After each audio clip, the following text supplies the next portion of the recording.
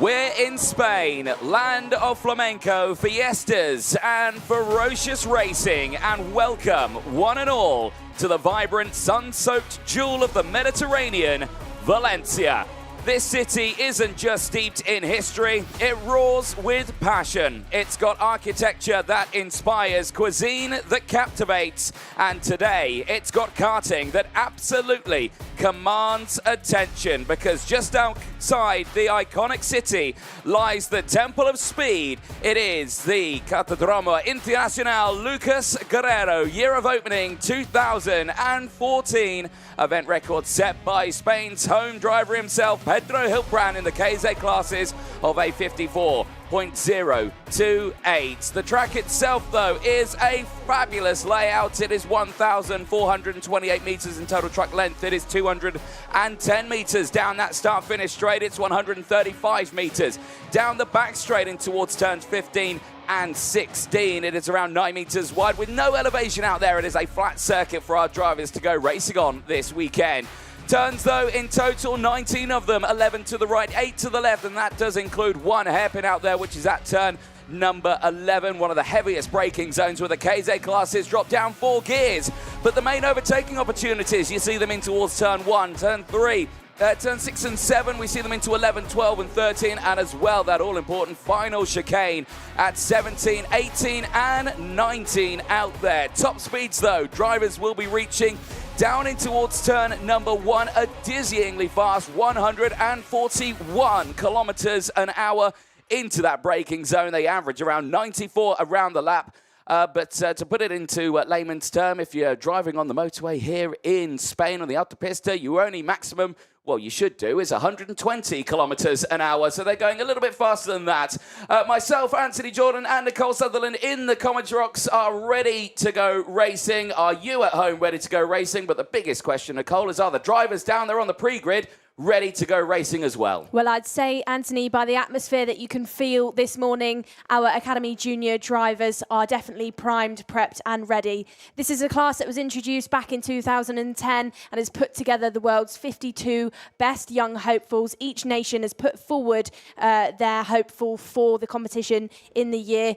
Qualifying heat A versus C is up first. It's 9 laps, 13 kilometers for these drivers. A big challenge. It's going to be a baptism of fire. It certainly will be. And there you can see the grid all lined up, ready to go for this one. This is qualifying heat A versus C that we're heading out to the circuit. And there is Luis Nunez of Mexico, who did qualify it on outright pole position at the start of the weekend and has had some relatively decent results as well. 4th and a 2nd place as well in those first of those qualifying heat, so keep an eye on the young driver from Mexico. But joining alongside Romania's hopes and dreams, Juri Jurkin, a P5 and a qualifying heat win, certainly is a driver who could deliver some good results over the course of the day. And I was watching morning warm-up this morning. Certainly wasn't letting off. Actually got a bit of a warning flag in morning warm-up because he was being a bit too feisty out in circuit. But that just shows that he is keen, ready for today, and hopefully someone who could be starting at the sharp end for that final later on. I'd absolutely agree with you, Anthony. These drivers are of an unknown quality, but it doesn't mean that they're here to make up the numbers.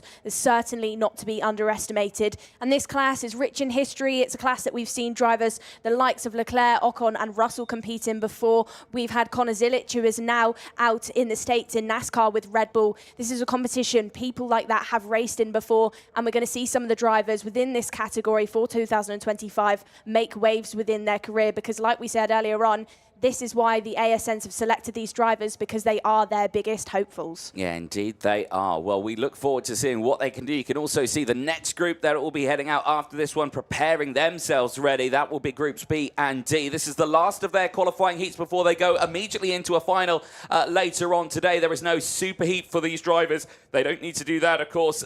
For some of these drivers, they will get eliminated after these 2 races, because of course only the 36 can go through into that final. There is Spain's hopes there, Hernan Rodriguez, who did take a race win in the first one, but was disqualified in the second, and that was due to purely his engine didn't start up and his mechanic pushed him all the way past the white line on the circuit. And already we're seeing there's some more dramas out there for some of the drivers, and that there on your screen is Martin Omdal of Norway, who does get going again, but at the expense of the mechanic, who took a bit of a tumble there, but he's okay, he's on his feet, and he's back in the good spirit of things. Right, here's the full grid then for their last race of the weekend before their final in qualifying in A and C. It's Luis Nunes on pole position, joined by Ture Jürgen alongside. Hernan Rodriguez and Erik Poulsen go from row number 2. They'll have Bautista Panetta and Emilio Byrne of Germany on row number 3. Finley Lyons of the UK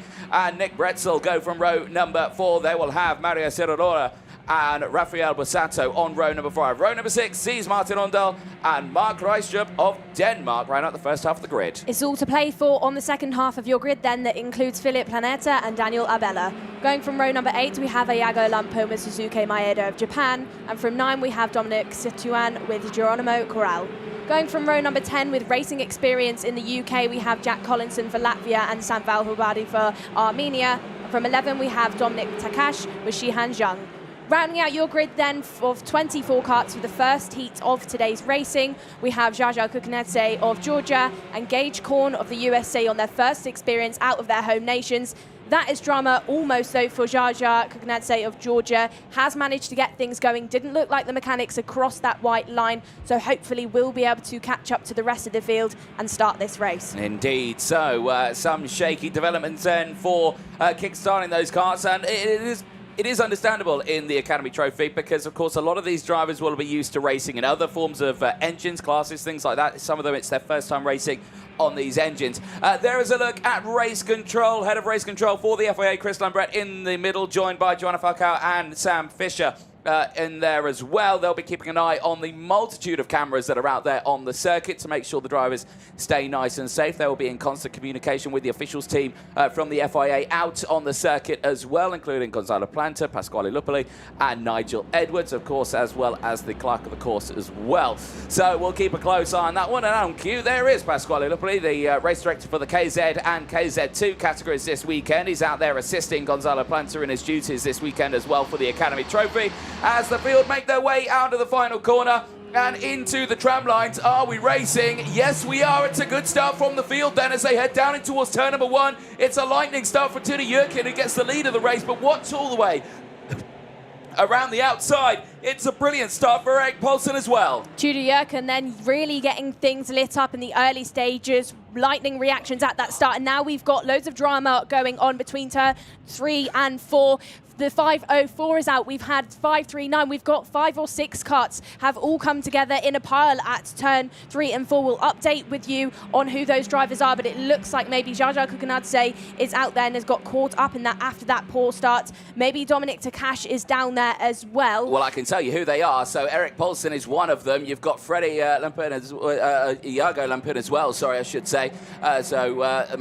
They're all off the track at the moment. You've got Suzuki Maeda has been involved in that one. You've got Xian Zheng also, and Gage Korn is also involved in that one. But crucially, action at the front because we've got a change for the lead. It is Luis Nunes who is back in the lead of this race and will continue to power through. Here we go. Erik Poulsen down the inside. Emilio Byrne's going to try and go through as well. Ture Jürgen is going to go from the race lead and is going to tumble down the order because Hernan Rodriguez has also got through and now make it to Panetta also getting through. So Ture Jürgen now goes down to P6.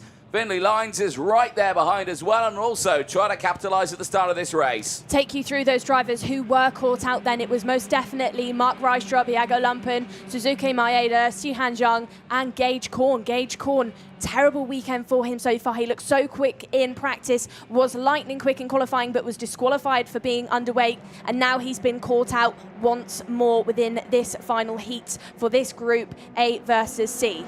Let's focus back on the front then because there is a battle going on between our top 5. It's Nunes from Poulsen, from Byrne, Rodriguez and Panetta. They are breaking out a little bit now, Anthony, giving each other a little bit of breathing room, but this is an attempted move down the inside for that 3rd position. That is Rodriguez trying to get things done on Byrne.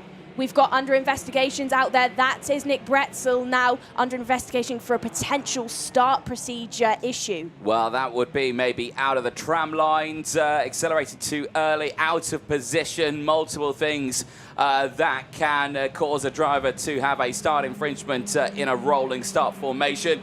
eyes on this one then, but like you were saying, yeah, Hernan Rodriguez is certainly piling on that pressure on Emilio Byrne, but also this is picking up as well. Erik Poulsen down the inside of Luis Nunez and moves up into the race lead. It is Poulsen who leads the way, and with that change now leads the intermediate classification with 135 points to his name. But the question is, it's only lap 3. They cross the line onto lap 4. Can Poulsen hold on to this one to the end, as well as Rodriguez tries to go down the inside once more at turn number 1.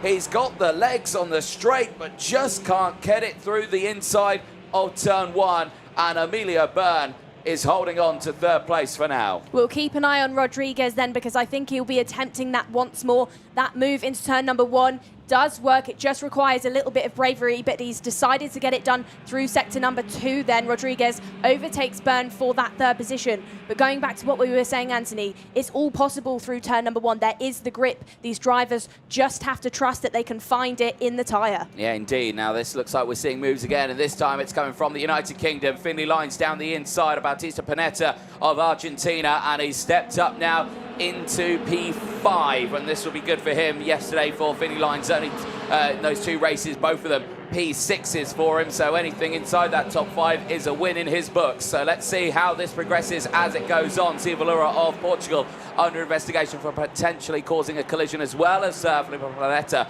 making the moves as well now, and there Bledsoe just trying to close in on the rest of the field. So as the race progresses then in this one, we have seen some big changes throughout that order, the biggest one being the likes of Felipe Planeta of Czechia has stepped up 7 places in this race and is currently there in P6. So big movers there. Jack Collinson as well for Latvia has also gained 7 places as, well, once more we're seeing these fights going on. This is the Planeta Lines battle. This is P6 and or P5 and P6 on our track, and so far they're having a nice little fight here, but Lines holds on to that position for now as he tries to close in on Emilio Byrne, but you can see there's quite a significant gap between the 2 of them. They just need to dig deep, try and push forward and not get involved in any of these scraps. This train then between your top 7 is all closing up, and it is turning into a bit of a snake of karts that are heading through turns 3 and 4. Intermediate classification then, it is your race leader Erik Poulsen that currently leads the way from Nunez and Tudor Jurken. It's 135 points that he leads Nunez by. Erik Poulsen, the driver from Sweden, does race in OKJ in Sweden. As I'm just going to cut off because we have got some battles going on. This is between Nunez and Rodriguez for that 2nd place, and they're all having a lot to say to each other. Byrne and Rodriguez now are the 2 on your screens that are really fighting it out and trying to chase up to the likes of Nunez down the back straight and towards turn number 17 and 18 and 19. Towards turn number 1 then, how would Rodriguez return the favour to Byrne? Is he going to attempt a move? They're all being signalled to by the mechanics on the side, really being pushed forward, told what the gaps are to the driver behind, and really trying to be told where the overtaking opportunities are alive. Well, you know, these mechanics will be seeing that the fact that the front runners are actually starting to battle, and they're telling the drivers behind to, right, stop messing around and go, because look what's happening ahead of you. You can catch up so much time here if you just stayed line astern, and there's plenty of time in this race to try and close that gap up, and it seems to have worked for Felipe Planeta, who currently has set the fastest lap of the race. So he has managed to push himself along nicely now. But he's got to dig deep here. There is Lines at the moment, still line astern with Planeta as we watch a replay here of Tudor Jurken absolutely missing that chicane at the turn 17, 18 and 19 and straight over. Now, not sure if he ran wide there or if he was just a little bit of out-braking himself, but that's a complete miss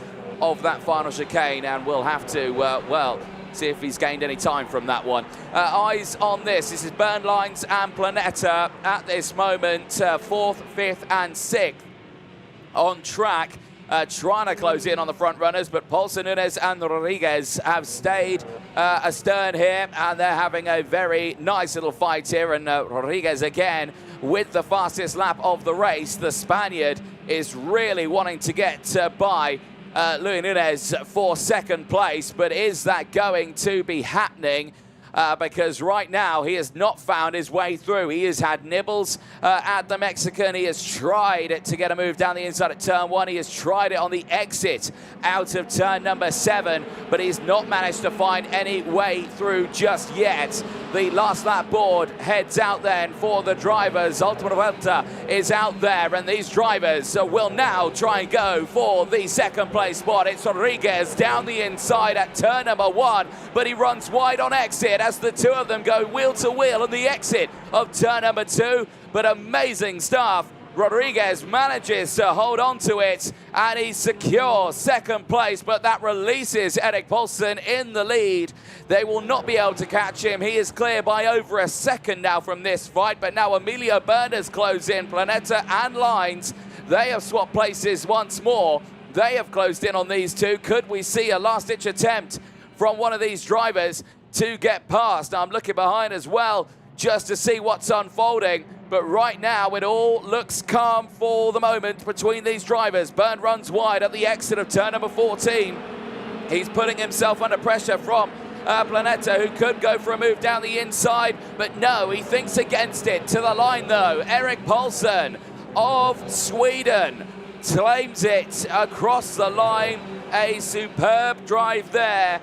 And he claims his first qualifying heat win of the weekend and of the season for the young Swede, and with that he now leads the intermediate classification with 135 points to his name.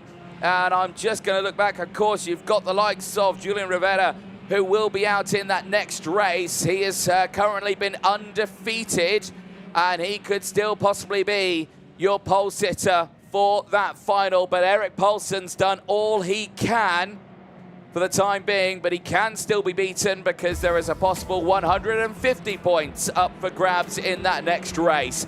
There's a look at your full results then on your screen. There was a little change there in the proceedings. A 3-second time penalty heading out to Nick Retzel. That will be for that start infringement. Poulsen takes the win from Rodriguez, Nunez from Byrne, then it's Planeta from Lines, then it's Bautista Planeta finishing in 7th place. Rafael Busso finishing in 8th place from Martin Ormdahl. Tudor Jurkin at the end of that one drops down to 10th place. Jack Collinson in 11th from Nick Retzel. Mario Silva Laura finishing in 13th place. Dominic Braden finishing in 14th place from Geronimo Corral, Daniel Eber and Zaza Kikanadze. And the back of the field there being Samvel, Hambad Sumyan finishing in 18th place. The retirement, Reistrup, Lempin, Maeda, Zheng and Korn. Takash not heading out onto the circuit. Here was a look at the start of the races. One of the mechanics taking a tumble, but getting their man out on track. And then in towards turn number 1, relatively decent start. Erik Poulsen right round the outside. You could see it from the word go.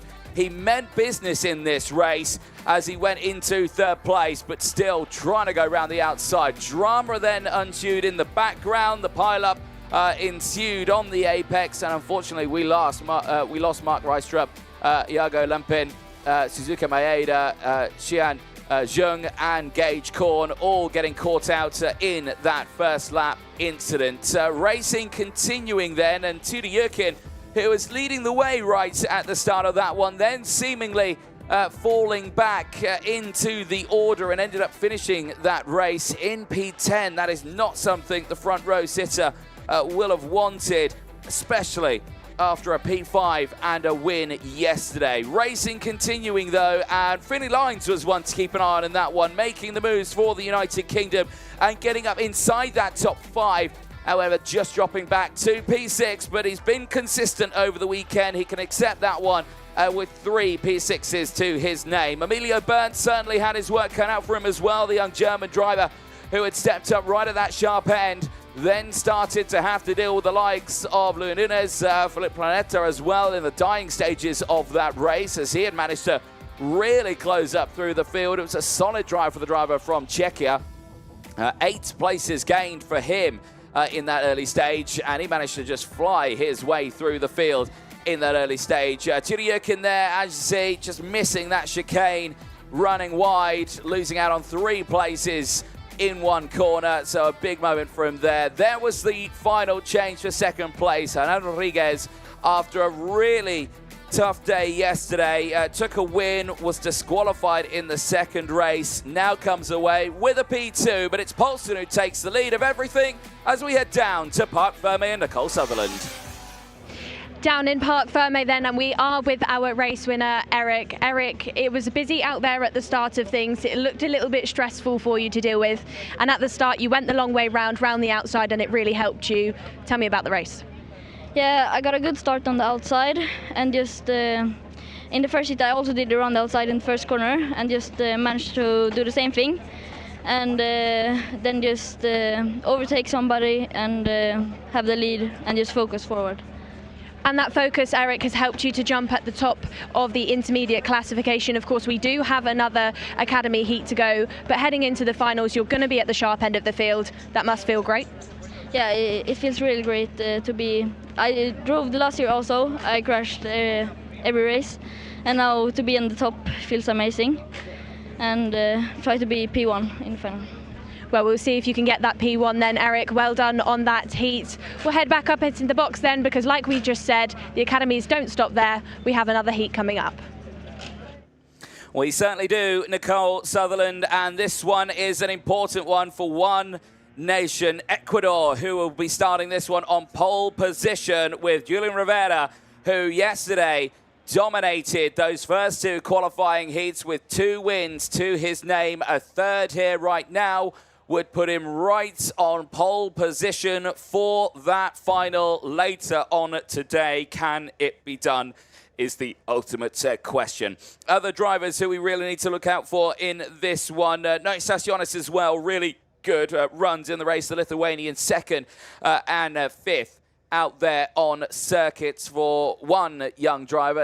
It's going to be a very important race in this one for Bahrain. Nas Nassar, 2 DNFs yesterday in those first 2 qualifying heats. Needs a solid result in this one to see if he can just try and squeeze in to that final later on. But I think it might be too little too late already. But we will never say never just yet. And let's hope what he can do from the third row of the grid. There is Noe Stasionis, though, of Lithuania. Like we were saying, a second and a P5 yesterday.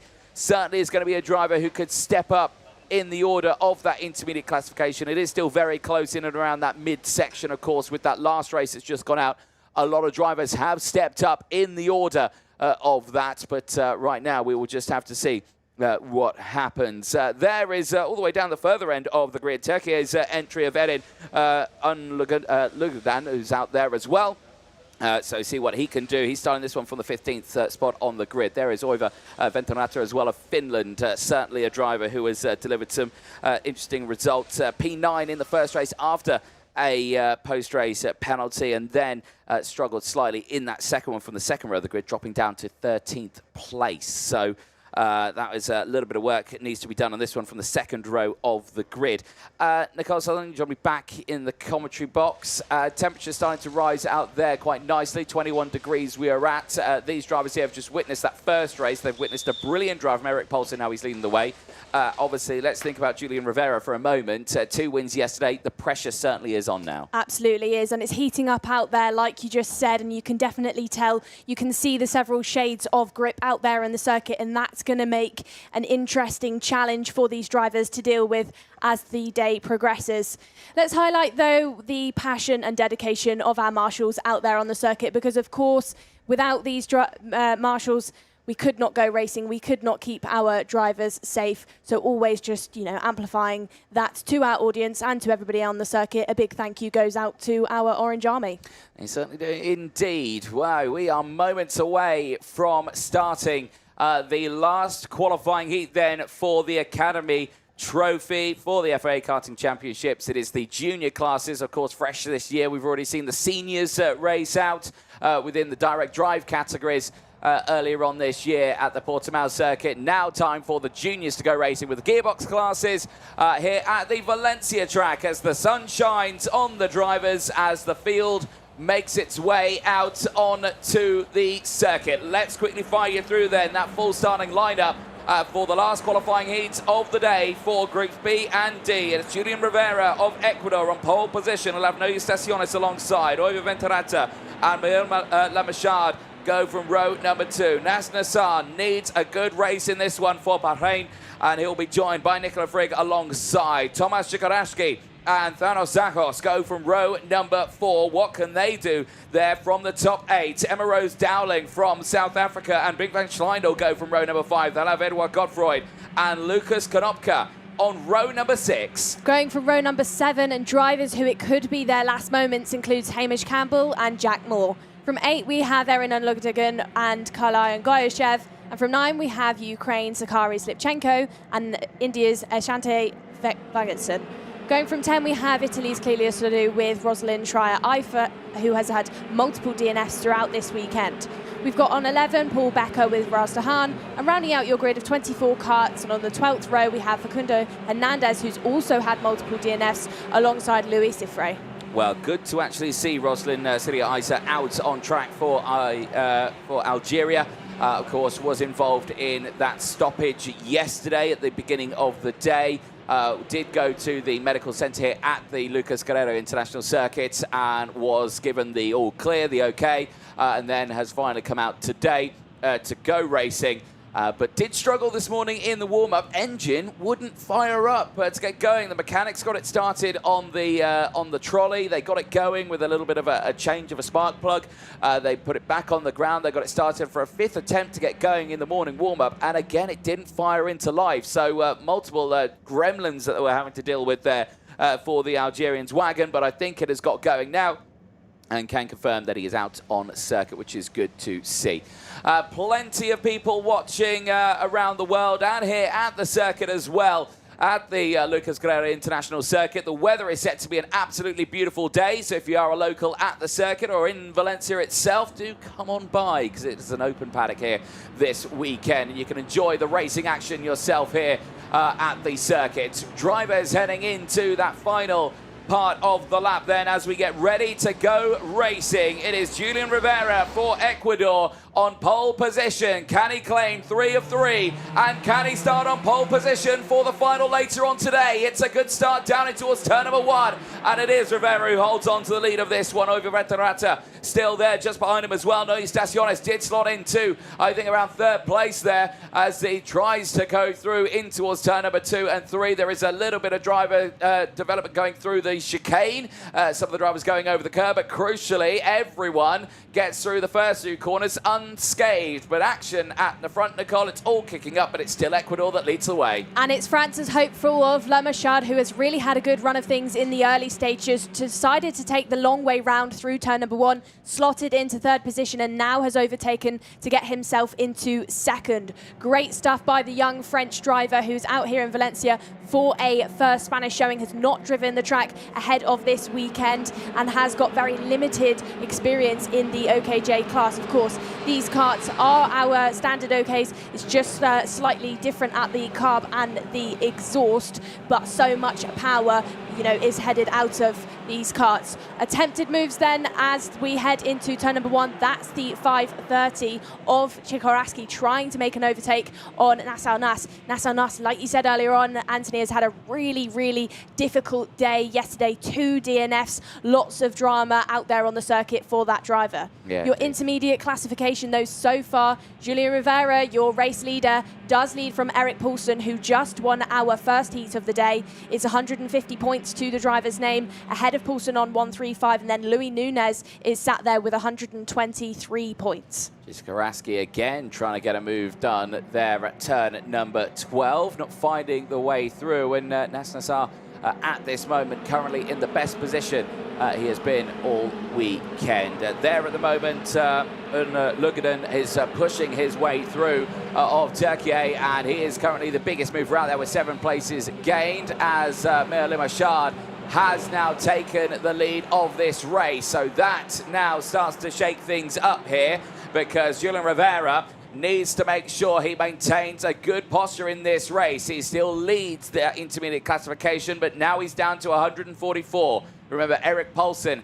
has 135. This is the fight to start on pole position, and at the moment, Miguel Lamachard is doing everything he can to try and take that away. Now he's in the lead. The maximum points he can get for France is 124, so he can't beat Poulsen to the top, but he certainly could make it difficult for Rivera if he doesn't want him to start on pole position, because he knows he's been quick. If he can back him up into the pack, he knows he might start to suffer, and if he can start a little further behind, he might have a chance of gaining some more places in that final later on today. It's a mental game that you have to think about for these drivers. There's so much that you can potentially do in these races, and there you can see Julian Rivera saying, right, okay, you just keep going, don't worry about me because I'm good. I know even in P2 I'm starting on pole position. However, if I start to drop back just a few more places, I might be in a spot of bother. Le Machard then just playing a little bit of a game with Julian Rivera, sat there behind him in second and backed him into the pack, and that has not done good things to him, because now Neue Stationes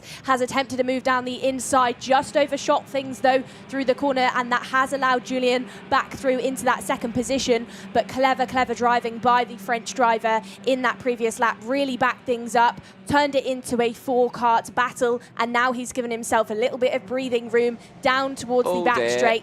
That's Israel's hopes then. That's Razda Khan out of this race. The 549 will go no further.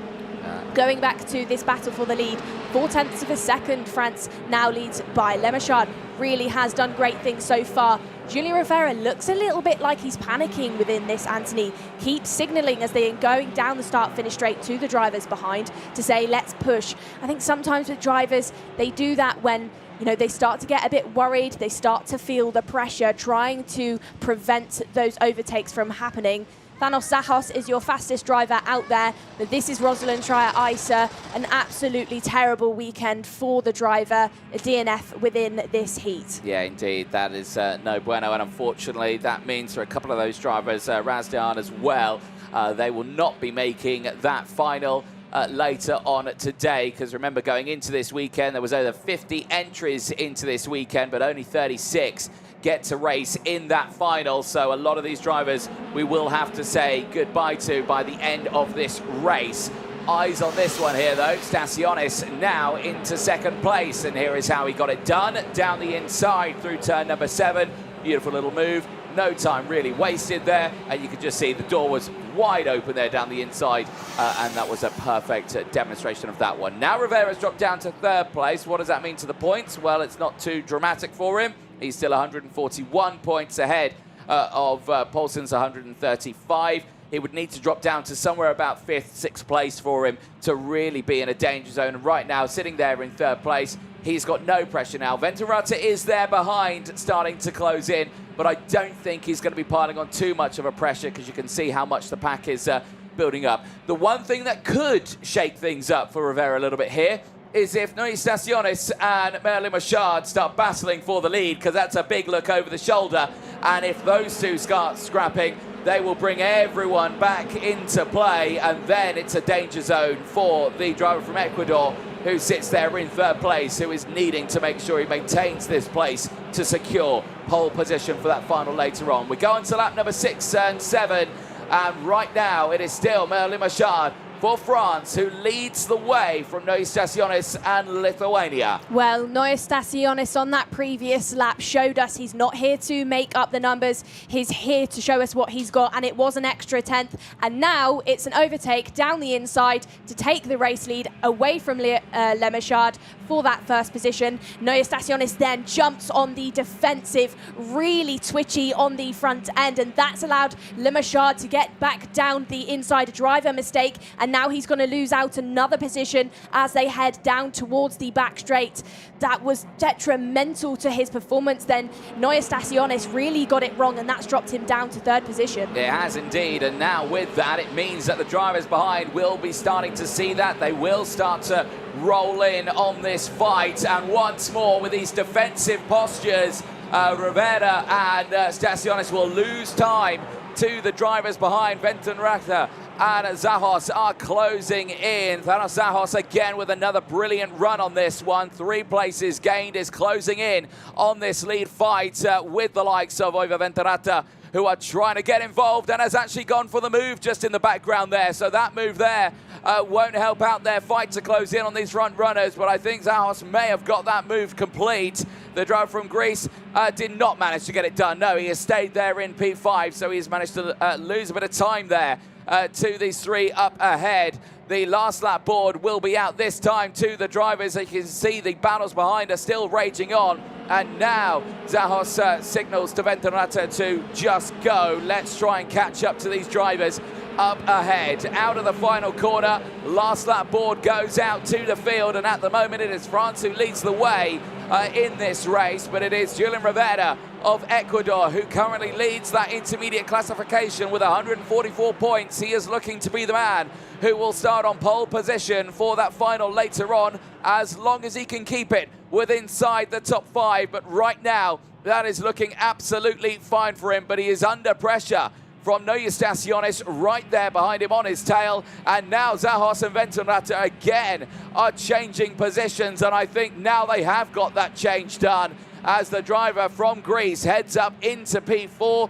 Eyes will focus on this fight for the race lead. However, I believe Mia Limachard has got this one covered off nicely. The Frenchman, who yesterday certainly delivered good results, a P5, a P4, and today for France, it's a P1 across the line. Mia Limachard takes the win in the last qualifying heat and secures a second row start for the final later on. He will start right behind Julian Rivera, who will start on pole position and will start alongside Eric Paulsen. Louis Nunez will secure a second row start as well. No Eustaciones can only best a third row start, and he'll be joined alongside Emilio Burns. So a slight degradation in his performance there from qualifying for Staciones, but it's still a very good starting position for him for that last race later on today. But Mia Limachard has done what he's needed to do. A nice win there puts him on that second row of the grid. But for Julian Rivera, it is pole position for the final. There is a look at your full results on screen. Mia Limachard taking the win from Julian Rivera. No Estaciones from Thanos Zahos with 4 places gained to finish in P4. Oiva Venturata finishing in P5 ahead of Hamish Campbell. Nas Nassar finishing in P7 ahead of Edin Lugudin as well. So very good run there. 7 places gained for the driver from Turkey. Nicola Frigg from Bing van Schleindel. Then it is Jack Moore from Thomas Chikarashki. Emma Rose Dowling finishing in 13th place from Lucas Konopka. Eduardo Godfroy from the likes of Zachary Slipchenko. Paul Becker from the likes of the Bulgarian, who finishes right up in that sharp end of the field as well. Joshev only dropping down 2 places in that one, but still finishing in P18. Venkatesan of India, he steps up but finishes in 19th place ahead of Louis Shifri, Clelia Sodu and Facundo Hernandez, who rounds out the 22 finishers. Roslyn Silia Isa out of the race, and Razdan as well from Israel also out, dropping us down to just 22 finishers from the 24. But there on your screen is the man that they're going to want to beat later on today. Julian Rivera of Ecuador dominates in the qualifying heats with those results, and he will start on pole position, and here is how it all transpired. It was a relatively calm start for the field, a single file for the front 3 as they would head down in towards turn 3 for the first time. You can see No Estaciones dropping to P4 in the early stages. Mia Limachard getting that first move into P2 in the early stages. A beautiful look down the inside at turn number 7. No drama at all for that move. And like you say, for Oivan Venturata, still in control though in those early stages. Later then, trying to get past the likes of Julian Rivera, would get that move done down the inside of that final chicane.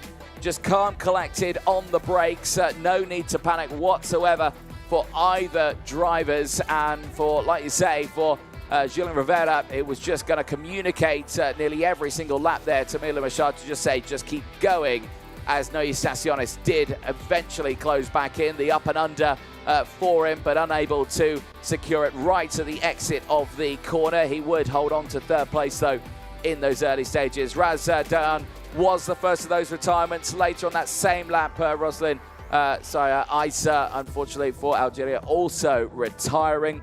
Not the race they will have wanted. Stasionis once more on the attempt for second place, gets it done down the inside at turn number 7. That brought in the likes of the drivers behind again as they just try to close in those early stages. You can see the moves happening here, the change for the lead. Stasionis through, but Mir Limachard fighting back as well with the move later on at turns 8, 9, 10, 11 and 12.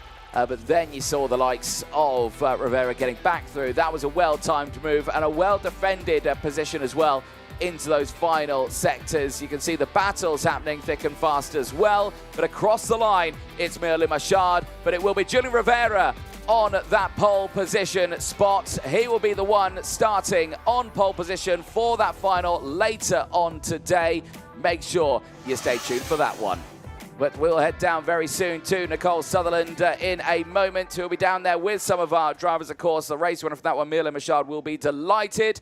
But it should be Julian Rivera who is down there, who will be starting on pole position later on with Nicole Sutherland. It is Julian Rivera. Julian, you've almost been unstoppable this weekend. 2 heat wins and a second. You must feel on top of the world. Yes, a very good place to start in the final. I am so happy to be that results, but... And Julian, you will be starting on the pole for the final. Going into that, what's the mindset? How confident do you feel? What are you thinking? I don't know. The final is another, I will tell like another hit, but it's the final and I want to do the best to do a good job. Well, if you drive it anything like you have in the heats, Julian, I'm sure you've got a great chance. Great results, well done. We'll head back up then into the box because we'll turn our attention now over to our KZ2s. Thank you very much, Nicole Sutherland, down there with our pole sitter for the final later on today for the FIA Karting Academy Trophy Junior classes. But as Nicole mentions, yes, indeed, we are heading over to the KZ2 category now, Superheat A. That will be taking to the circuits. Now, all the drivers from yesterday did manage to get through into these superheats, of course, but we will be only dropping down to the 36 finalists for that last race later on today. So for the drivers who start this one a little bit further back in the order, they're going to need to step it up a gear to try and push forward as much as they can in this race. But the aim is to try and beat that man there, Maxim Orlov. Well, at this moment, absolutely undefeated this weekend as we caught up with him after those qualifying heats after 3 out of 3 wins. Maxim, great driving by you out there. You've not even been challenged today. It must feel great. Yeah, I'm sorry about this result. We did a mega job with the team, managed to win every heat. So yeah, I think we did well. And tell me, Maxim, when you're out there driving in your own air, as you have done all day, what's the unique challenge? What do you really have to make sure that you get right? Just the result, yeah. Just take a finish on the top 3, it will be good, I think, to keep battling in the final, in the pre-final, so yeah. And going into the superheat tomorrow, where you will start on pole, what's it going to take to bring a superheat win home and then start at the sharp end of the field in the final? Yeah, I hope, really, I really hope to take a pole in the superheat and try to win the race in the final. So yeah, we need to keep calm, yeah, with like cold mind going into the superheat and the final. So yeah, let's see. Well, great to chat there too. Maxim Orlov, who, like I say, starting this one on pole position, absolutely undefeated. The driver who finished 3rd in the FIA European Championships last year in 2024. There, though, on your screens is Juha Valtonen of Finland, and this is another driver who could certainly pile on that pressure to Maxim Orlov. 2nd fastest in time qualifying, has had a qualifying heat win as well. Juha Valtonen is certainly one that could pile on the pressure to the front row of the grid because, of course, like we were saying, the Sodi team have had that setup dialed in, but so have the Birol team as well. The Birol ART karts, they have been shining through the field on this one. They've been showing some great positivity, but you can't just point it at them as well because you've got Paavo Tontieri there in third place on the CRG as well. He is going to be one to keep a very close eye on. There is Noah Wolf, who now in this stage has been dropped all the way back to 24th on the grid. The driver who was starting on the second and third rows in those qualifying heats now finds himself in a really difficult spot to get into that final. Here is your grid though for Superheat A. It is Maxim Orlov. Can he make it? A fourth win out of 4 races. He'll start alongside Joel Vartan on the front row of the grid. Paavo Tonterri and Jaden Teen go from row number 2. They'll have Corentin Rousseau and Marcos Kayak on row number 3. Kimi Tani and Matteo Zanchi round out row number 4. They'll have Harad Sebrian and Anatoly Kavalkin on row number 5. Alejandro Leoth and Jensen Graham go from row 6. They will have Martin Rittonen and Menihat Krosner on row number 7. Vicente Marquez and Gavin Luye will round out the first half of the field on row number 8. Expect elbows to be out this time for the second part of your grid then, which includes Kian Vanad and Josep Vey on row number 9. Going from 10, we have Eric Holm alongside Andrea Dell, and shortly behind on 11, we have Robert Kindervater with Alessio Piccini. From 12, we have Spain's Mario Penoza and Great Britain's Noah Wolf. And from 13, we have Bonis Juravsky with Eduardo Mormarelli. From 14 is Daniel Deleakin with Kipras Yurs. 15 is Alexander Schreibecker with Alessandro Zalocco. And on the last row of your grid, all alone on the 31st, is Eric Vess. Indeed. Well, a packed grid of drivers once more, ready to see who is going to be making it into that final later on today. But for these drivers, it is just a case of now get the temps into those tyres. There's a look at your points in the intermediate classification. It's Orlov who leads it, 150 points to his name. He got championship points yesterday because of that. He is most likely going to see a lot more in this one as well, because, like you say, absolutely undefeated. But this is certainly going to be an interesting one. Shawmans as well, who's had really good results. He was one driver who, in the early stages, did take a qualifying heat win, but then finished 4th in his second round of them. There is Nigel Edwards, the Deputy Race Director here this weekend for the FIA, working alongside Pasquale Lupoli, who is now on the gantry, ready to start these races. Of course, standing starts for the KZ categories here, meaning a new element for these drivers to try and develop with in their career. For a lot of these drivers, it is their first season racing in KZ2. For some of these drivers, they have been in this class for many, many years. There's experience out there. There are rookies out there. There are drivers who are here purely to have a good time. But there you can see David Valenciano, who's there ready. The clerk on the course stopping the field ahead of this first superheat. As I'm seeing on my screen here, Nicole, that we may have a driver missing from our grid. For Armenia, Daniel Delakian, unfortunately, it doesn't look like he's out on track, so the driver of the 350 might not be out there, so there could be a gap in that grid. Rest of the field, though, slotting into position.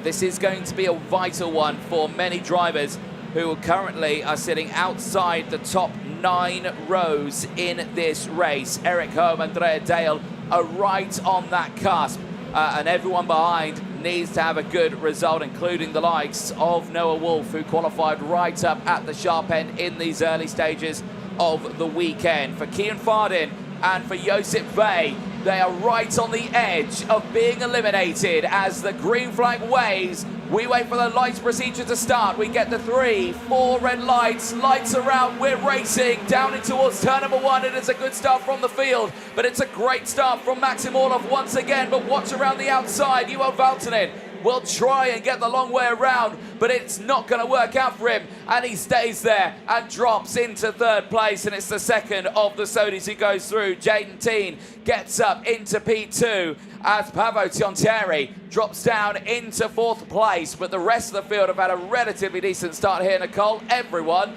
has got through that 1st and 2nd sector relatively unscathed. No dramas out there on the circuit for your first lap, but lightning reactions for Jaden Teen in the Sodi right at the very start, slotted into that 2nd position, but he does look like out there he's under a little bit of pressure from the likes of Paavo Tonterri, from the likes of Juho Valtonen, sat there right on his tail in the Birrell. He'll head down then to turn 16, 17, 18 and 19 for the first time. And it is Maxim Orlov who continues to be untouched this weekend. And it's all getting a bit busy between the Paralins as we head down into turn number 1.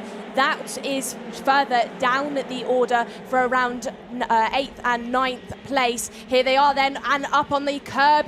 Drivers catching each other out then and really having to cut over the curb. So that is Rousseau getting almost caught out by Kimi Tani. They're in 7th and 8th position, and now these drivers have really backed each other up. And it's a huge train of karts heading through this second lap. Yeah. Maxim Orlov, though, your race leader, is under investigation for a potential start infringement. Now that could be quite significant as, oh dear, that's a heavy bit of damage to that rear axle, and unfortunately tumbling down the order and going no further. That is going to be a huge one there for the likes of Eric Vess. The German driver goes no further in this race, and he was joined by another driver there. I think that might have been Vicente Marquez as well, who tumbles down the order. So they've had real drama at the back of the grid. However, eyes on the sharp end of it. And like I say, Orlov, well, he said in the fastest lap of the race, I am wondering, you know, if he's going to be seeing that sign as, oh dear, Anatoly Kavalkin seems to be disappearing down my timing screen. And I'm just looking out the commentary box window and I can see where he's gone off the track. And that is at the exit of turn number 3 and 4, out of the chicane. I think it's mechanical in nature as, oh dear, that must have been a bumpy ride back to Parc Ferme for Eric Vess, who just slowly squeaks his way through. And there you can see as well Vicente Marquez as well also going through. Zugraski has also had drama out there. He's just tumbled down the order. There's so many dramas happening up and down that order. But right now at the front, back on this, Marcus Kayak looking to the inside and can't get past the likes of Tontieri, stays there in P5. Kayak, then, your driver who finished 7th in this championship in 2024, is definitely knocking on the door of Tontieri, sat there in the CRG. And it really is now between Time, Valtonen and Kayak with Tontieri. This is a replay, though, for that start and why our race leader, Maxim Orlov, is under investigation. We'll see how that plays out. And this is a move then. Down the inside goes Kayak on Tontieri for that 4th position. Stellar stuff, and these drivers losing no pace to each other. It just shows, Anthony, the bravery that is required within this class and the types of moves that they are skilled enough to pull off without losing any time to each other, because they're still right on the tail of the Birrell of Juho Valtonen, who is chasing down Jaden Tyne there in 2nd position. Maxim Orlov hasn't been put off by this moment where he potentially is being under investigation for. So let's watch him. Does he jump it? Minimal movement, absolute minimal movement. In fact, I would say as well, Jaden Tyne was also a little bit of movement there before the lights went out. So that is potential for why both of them may have had the really good starts that we saw. But we'll keep a close eye on that one. One driver I definitely want to keep an eye on is in this pack right now. Noah Wolf is stepping it up a gear. 12th place for him. 12 places gained. He is scything through the field, and you know what? It might be enough to get into that final later on. He just needs those few more places to get through, but that is going to be a fantastic effort for him. Absolutely is, and the effort out there from our race leader is picking up the pace for this grid ever more. That potential under investigation has not put Maxim off, because he continues to set those purple laps. And we've got a move then down the inside by Kayak on Valtonen, gets himself into 3rd position. Textbook stuff into turn number 1. We've seen it time and time again from our KZ2s, from our KZs this weekend. It really is a hot spot into turn number 1. But what Kayak has now got to think about are the 2 Sodis ahead of him. Jaden Tyne, sat there in 2nd position, is going to be under pressure very shortly, I'm sure. I'm sure they will be. And looking back, you know, at Marcus Kayak, he's not slow this weekend. He did have a DNF in his 2nd one, as unfortunately that's another driver walking away from their wagon. Kiprasius is out. I think it is, yeah. Kiprasius going no further in this one for the Paski Racing team. On that gold chassis, no further in this race. Lap number 7 now, and it is Orlov, Tyne, Kayak, Valtonen, Tontieri leading the way. This fight here, further back, you've got Corentin Rousseau, Kimi Tani, the likes as well of Gerard Sebian as well on that Birolart machine, the wild card this weekend, having a good race. The same as Meniat Krosner, who's gained 5 places so far. And right behind Meniat Krosner, on cue, is Noah Wolf, who stepped up now 14 places. And of course, he will have had a lot fresher tyres from previous races. He knows that, yes, he retired, he had dramas, so he just brought it straight in, saved the rubber on those tyres, use it today, and that's exactly what we're seeing here right now. But as these 4 head out of turn number 14, they stay in position right now. Orlov, Teen, Kayak and Valtonen. 1, 2, 3 and 4. And 5, of course, they've got Orlov, who's in the lead. He's so far in the lead, he's 2.5 seconds clear of this one. There is down the inside. Valtonen trying to get it, holding on to it. Tonterri trying to get the move down the inside at turn number 1. Not close enough for it. And yeah, just has to settle once more into P5. So not able to get that move done. We'll keep a close eye on this battle as it progresses over the course of this one. Eyes on those drivers further behind as well, keeping an eye on those big movers, still trying to push their way forward in this race. Still only the 4 retirements in this race and the 1 non-starter of Daniel Delekin as well. So we'll keep a close eye on that progression as well. This one here, though, Kayak has closed in on Jaden Teen here, Nicole.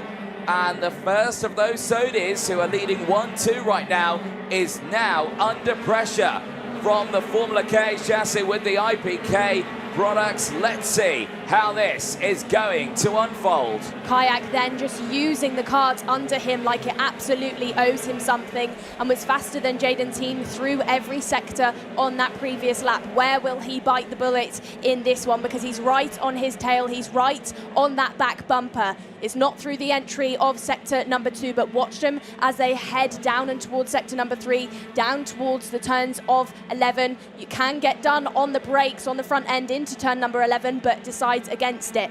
Still on the back of Jaden Teen, who is his rookie year within the KZ2 class, has come out here to Spain, to Valencia. He's not really got too much to prove. He's not in Kayak shoes, who is already a seeded driver within Europe. So we have got a rookie against an experienced for this second position. Out of the final turns then, and Kayak really hustling Jaden Teen now.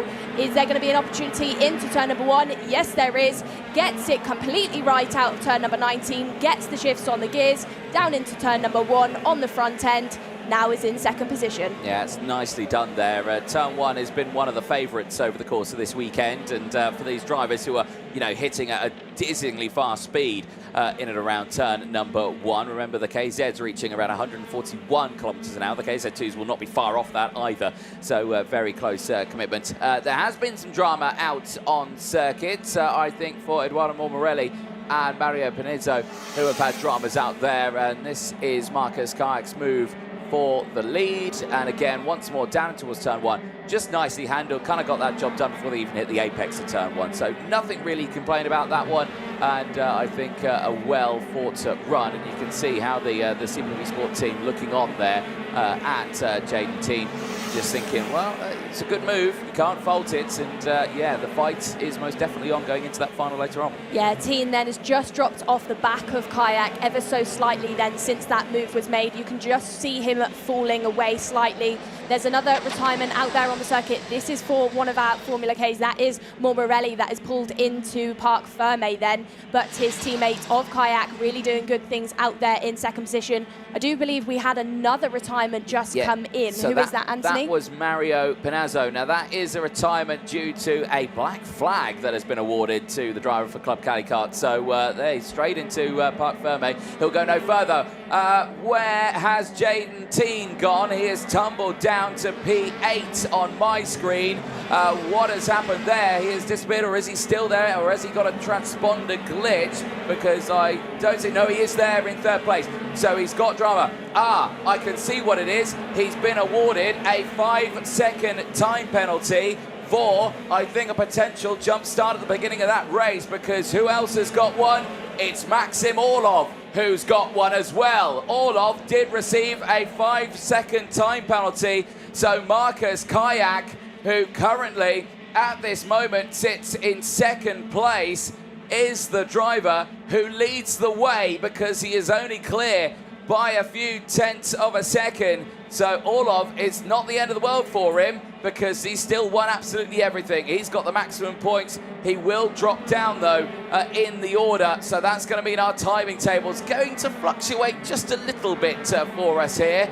But Maxim Orlov, there is Orlov on your screen. He crosses the line now. Kayak comes across the line now. He is 1.5 seconds behind. With that 5-second time penalty, it changes the order massively. So Kayak effectively leads the way from Orlov. Valtonen in third, Tom Terry from Townie in P5. And depending on how hard Jaden Teen continues to push within this race, it could do good things for the like of Noah Wolf, who has now jumped up into that top 10. Noah up by 15 positions within this race. We said watch out for the second part of your grid because it will be elbows out within this race. Looks like he has deployed those, is sat there in 9th, technically just behind Jaden, who has been given that 5-second time penalty. Noah, great stuff by the Great Brit, who I'm sure would have had some fire in his belly after incidents yesterday. Oh, certainly so. As you can see now, the train pushing their way down that back straight, race slowly coming to a conclusion here, and drama situating out there with those in-race time penalties being awarded to the drivers of Maxim Orlov and the likes of Jaden Teen, who really now need to focus on this fight. So this is the Valtonen-Tontieri battle. So this is technically for 3rd and 4th place on track. And they, at this moment, I don't think will realise that because they will still see the drivers who are in front of them. They've only seen that an investigation board has come out. They have not seen that in-race penalties have been applied. So I don't think the likes of Tontieri knows that if he can get this move done, he'll be in 3rd place. So that is going to be an interesting one he's going to have to deal with. He's got to be careful, though, because the likes of Kimi Tani is closing in just behind as well. You can see him there in 5th place, having a very strong race in this one. And now for Tiny can see that it's all starting to unravel here as we go on to the final lap of this race. No defensive line there from Valtonen, but Tontieri just trying to squeeze his way through, but now he's got the pressure from Kimi Tani behind. Tani's going to try and get a move down the inside here, surely at turn number 7. Can he find the move? No, because the door is very firmly slammed closed by Tontieri, who holds on to it. Now they cycle up the gears now into the heaviest braking zone as drama has unfolded at turn number 1. 2 drivers out of the race, and that is not what you like to see at all.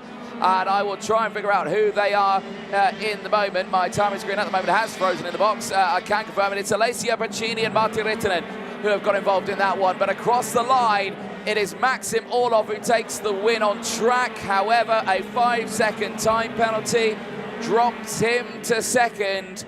Markus Kayak wins the race in Superheat A. The Estonian on the Formula K machine takes the win ahead of Orlov. Valtonen from Tontieri, Tammy from Rousseau. Gerard Sebrian moves up to 7th place. Wolf moves up to 8th place with a 16th place gain. Jaden Teen finishes in 9th place, but still sits inside the top 10 of the intermediate classification. For Noah Wolf in that P8, 16 places gained. I am not too sure if that's enough for him to get into that final, but that is a very, very strong performance to see if he can quite do that after a torrid day yesterday. Well, someone's just gone around again. Now I'm trying to think who that is who's done that. It's the 302. Right, okay, so that's Maxim Orlov. He was so excited about the start of that race, he didn't realise he had the checkered flag. So he's going to go around again. That actually might mean another problem for him, actually, in that one. Not adhering to the flags out on circuits. That might land you another penalty if he's not too careful. There's a look at your full results then on your screen. Kayak from Orlov, Valtonen from Tontieri, Tani from Rousseau, Sebrian from Wolf, Teen from Clozo rounds out the top 10. Jensen Graham, solid drive there, 1 place gain to finish in P11. Kian Farden as well, 5 place gained from Robert Kinderbatter 8th place gained into 13th place. Josip Vey in 14th from Gavin Luye, Matej Zanki from Eric Holm, Andrea Dale from Alejandro Leon, Alessandro Zalocco finishing in 20th place from Boris Saraski, Alexander Schleiblecker rounding out the 22 finishers. Pacini and Rittinen, not sure what happened there at turn at number 1. The two of them colliding at turn number 1 and both out of the race, going on to that final lap of it. Eduardo Morelli, Pinezzo were retirements as well. Yurs and Kavalkin retirements. Vess and Marquez also retirements. As here's a look at the highlights. You just saw the twitch there right at the start for Orlov and for the likes of Jaden Teen as well. Just the tiniest movement off the grid spots before the lights went out is still movement, and unfortunately it means a jump start penalty going to both of those drivers. The charge through the field, there's the moment of it. There's such minute movement. You can see it there, the tiniest of movements, barely moved, but it was enough to see those penalties. The crime certainly doesn't match the penalty for those drivers. Barely any movement, still a 5-second penalty heading their way. Racing heading off all the way throughout this one. Big movers through the field. Like you say, Herrada, Cebriano of Spain, that Birolak machine, 2 places gained, good drive there. Kimi Tani as well with a solid drive. You can't really ignore the fact that Noah Wolf from the United Kingdom on that VAR machine, the Van Amersfoort racing machine, pushing through the field beautifully there from 24th place, who was out of contention, managing to put himself through. Eric Vess, heavy damage to his wagon as he wobbled his way back into Parc Ferme. You can see just behind as well, Vicente Marquez, also of Spain, retiring at the same time. Kian Fardin with the big moves down the inside at the final chicane, and straight off the track there, Matej Zanki just trying to keep his kart in contention. Wolf making his way through the field, place after place, 16 places gained all the way up into P8 from 24th, a solid drive. Kayak though, Marcus Kayak, what can we say? Solid drive for him in this one. Starting this one quite far down in that order, but still stepping up those 5 places to put himself on that front row spot. The Estonian who DNF'd yesterday with 2 third places now has the chance to start much higher up in that order, because the best he's put himself up to is P4 in the points, but with 1 more race to go. There was the moment for those 2 drivers there, Alessio Pacini and Matti Rittinen.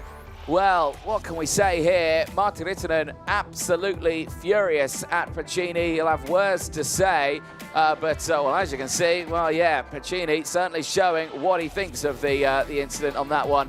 But those 2, well, I'm sure they will have words at the end of this one as well. But across the line, Orlov takes the win. Jump start penalty drops him down to 2nd, and Kayak takes the win. But Maxim Orlov leads the way, and I think still remains absolutely undefeated, and will still start that final on pole position with 230 points as we head down to Parc Ferme with Nicole Sutherland.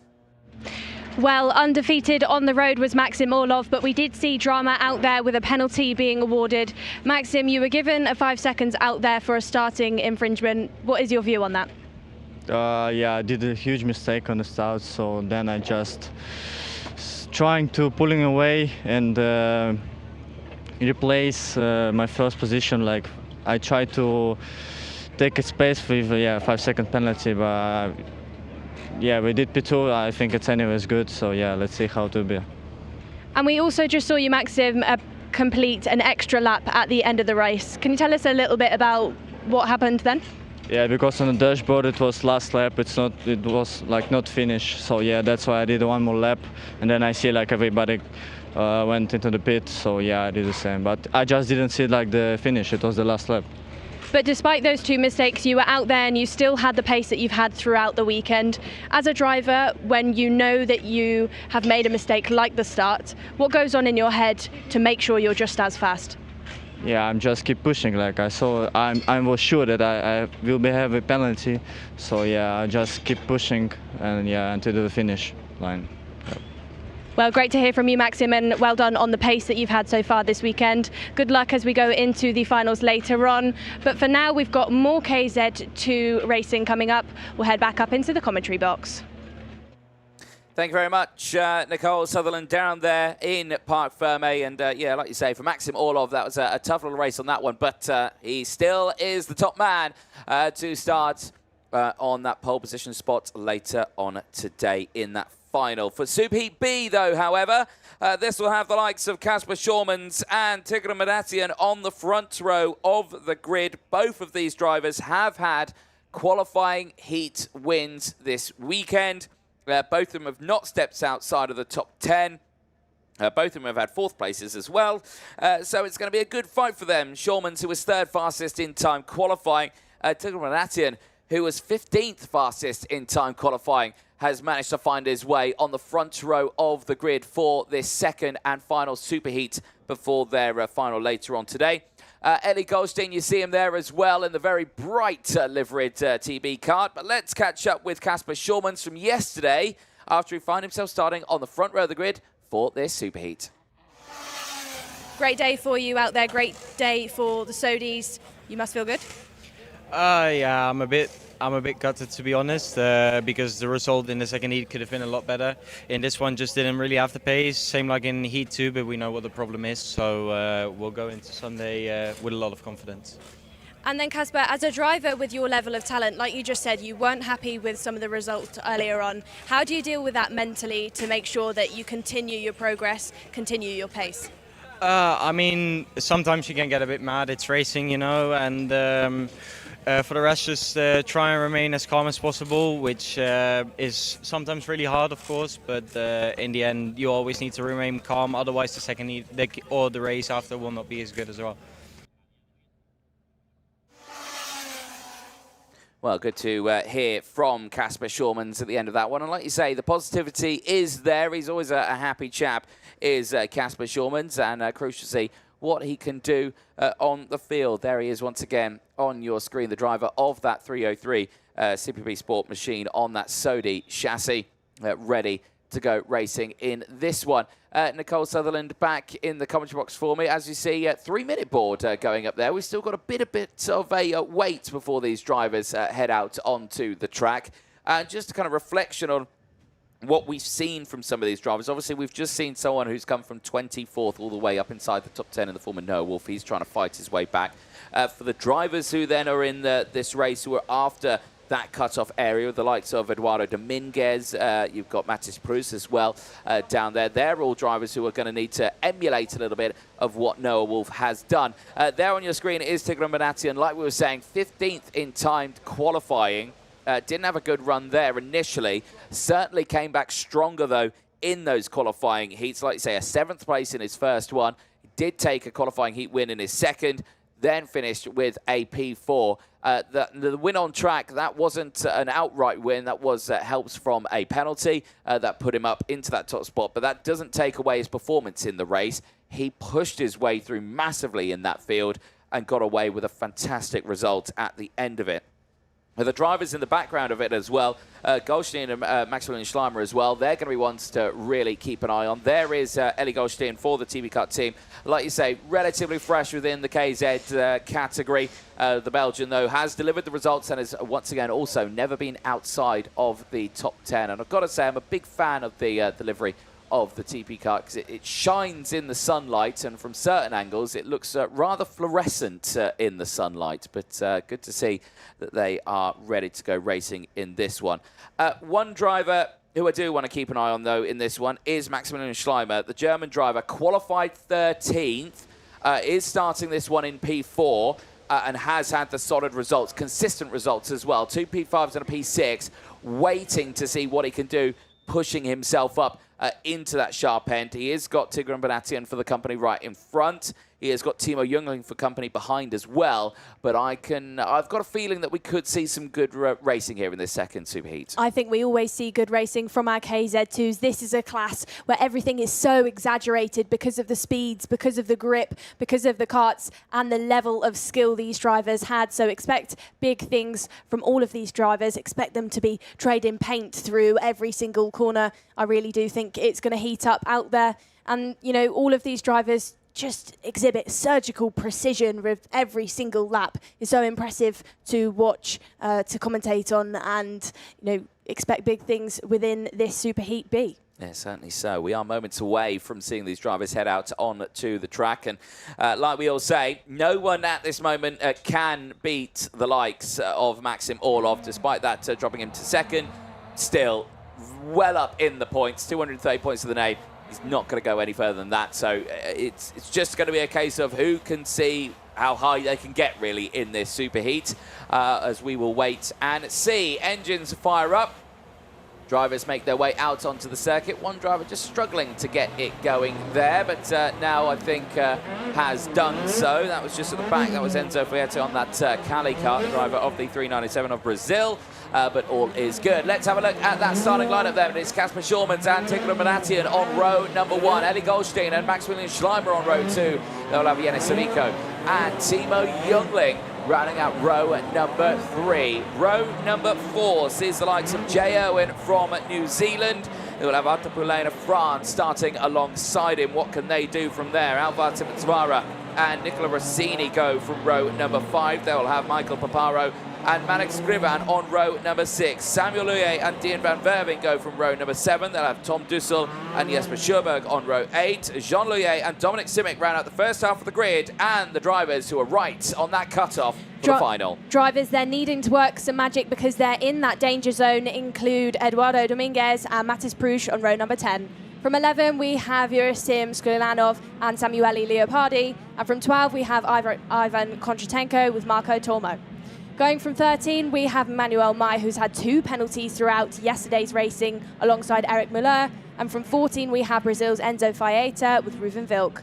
15 houses Jan Rothen with Hugo Besson. And on the last row of your grid, row 16, 31 karts, is Cedric Molk. Indeed, he's got a lot of work ahead of him here if he wants to try and make it into that final later on today for the KZ2s. But we will have to wait until that moment as the drivers heading around the circuit just to get the temperature into those tyres. On this formation lap, the temperature creeping up once more. It's early doors still, only 11 o'clock local time here in Spain, but we're already at 24 degrees, and that is climbing the further into the day we go. It will be a very, very warm day for the finalists, so hydration will be important. As you see it after these races, these drivers have perspirated quite a bit. The sweat that they build up underneath those helmets and those race suits with the hot engine that's right next to them. Yes, when they get going, the temperature's all right. They can lift up the visor a little bit. They've got the wind chill out there to help them out a little bit. And with these KZ2s, with the KZs, there's 26 gear changes as you head through the circuit. It's quite physical. So let's not forget the physicality of that. And when they're going down the straight, they're still doing something. They're still working hard, even when driving in a straight line. Down through the back straight, then you can really see these drivers weaving the karts hard, trying to get that temperature into those Dunlop tyres. On your screen then is Arthur Poulain, the driver, the only driver out there for the Energy Course team in KZ2 for 2025.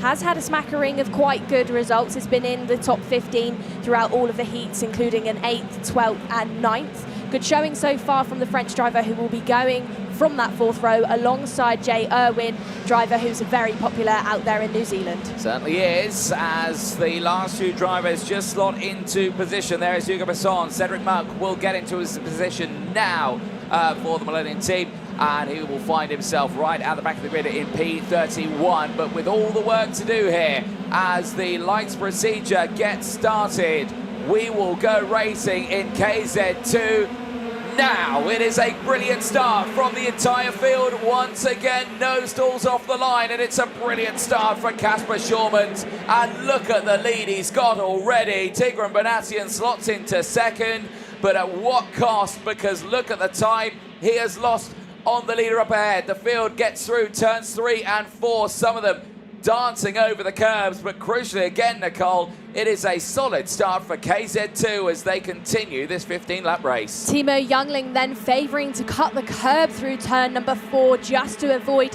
a little bit of issues in front of him and from the drivers behind. The driver behind him is the French driver of Arthur Poulain, so good start by those two to avoid some of the issues going on back in the field. Now we've got drama going on for the 339 sat in the Sodi car. Don't know if he potentially missed some gears down there because he has continued to circulate.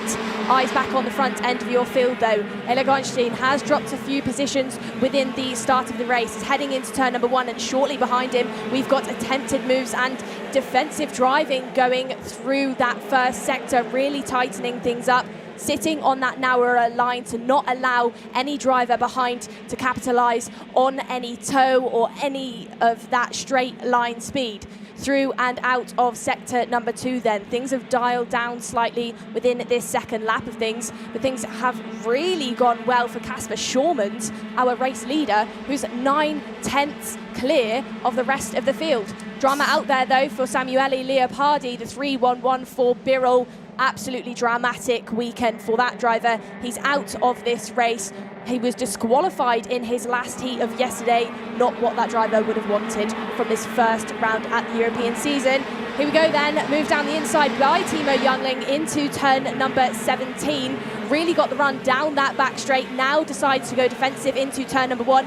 That's allowed good things to happen for the likes of Arthur Poulain sat there in the energy, and it is the Birol behind them who has really missed out on those positions after Timo made that overtake. Yeah, indeed. So at the moment, J. Owen trying to push his way up through that order as unfortunately retiring from the race, going no further. Big shame for Eduardo Dominguez.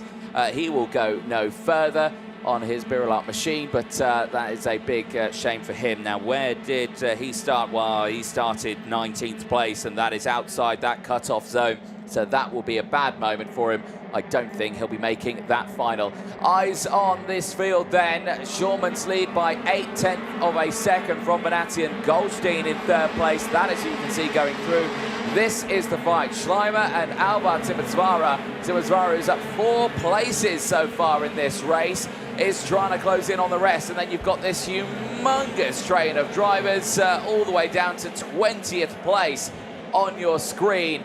A superb run there. Youngling, Poulain, Van Verven, Irwin is there, Paparo, then it's Scrivan, Luye, and Rossini, Scheuberg as well, all in formation. As Youngling sets the fastest lap of the race, he is now starting to close in on this Timisoara-Schleimer battle. Albert Timisoara is going to have to go for the move, looks to the inside, but it's denied on the entrance, and now Youngling will find the gap down the inside on the exit of turn number 13, but can he hold it on the inside line? The two go wheel to wheel, and look at that from Alvar Timisoara.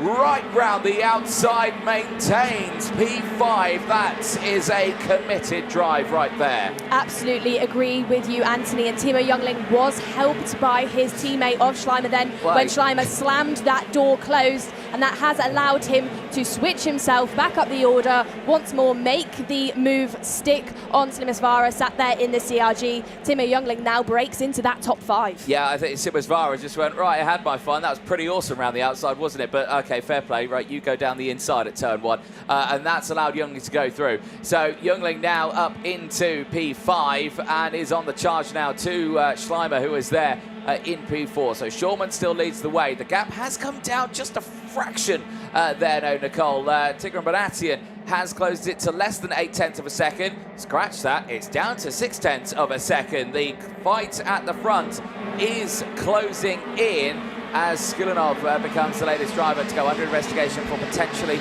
cutting the circuit. So Youngling, Timisoara, Poulain is closing in as well, but this you lead fight looking interesting because it's down to 0.5 of a second now. Driver now that's being written in invitation includes Dion Van Verven. This is the moment then that it all went a bit wrong for those two Sodis, the two teammates just going over the back of one another. That was the 339 of Tom Dussel who got caught out.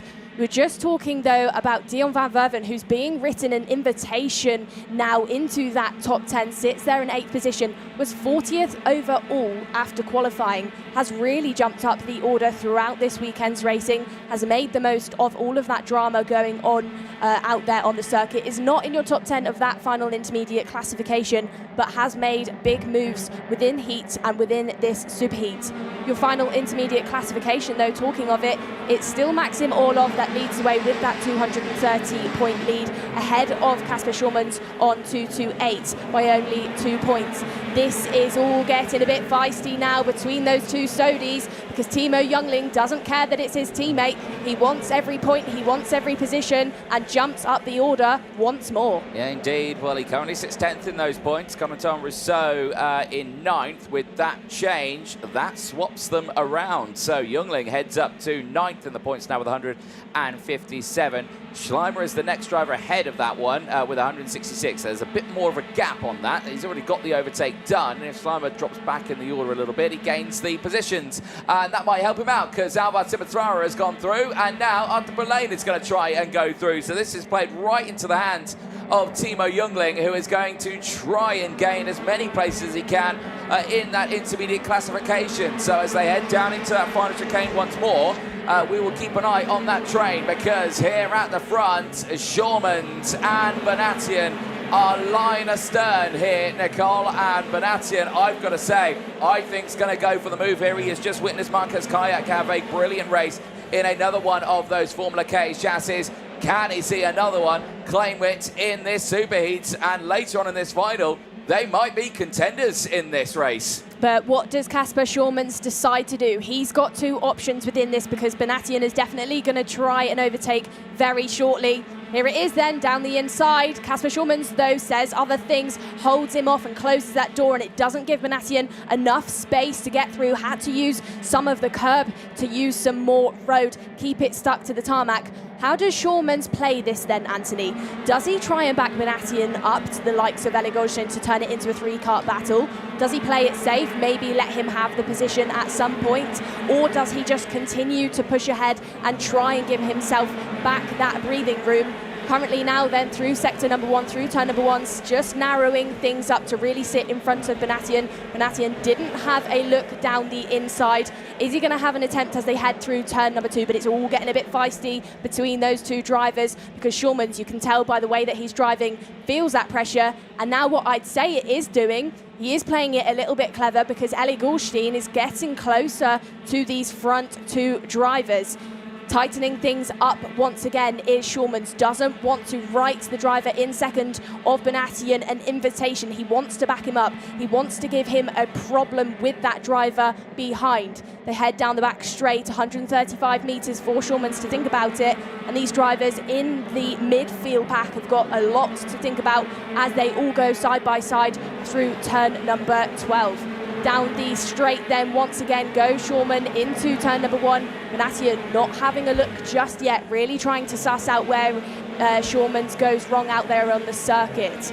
There's been drama out on track as well. Yanis Savico of Spain out of the race. He was involved in that scrap we were seeing going through the likes of turn 14. And he has dropped backwards in this one. You know, I'm going to go off what you were saying earlier on here, Nicole. It is in Schulman's best interest to not lose too much time here. Now, he has got a nice points buffer. This is the Yanis Savico moment on the exit. You can see they're coming into that top section. You can see how feisty they're already getting down the inside. This is what brought in a huge pack together. Now, Yanis Savico is right on the outside. You can see him there as well, trying to get his way through. But yeah, for the 318, very dramatic moment for him. Right, this front row, well, Goldstein is closing in here. This is a close little fight we are seeing, but Schulmans, Benatian, Goldstein is the fight we want to see. Jungling, however, is another driver who could get involved in this one. Well, Anthony, you've just stole the words out of my mouth, because the way Kasper Schulmans is driving, backing the driver behind him of Benatian up to Eli Goldstein, is doing great things for his CPB teammate of Timo Jungling, sat there in 4th, because they're getting ever closer to each other. And Timo is faster than all 3 of the drivers ahead of him on the road. So actually, is it a bit of a team tactic out there? Is Kasper Schulmans actually being signalled to back things up and to tighten things up to help along Timo Jungling? It is a bit of, you know, a big question. That might be the case, it might not be, but whatever he's doing out there is definitely helping out his teammate, who is now hot on the heels of Eli Goldstein, your 2022 FIA Sprint Senior winner. Eli, new season for him in the KZ2 category. We haven't seen him appear in this championship before, but he's right there in the sharp end of the field as we see him in other competitions around the world. Biggest mover though, Cedric Malk down there in 15th, started 31st, a gain of 6 positions. Heavy mover within this race. Certainly is, and the race is slowly coming to a conclusion with 3 laps to go. And still, Shormans holds on to that lead. It's a good point that you bring up. Is he's there to help out Youngling a little bit? But remember, going into that final, it's every driver for themselves at that point. Now, Timo Youngling still sits 9th in those points. With that, he does step up now into 8th because Schleimer's having a difficult one in this one. He's been dropping down that order a little bit more. He's currently there in 7th place. Arthur Lane is going in behind. So we'll keep an eye on this fight right now. But Tigran Banatian, I think, has just been sussing the situation up ahead. They've dropped into another group of 2 and 2 right now a little bit as Goldstein and Youngling, as they are beginning to wanting to scrap here. As Timo Youngling is going to try and look to the inside potentially. No, he thinks against it, stays behind Goldstein. And again, it's in his best interest to stay behind here because, of course, if Banatian and Schulman start fighting, they can close in. If they start fighting right now, they know they've lost these 2. And let's not forget as well, Timo had a DNF in his second heat yesterday, so he's got that fresher tyre. He's going to be able to push a little bit harder, use a bit more of the grip out there without the car hopping or sliding as much. And he's definitely doing that now because he's all over the back of Eli Goldstein. So it is Goldstein versus Timo Youngling. Down the inside at turn number 17, gets the move done. Timo Youngling now down up there in P3. Well, there's been drama out on circuit as well for a few more drivers. I could see a driver being seen to at the moment out on track, and there you can see, unfortunately, that looks to me like that is the ASD Monster kart driver of Michael Paparo. That is being seen by the officials team out there, marshals on scene, as well as medical crews as well on scene. But we are still racing at this moment, and we are going to see a change for the lead down the inside at that turn, and the 2 are going absolutely wheel to wheel from these 2. Shormans and Banatian absolutely line astern from each other as they head down the back straight now in towards that final chicane. I did see in the background that Michael Paparo was out of his car and walking away, which is good to see. Under a little bit of assistance, that's a huge slide from Kasper Shormans as he lit up those rear tyres there to try and close in on Banatian. But I think that has sealed it now onto this final lap. And I think Tigran Banatian will make it to the end of this race. Changes have been happening in the background as well. Alvad Simatsvara has closed in, has got up into 4th place. And there you can see he's now battling with the likes of Eli Goldstein, and Timo Youngling on my screen has just tumbled down the order on my screen. I'm trying to see what has happened to him. I can see yellow flags into the final sector. Here is Kasper Shormans. This was the moment he was sideways out of that final corner. Now, what has happened to Timo Youngling? Oh, look at that. That's a beautiful shot there. Fully sideways, committed out of that final chicane. What happened to Timo Youngling, though? Because he was fighting right over that sharp end. He's now down in 25th place, but the checker flag is out, and it heads to Tigran Banatian across the line. He takes the win ahead of Kasper Shormans. A solid drive there. Goldstein finishing in 3rd place. Alvar Simatrada finishing in P4 out of Dion van Verven. Maximilian Schleimer ahead of Jay Irwin. Artur Lane from Maddox Scriva. Samuel Luye rounds out the top 10. Some big moments in that one. Dramas happening out on circuit as well.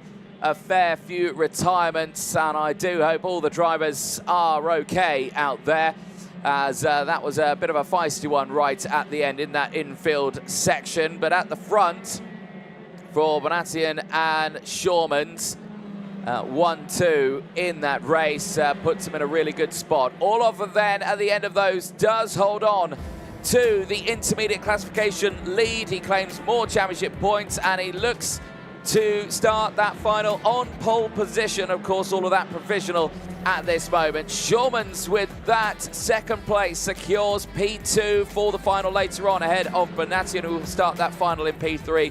Valtonen will start it in P4 as the results come up on your screen. The top 10 we've gone over. Jean-Louis Jedisim Skulinov finishing in P12 with a 9 place gain. Mathis Bruges, Cedric Malk, Hugo Besson and Cedric Malk. We didn't mention much about them at all. 17 and 15 places gained each to get inside the cutoff. Is it enough, though, to make the final? That is the question. Nicola Rossini finishing in 16th place. Tom Dussol in 17th. Jesper Schuberg from Ruben Vilk. Eric Müller from Enzo Faeta. Ivan Kondratenko and Jan Rothrum. Emmanuel Mai rounding up the 24 finishes in that one. Timo Jungling retiring in the dying stages of that race. No idea what had happened to him. Michael Paparo with dramas as well. I can see he is, though, up on his feet, walking away as the highlights now on your screen from that race. Relatively decent start for the entirety of the field. You can see some drivers in the background there having a really good getaway off the line. Was it too good, however, for one of those drivers, possibly Jedisim Skulinov, who did at one point go under investigation. So we'll have to keep a close eye on that one. Right at the start of that one, you saw from the word go, Yanis Savico was under pressure from the drivers around him. The driver of the 318 trying to get to those early stages and unfortunately finding himself dropping backwards a little bit. There was the moment for Tom Dussol, just getting squeezed in that early sector and unfortunately dropping backwards in the race. More retirements coming out there, unfortunately, was Samuel Leopardi in the early stages. He would retire there as well. You would see the likes of the 395 pulling in. That was the likes of Gerard Sebrian, unfortunately going no further in the race. Early moments as well. More dramas heading out there for some of the leading drivers in that race. Albert Timosvara having to really dig deep. Did able to fight back, though, into P4, did the Finn, but certainly had a tough fight in those opening stages with those moves happening down the inside. Jesper Schuberg getting those moves done as well on the likes of Nicola Rossini, who was trying to hold on to position. You could just see there in the background as well, the likes of Jean-Louis also trying to get involved in that race. Right at the sharp end, though, Timo Jungling in the early stages fighting hard right there, but right at the end of the race, seemingly disappearing from our screens. There were yellow flags out in that final sector, but unsure what had happened to the young Briton in those earlier stages. More battles again. Albert Timotara fighting back in that early stage, allowed the likes of Atapulain to close back in as well. As this fight then kicked off, Tigran Bonatian tried it once down in the inside at turn 11, failed, tried it again down the inside of 12, then got it done. And the moments all the way throughout this one that certainly played drama for the field. There you can see a big moment there, unfortunately, for the likes of Dominic Sinnick, Yanis Savico as well in that 318, just getting his car tangled up and driving off the circle as well in that final chicane. So again, it just going from bad to worse for some of these drivers who started right up at the sharp end of the order, and for Yanis Savico to finish this race down in 28th place, the driver who started on the third row of the grid might be in a spot of bother. There you can see, unfortunately, getting pulled off the circuit there, Michael Paparo. Hopefully he is okay, but I did see him walking away at the end of that race with the medical crews, so hopefully all is well. This was that lead fight again. Once more, Schurmans trying to find a way down the inside in the dying stages of that race, however, not able to find it as they continued that fight. And you can see that moment there out of that final chicane for Schurmans absolutely lit up those rear Dunlop tyres to try and get that move down the inside at turn number 1. Unable to do so, though, as across the line, Tigran Bonatian this time around claims the win on track by finishing P1 on the track. Brilliant run for him out there, and that is them all done for KZ2s. It's Maxim Orlov and Kasper Schurmans who will start the final on the front row of the grid as we head down to Parc Fermé and Nicole Sutherland. Well, I'm with our driver that will be starting in second next to his teammate of Maxim Orlov. Casper, out there on the circuit, it's getting hot out here, the conditions really heating it up and making it difficult for you drivers? Yeah, honestly, the grip has been a bit less than we would have expected. If you look at the old tires, usually we would have some more grip, but now maybe it's because the track is getting hot, so it's just getting difficult out there. And it was a bit busy for you on the later stages. You really did get hustled hard for that race lead and you did get overtaken. Tell me, driver mentality when you were tightening up the corners, taking that narrower line to back things up, was it intentional? Yeah, in the end I just thought, all right, maybe I'll give it a go, but I knew the pace wasn't there for now, so I just thought even if I would finish second, I would still be on the front row for the final, and that's the main thing. Well, that is the main thing indeed, front row start for the final. We'll also speak to Tigran Bonatian, who's finished that race in first place. Casper, will swap you out for Tigran, who will try and get his attention to come over. Tigran, great race out there. You really pushed Casper around. Tell me about that move for the race lead. It was confident, it was sharp. Yeah, it was quite confident. I was catching Casper all the way around, trying to overtake him, but he's a great racer, to be honest. He's a great driver, so it was so difficult to overtake him. Great defensive from him, so yeah, but I had an opportunity and overtook him, so finally I was first, yeah, after like 15 or 14 laps behind the Shormans. So great move, to be honest, yeah, like we will see what we can do in the final. Well, we will see indeed, Tigran, well done. We'll turn our attention away from our KZ2s now because we've got our premier class coming up. It will be our KZs. Commentary box, back up to you. Thank you very much, Nicole Sutherland. Yes, indeed, it is time for the superheat for the Premier Class this weekend. The KZ class that'll be heading out onto the circuit. 18 of the finest drivers from around the world heading out there for their 15-lap race, and it all starts with Spain's home man here, Pedro Hiltbrand, who will be starting it on pole position after a solid performance yesterday with those 2 wins and a second place. He is going to be the man these drivers want to beat, and for the person who starts right in front of him, Jean Nomblom, that could be possibly him, but we caught up with Pedro Hiltbrand after a solid day yesterday. Pedro, great results for you today, great results for the Birol camp. Tell me about the session out there, that move for the race lead. How did it happen? Yeah, fantastic day for me and the team. I mean, from quali, the pace was really good. I mean, 3 hits today, 2 wins, 1 time second. Pole for tomorrow. Hopefully everything the same for tomorrow. And when you've got that much experience, you know, your history, when you're going into a day like tomorrow, finals day, what do you expect to come from it? Well, to be honest, I expect to start better than today, but hopefully we have the same pace of today, same speed. I mean, at the end, it's a final day tomorrow. It's what it counts for the championship, so let's hope the best for us.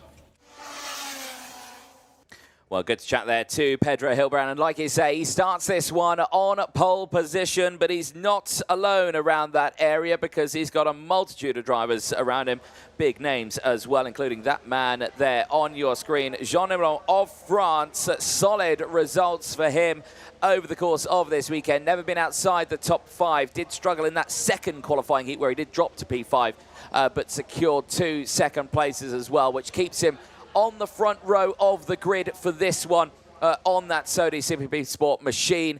And again, really looking forward to seeing what he can do, because it's not only just been the fact that he's been quick on track, it's his starts that he's absolutely nailed, Nicole. Cast your mind back to all of the races in KZ2. Jean Nomblom, you know, he was always the driver right at the sharp end. Nice little cheeky wave. David Trefilov, very strong performance for him. Wins on track as well. But he's in the walls a little bit on this one. We won't dive too much into it, but yes, David Trefilov certainly one to keep an eye on as well. Yeah, absolutely is, and we can see behind Trefilov just the nose cone of our current 2024 reigning world champion of Giuseppe Palomba, starting there in 5th. Consistent results so far for Giuseppe, a 6th, and a 5th. So around about that mid-pack way, a bit of an average day of things yesterday, but expect that driver in the Maranello to light things up. Talking of drivers that will also be lighting things up is we've got the Sodi kart of Matej Spigel sat there on the second row. Will be starting from fourth. KZ2 last year for the French driver jumped up into our Premier class, surrounded by a sea of drivers with so many years of craft under display, but is up there on that second row, really showing what he's made of.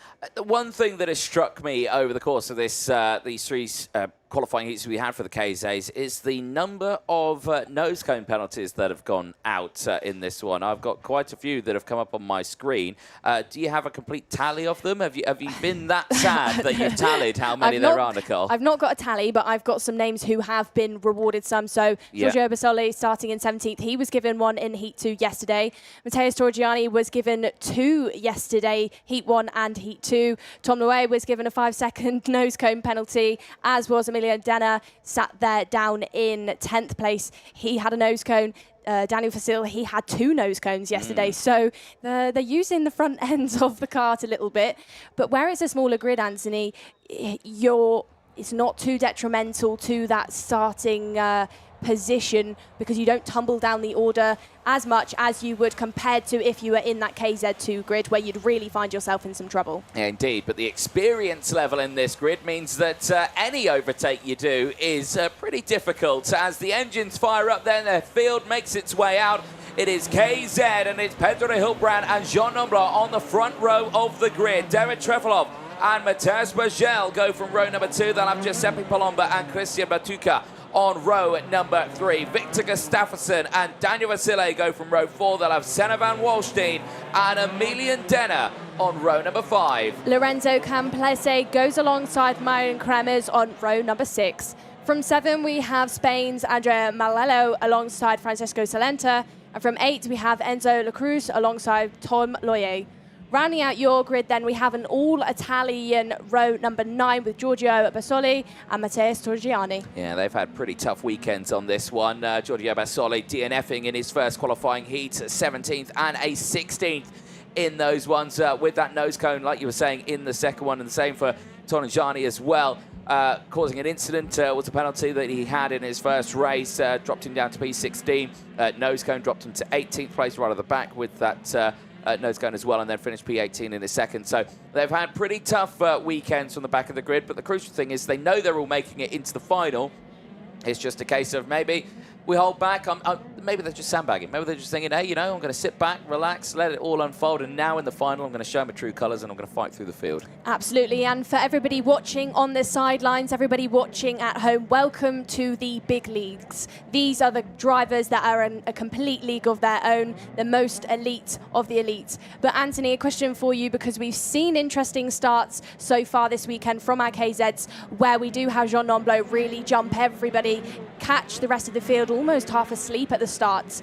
Predictions for you, do you think we're going to be seeing more of the same, or do you think things might change at this point in the weekend? Well, you know, when a driver gets into a consistent rhythm with starts like this, you know, they can keep that rhythm going throughout it. You know, he's dialed it in. If nothing's changed with the setup, you know, it's just a case of keep it all the same. Don't change it. Get the temperature where you want it, get the revs to where you want it, put the power on where you want it, and then away you go. It's one of those. It kind of becomes like a muscle memory a little bit to someone who has nailed these starts all the way throughout a race weekend. So I don't think we're going to see much change on that one. But like you say, for Pedro Hilbrand, he might have been focusing on trying to improve those starts over last night, because the starts have not been bad for him at all. He's been right on it, but he's just not been able to match what Jean Nomblat has been able to do from the front row of the grid. So this is going to mean it's going to be a very interesting situation going in towards turn 1 as we get that green flag at the back of the field.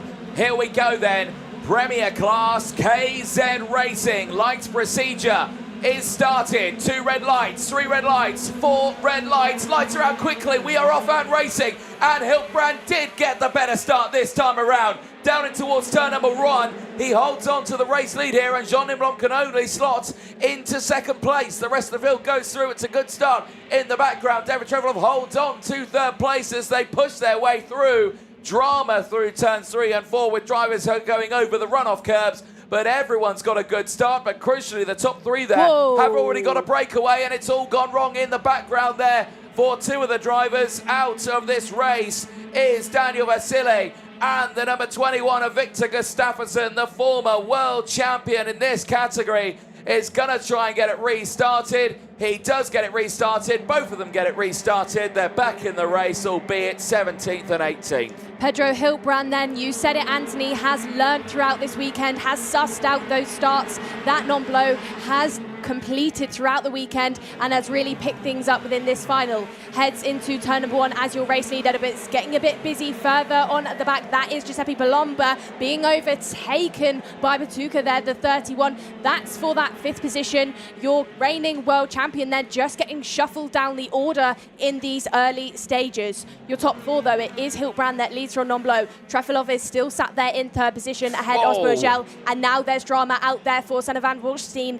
He is just on the back of Giuseppe Palomba, sat there in 7th position and really had to back out of things as he got caught on the back bumper of your world champion. Yeah, he certainly did. Sander van Wolstein being mighty rough around there in that infield section, but trying to get those moves done, but staying in 7th place. Big run out of the exit there of the curb for Batuka, but he holds on to position. Eyes on this then. It went from 3 carts to 4 carts for the front runners. Hiltbrand is broken away. Nomblon Trefilov and Mateusz Spurgel has closed in. There's a look at your intermediate classification very briefly there. Hiltbrand, Nomblon Trefilov and Spurgel have not changed any positions because that's where they are currently in this one. But Batuka with his gains has stepped up to 5th in those points. So is one that we're going to need to keep a close eye on. And look at that, Pedro Hiltbrand breaking away at the front. This is a stark difference to what we saw yesterday. Yes, okay, he had those 2 wins and a 2nd place, but those starts is where he dropped back and he had to fight back to get to these places. Now that he's got the clean air and he's nailed that start, this is going to really showcase what he could potentially do in that final later on. Absolutely is, but when we saw that from him yesterday, Anthony, how much of the tyre did he use when he was having to try and pick off those positions, when he was having to go in deep into the corners to make those positions back up again? This is the battle, though, on your screen for that 2nd position and that 3rd position, because Spurgel right there in 4th, really hustling David Trefilov there in 3rd place as they head through turn number 2, 3 and 4. Fast part of the circuit, bit of a blip of the throttle between the 2 curbs, really making things challenging for those drivers, really forcing them to control the slide that these drivers experience. Within this class, Anthony, KZ class, everything is so exaggerating.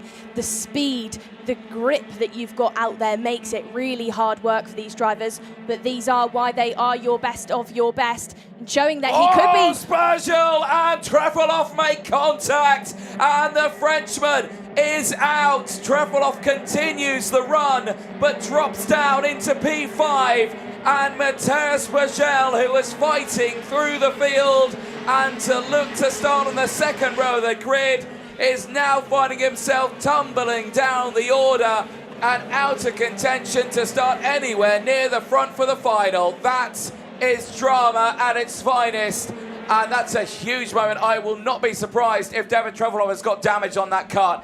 He must have damage. That was a big hit to the rear quarter.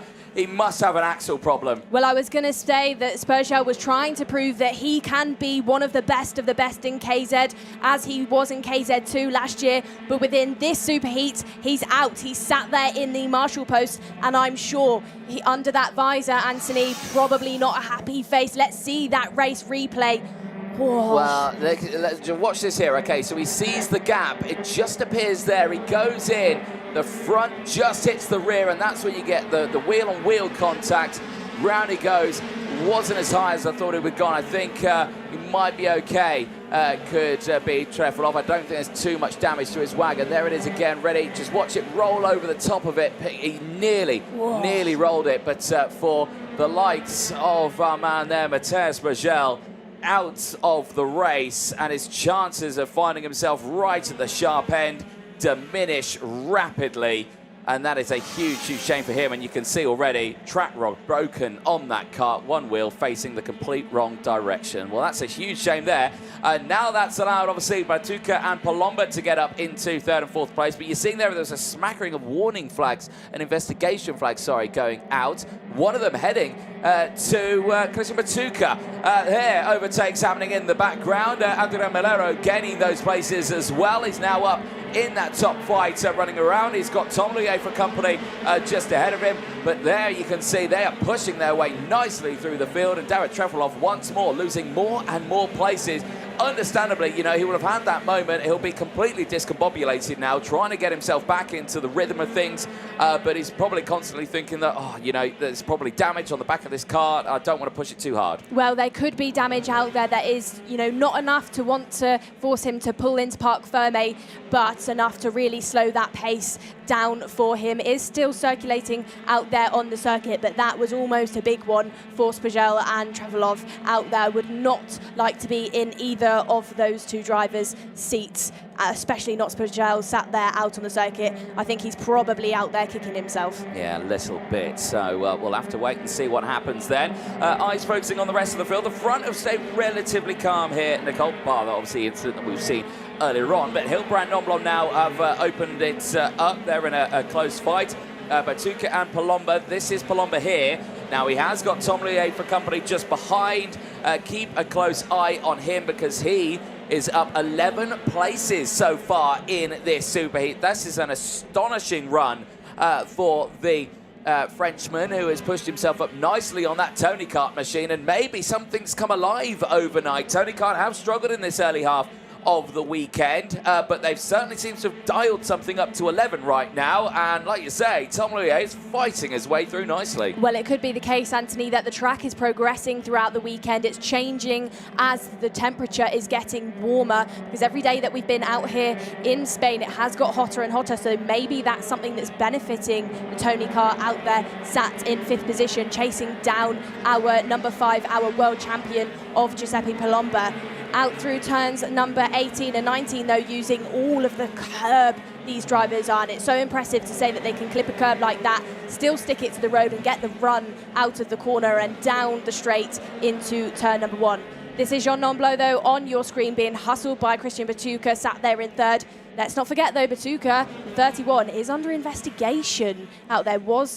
Did come up on my timing screen previously. Not sure what that was for, but I'm sure he's going to be more than aware that he's going to need to still push forward, so that if a decision is made that will be detrimental to his finish, if he is given a penalty for what he is under investigation for, it doesn't affect him too much within the points. No, indeed. This is that fight, though, for 2nd place. Jean Nomblot under pressure from Christian Batuka, trying to find a way through into P2, but right now not doing so. You can see how he's lined it up there out of the final chicane. He might go for a move here, but no, you saw the communication there between the two of them. He kept saying, right, keep going, keep pushing. Don't start going defensive, because, like you say, they do not want Palomba and Tom Luye to try and close in just behind. They are still in a very close battle in the background as well. We are lap 10 of 15 at the moment. Still 5 laps to go in this race. Plenty of time for things to happen. And for Batuka, this is just a case of take it calm, take it steady. Just think where you can get this move done, and he finds it down the inside at turn number 11, and the Italian steps up into P2, and Jean Nomblot seemingly there looking like he's just completely backed out of that one. Maybe even might be nursing a problem, because look at this, Palomba has closed right in now on this fight. Giuseppe Palomba might be able to break inside the top 3 here. Looks like it's really thrown off Jean Nomblot, that overtake that Batuka made, and you could see Batuka going down that start-finish straight, really pushing himself forward, getting his head down. You can see the momentum and that passion that he's got out there in that 2nd position. Look at Palomba, though. He's right there now on the tail of the Sodi Kart, on Jean Nomblot. Where is he going to bite the bullet, pull the pin to make that overtake? They're heading out of the 2nd sector then. Watch them as they go into turn number 11, because it can be brave, it can be done. Does he have a look down the inside? Yes, he does. Giuseppe Palomba then overtakes Jean Nomblot for that 3rd place. Well, we were having a chat earlier today, you know, thinking that it's going to be a hot day today. It's going to be pretty warm. What are the tyre situations going to be like for these drivers? Of course, they've had a lot of races on these. They've had to do all the qualifying heats. There you can see the air temperature is 24 degrees. But, you know, we're seeing the situation from Jean Nomblot now, where those tyres are probably, you know, overheated at this point. Hasn't been pushing those tyres too hard in the early stage. You've seen how much he's dropped back now in this 2nd half. It could also be pressures. You know, the pressures might have been there at the beginning of the race, which is why we see him gain those positions. They've now got too high, and now he's falling back, or too low, and now it's going the wrong way. So, you know, it's one of those things. For Phenomenal now, with Tom Luyer just behind him, I would still be concerned because these two have not really been close to each other all weekend on track. Tom Luyer has gained now these 11 places. There he goes. Make that 12 places now as he sends it down the inside at turn number 11. Now you've got the likes of Adrian Melero also trying to go through. What is happening to Jean Nombla here? He's had that one overtake happen to him, and now seemingly he's falling down in the field. This is like a reminder of what happened in his second qualifying heat earlier on in the weekend. Really looks like he's been thrown off after he was demoted from that second position. Ever since, he just really tumbled down the order. Really, handbrake has been pulled on Jean Nombla. This was the move then. This was the moment You see it just sliding out of that final corner. Watch him as he heads out. Gets all over the exit of that rumble strip and really has to force that Sodi kart back onto the tarmac. Yeah, indeed. I think for Jean Nombla, he's just waiting for that final later on today to see what can happen. But eyes on this one then as they head down into that infield section. Hilbrand still in control of this race and is clear by, well, 2.7 seconds at the moment. So he has got no drama from the rest of the field. He's just got to bring that kart to the end. For Bartuca, he's still in P2. Palomba is there as well in third place from Tom Luyer. Melero now there in P5. Jean Nombla has got David Trefilov for company. However, there is around half a second or so between the two of those. Other drivers further down as well. Senna van Wallstein still in a bit of a limbo race right now. Is currently circling around in 8th place. He is up 1 place in this race. Same as Emilian Denner, Lorenzo Camplese, Enzo La Cruz as well, having a good run with a 4th-place gain. Torrengiani as well with a 5th-place gain. He's up into 13th place. And Basoli also up 2 places. Some retirements in this. Of course, Daniel Vasile, Mateusz Bagel, we noted them from earlier on. Victor Gustafsson is still in this race, albeit circling right at the back of the field in P16, and he won't be too happy with that result, especially going into their final later on today. There is Batuka on your screen. 2nd place is under investigation, though, throughout this race, so he is not out of the woods just yet. So we'll have to keep a close eye on that one. Other drivers who are under investigation as well, that came in a little bit later on, is David Trefilov for potentially causing a collision. That would be with that incident, of course, with Mateusz Bagel, who himself is also under investigation, so we'll keep a close eye on that one. Giuseppe Palomba, though, he's had a really good run in this one. The 2 places gained on the final lap. Checks over the shoulder to see that it is Tom Luyer who's closed in, and he's probably thinking, well, fair play to you, Tom, because that's a 12th place gain in this race when you're fighting with me here. So that's going to be an exciting one when we see it later on. But into the final chicane then. Well, Spain's home man on home turf is going to look to start on pole position for the KZ final later on today. Pedro Hilbrand dominates in Valencia in Spain at his home circuit. Beautiful stuff for Pedro Hilbrand. Batuka finishing in 2nd place from Palomba. Tom Luyer finishing in an impressive P4 after gaining 12 places. Melero finishing in P5 as well, a really strong result there for the Spaniard. Also, Jean Nombla finishing in P6 ahead of David Trefilov. Amazed that he was still in that race in the number 69 machine.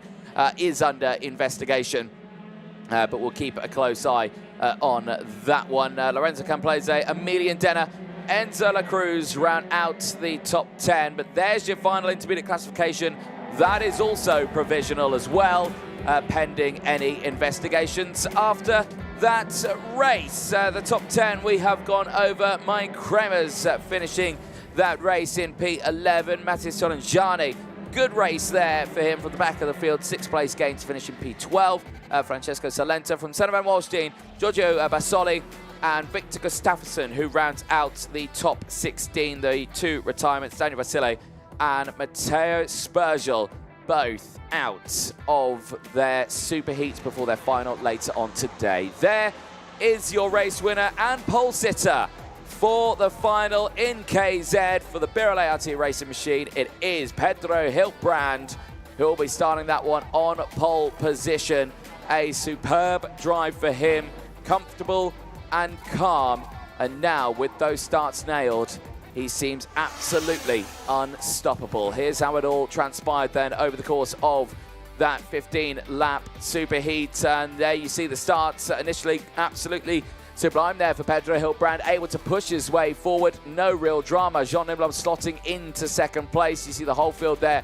Pretty solid start. No real drama there for anyone as they push their way forward. There was drama, though, for drivers further up in those fields for Daniel Vasili and Victor Gustafsson tangling at the beginning. Later, Daniel Vasili under investigation and also out of the race. Victor Gustafsson was able to keep going, and again that's just a case of two karts, and already look at that great dedication from the marshalling team on the scene before the accident even finished.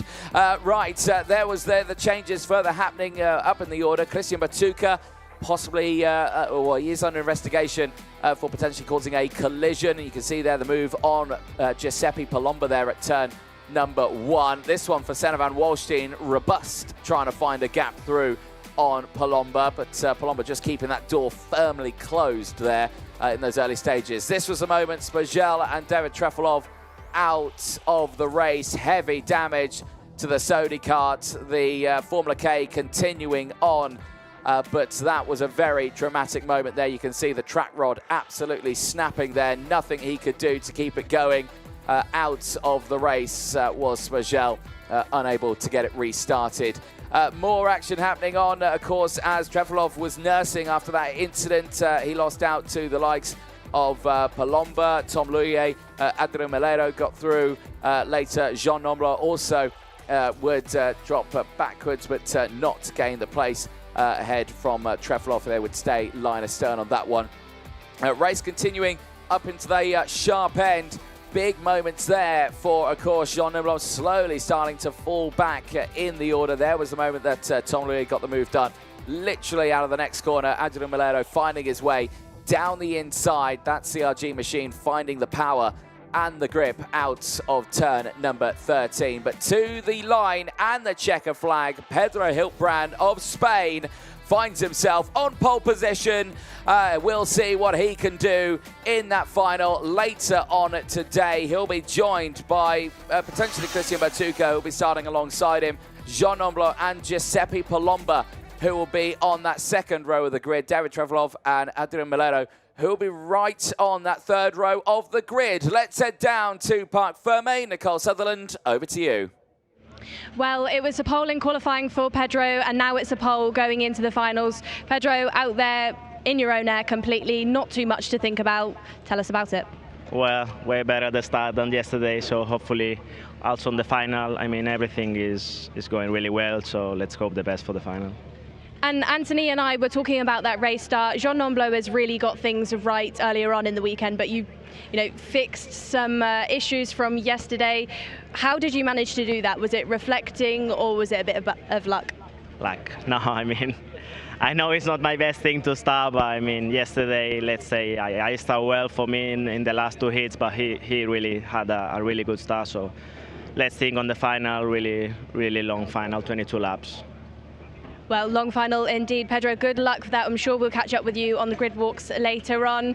That's it then for our rotation of Academy Heats and KZ2, KZ Super Heats. We'll head back up into the commentary box to hear about what we've got coming up this afternoon, but that's enough from us down here in Parc Ferme for now. Thank you very much, Nicole Sutherland. Yes, indeed, we are going into the lunch break now. We'll be back with the finals later on today, which will kickstart with the Academy Junior category for the 18-lap final. That is due to start at around 1:45 local time, so there is a bit of a wait for that one. Then we head into the KZ2 and KZ for their 22-lap finals. They'll be starting at around 2:45 local time. And then that will all be onwards to that KZ finals. Those podiums will be directly after those races as well. as we'll prime ourselves for the last 3 races of the day. From myself, Anthony Jordan, and Nicole Sutherland, we will see you in a few moments' time for the finals here for round 1 of the MondoCar.com FIA Karting European Championships for KZ's classes out here.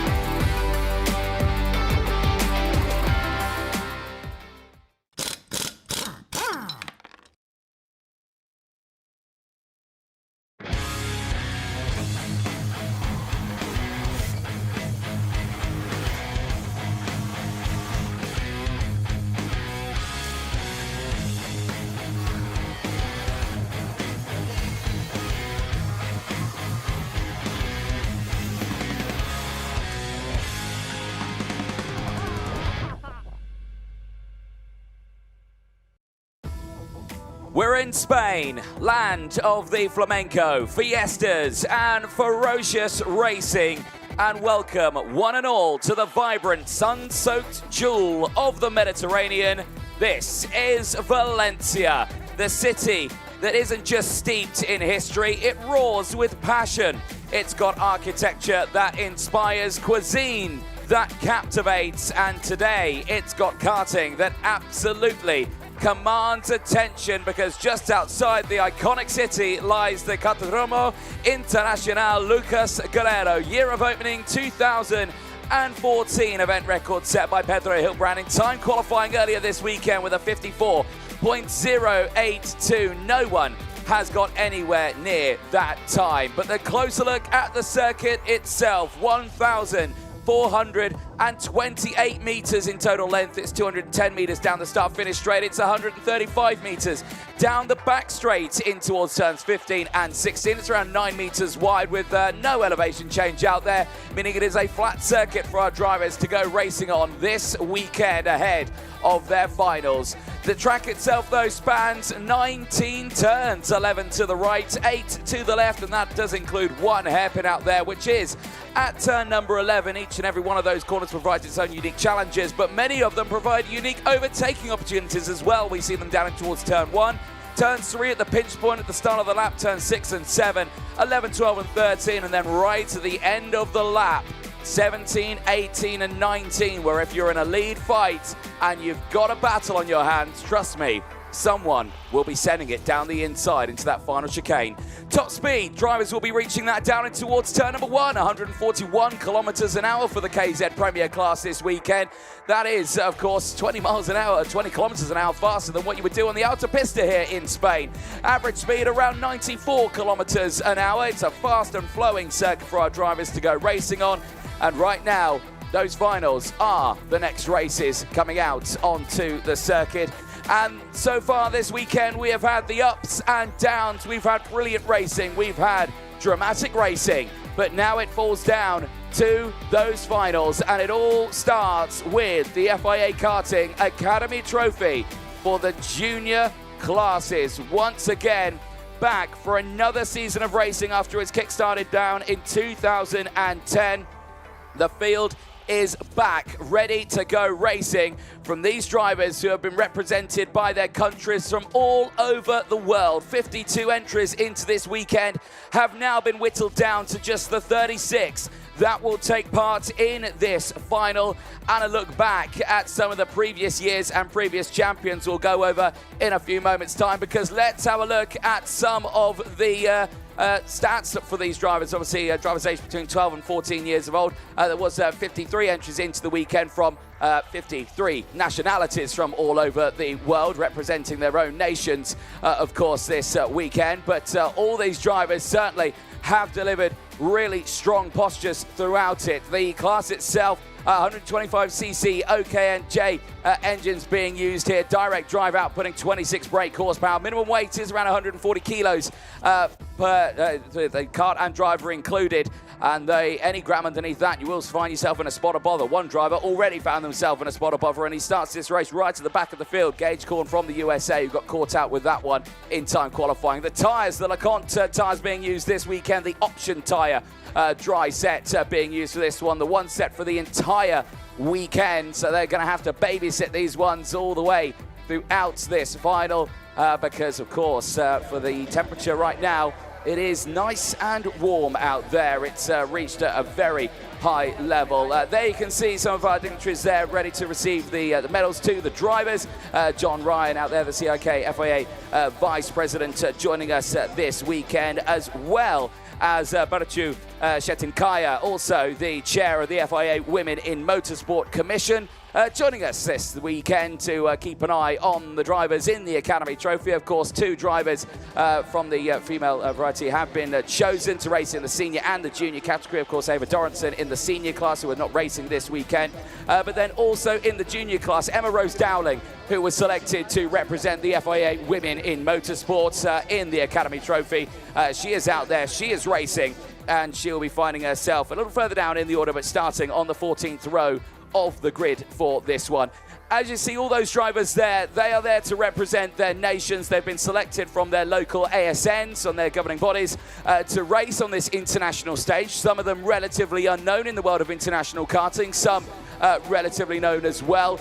All of them, though, are national legends, and that's why they've been selected to represent their countries on this international scene. As you see the field making their way through onto the grid and to their karts as well.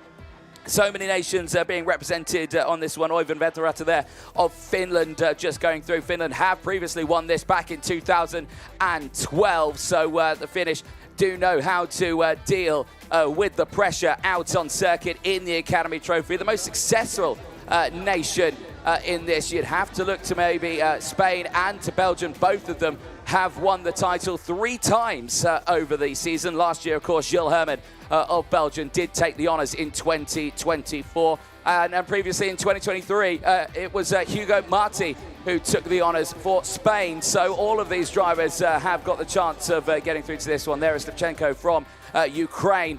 Ukraine never standing on the top. Other nations who have stood on the top of the standings at the end of the season. France has stood there as well with Arthur Donaldson. Poland as well with Magic Glanis, who is now off racing in the world of Formula 4 racing as well. You've got the USA as well, Conor Zilish, who now races in NASCAR over in the USA. He's one driver who has certainly been one who has stepped up in those playing fields in this there. Greece as well being represented. Thanos Zahos as well. His family is here watching alongside, and he's been very impressive over the course of this weekend. Has the driver from Greece never been outside of the top 10 in those qualifying heats, and we look forward to seeing what he can do in this final. But the question remains, who will take the honours at the first round for this one? Because, well, the feeling is just unknown in this. The field has been incredibly competitive. The front row in this one, Ecuador and Sweden in the form of Julian Rivera and Erik Paulsen on the front row of the grid. Sweden have never won the title in the Junior Academy Trophy. Neither has Ecuador. So this could be a chance for, obviously, the first round to deliver that one. Of course, these drivers go on to race in Sano as well. We look to them to race there for the Academy Junior. Also as well, when we head to Mulsanne, we will see the Junior Academy there as well. So they will have 3 rounds to get themselves squared away for this one. As there on screen, James Geidel, CEO of RJMC, heading to the grid to watch over the proceedings alongside many members of the FIA who are there this weekend to make sure everything is squared away. There was Nasser Nassar just making it to his grid slot. Great to see that the driver from Bahrain has made it to the grid. He had a really tough start to the weekend, 2 DNFs, and then a 7th place after he qualified pretty high up in the order as well. Was starting the qualifying heats earlier on in 7th place.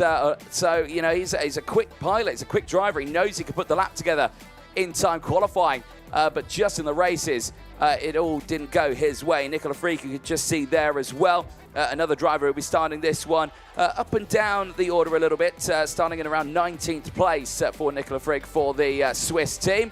But let's head down to Parc Fermé because Nicole Sutherland is down there with some of our members of the FIA. Nicole, over to you. Thank you very much. I am down here indeed, and I've got 2 great interviews lined up for our audience then. We'll start with John Ryan. John, President of the CIK FIA, it's great to have you over here. As Vice President, you know, you must have seen so much talent go through the ranks of the Junior Academy. What's it like when you watch these drivers pass through? It's amazing to see so many people across the globe, and the level of the standard that they're competing at is just absolutely phenomenal, and it's getting better and better every year. I didn't think it could happen, and you know, you look at the past, the people who've come through this academy, people like Leclerc and Russell and various other names. It's the place to be, and it's great to see some of those drivers. We know they're going to actually make their way into a career in future in life, and if they don't, what a great experience to represent your country at an international stage. And John, this weekend then, standing on the sidelines as Vice President, what have you thought of the standard of the 2025 grid? Out there, they've been making some fantastic overtakes, really showing us the standard of international racing now. It's so hard to split anything between some of those drivers out there, and it really is just, like I say, you'd think they'd all compete with each other week by week, wouldn't you, just in one country, but they haven't. They've all come together, and yeah, it's just absolutely amazing. Well, fantastic to hear your insights, John. But I bet you're looking forward to seeing this racing. We've also got our chairperson of the FIA Women in Motorsport Commission, Boscha. This year, we've picked 2 drivers out there to represent the females all over the world. It includes Eva Dorritson over in the senior category and Emma Rose Dowling in juniors.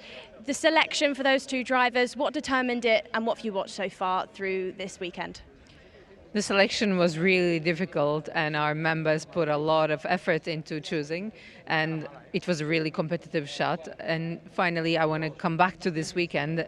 Eva did a little bit of unlucky but good start in the seniors, and Emma in juniors is going to be in the finals, which is very good news. And I think we are seeing a great progress and a lot of female participation. This is also amazing news. I'm really excited and looking forward to the race. And what can we expect to see from the FIA Women Motorsport Commission over the coming years and over the 2025 season? What are the goals for the Commission? We're going to keep on investing, showing all the different careers that are available for women in motorsports around the world. And in our partnerships with different championships, we're going to invite young girls to meet these role models, as well as different workshops around showing them different jobs. And from the driver's perspective, as you stated, we have 2 seats that we already chose in the senior and the junior academy trophy, and we will keep on following them, supporting them, and looking forward to also investing on the future of the championship and having still seats and more seats. Boscha, then I'm wondering if you would take a quick walk with me over to the track, and we'll see if we can find Emma Rose Dowling, who is our selected driver for 2025. She has made the final. Fantastic result for the young driver. Would you agree? Definitely, I do agree. And she had quite amazing results in the practice runs and also in the heats yesterday. This morning she was not very happy with her result, but she made it to the finals, and she did show a great progress, and she's a fighter, so I'm looking forward to her race, and she's here. Well, here she is. Emma, we've just been talking about you on the live. You've had some great results so far this weekend. You've made it to the final, which is an accomplishment in itself. Yeah, this weekend has been really fun. I've enjoyed it a lot. We had some ups and downs this weekend, but I think I need to get my head right for this race and step by step move up. And you're not just representing your country, you're representing the FIA Women in Motorsport Commission and all of the young females out there in the paddock and in international sport. Do you find that there's a pressure on your shoulders? No, not at all. I think they're all really supportive, and I think even if I have a bad day or a good day, it's not really a big thing. They just know that we'll move forward, kind of forget about that and get ready for the next one. And talking about moving forward then, you're starting in this grid a little bit further back than you might like to. What's the game plan, Emma? Tell me about how you intend on moving up the grid. I think I just need to get past a few corners in the start and slowly move up, because it's a long race, 18 laps. So I think we just need to progress throughout the race. Emma, great to hear from you, and good luck for your final. We'll head back up into the commentary box then, because we've got some news going on up there. Thank you very much, Nicole Sutherland, down there on the grid ahead of this final. And yes, indeed, some news coming up. It's the grid itself that is coming up, and it all starts with Ecuador on pole position with Julian Rivera on that P1 with Eric Poulsen of Sweden alongside. Miguel Machado of France and Luis Nunez of Mexico go from row number 2. Let's see what they can do from there. Noe Staciones of Lithuania and Emilio Bern of Germany go from row number 3. Tudi Jurkin had a bit of a tricky one in his previous race earlier on. The Romanian starts this one on the 4th row of the grid alongside Grace's Thanos Zakos on row number 4. Hernan Rodriguez of Spain certainly looked like the favourite at the start of this weekend, but DS Kuden is second. He starts on the 5th row of the grid alongside the UK's Finlay Lines. Row 6 is Thomas Chikaratsky of Poland. He'll have Bautista Panetta of Argentina For company on row number 6, they'll have Nick Bretzel and Oiva Vetanata on row number 7. Jack Moore and Flynn Planeta go from row number 8. They will have the likes of Hamish Campbell and Erin Ugladon on row number 9. Nicola Frigg and Zakari Slipchenko go from row number 10. They will have Martin Umdal of Norway and Eduardo Godfroyd of Belgium on row number 11. Row 12 will see Denmark's Mark Reistrup and Jack Collinson from Latvia. They'll be rounding out the top 24 on row 12. Row 13 sees Brazil's Rafael Bussato and Kolian Yosev on row 13 of Bulgaria. Emma Rose Dowling, who we just spoken to for South Africa, starts this one on the 14th row of the grid alongside Iago Lempin of Peru. Then it is the likes of row 15, Bahrain's Nassar Nas, who just makes it into the final after 2 DNFs. Earlier on in the weekend, we'll start alongside Slovakia's Lukas Konopka on row 15. Dominic Setiawan of Indonesia joins Brink van Schleindel of the Netherlands on row 16, with Geronimo Corral of Colombia and Luis Cifre of the Dominican Republic on row 17. Gage Korn from the USA and Suzuka Maeda of Japan will round out the 18th row and the 36 kart field ahead of these drivers in this one. Let's head back, though, down to Nicole Sutherland, who was, I believe, with a few more of our drivers. Yes, I do. We're down on the grid then, and we're next to our starting two, which include Sweden and Ecuador. We're going to start by talking to Julian Rivera, who has had an absolutely fantastic showing out here at the first round for our Academy Juniors. Julian, within the Academy, every driver is representing their country and every driver is in the exact same kart. Do you think that makes the competition actually more challenging? Yeah, sure, because all the drivers has the same everything, the same engine, the same kart. Is difficult, but it's a very good championship by that. Great to hear from you then, Julian, and we'll see if you can replicate your results from earlier on this weekend. 3-minute board has gone out, then we will clear the grid for our army of Academy Juniors to head off. Thank you very much, Nicole Sutherland, down there on the grid. And like you say, it is a tense moment. And bang on what you're saying there to Julian Rivera, who starts this one on pole position. It is the same equipment all the way throughout. Everyone is on the Lacan option tyres. Everyone is on the one-make OTK chassis, the Esprit chassis being used for the 2025 season. All of that as well as there. Lots of it, all the same. Here's a look at the current driver standings as well. Julian Rivera of Ecuador does lead the way with 25 championship points ahead of Sweden's Eric Poulsen, Merlin Machard for France, and Louis Nunes in fourth with the 17 points. This is all reflection of how they are starting on this grid, because points do obviously reflect how you finished in that intermediate classification. As you see, Noe Stasionis of Lithuania, fifth in the points for Amelia Byrne in Germany. Tudor Yerkin of Romania. Greece's Sanos Zakos is inside that top 10. Ana Rodriguez of Spain and Finley Lyons of the United Kingdom rounds out the top 10 with just 6 championship points. But that is only the first round out of 3 rounds these drivers will do. Of course, the field will head to Sarno and then to Mulsanne later in the year as well in Germany, that we will crown our 2025 FIA Karting Academy Trophy Junior Champion.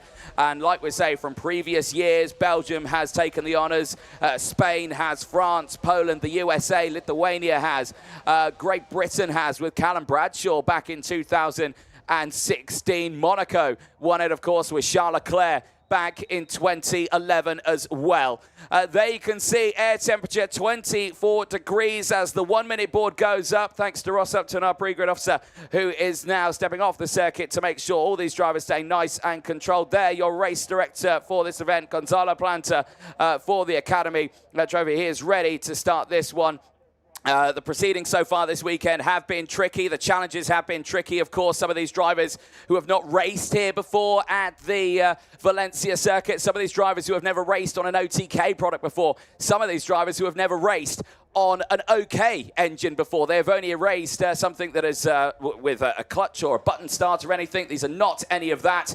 They've got no clutch, they've got no battery, no starter, nothing like that. They have to be push started. That's why you see their mechanics from their representing countries as well.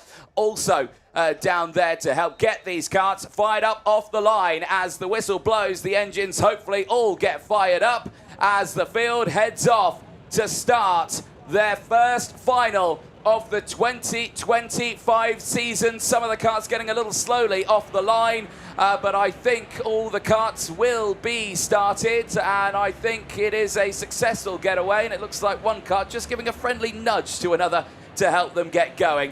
Nicole Sutherland, you join me back in the commentary box.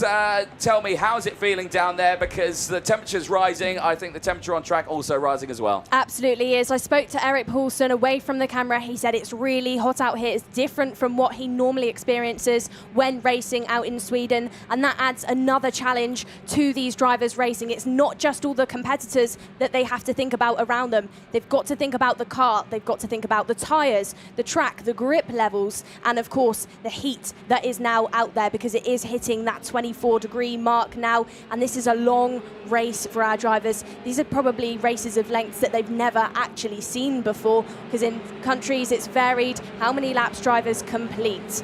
There on your screen, though, we have our live feed of race control. We have Chris Lambrecht, Joanna Falcao and Sam Fisher in race control this weekend, keeping an eye on all of our competitors, keeping them in line and really keeping things safe for everybody out there on the circuit. Certainly is. You saw there very briefly as well on the live feed, the support for Ecuador is here in Spain, as of course for the first time Julian Rivera, and I think for the first time in Ecuador's history in the world of international karting, in the Academy Trophy. We see them starting on the front row, and of course if we can maintain this momentum into Sano and to Mulsanne in Germany, we could see our first Ecuadorian champion in the Academy Trophy in the junior classes, and that would be a great achievement for Julian Rivera, who at this moment is looking like he's got a very bright future ahead of him, as well as many of the drivers in this grid. Of course, you have to remember, in the world of karting, it is a very, very tense time for a lot of these drivers. Every single one of them, they want to make it into the world of F1. It is understandable. Every driver wants that. But it's only a grid of 20 cars. In the future, it might actually go up to maybe 24, potentially.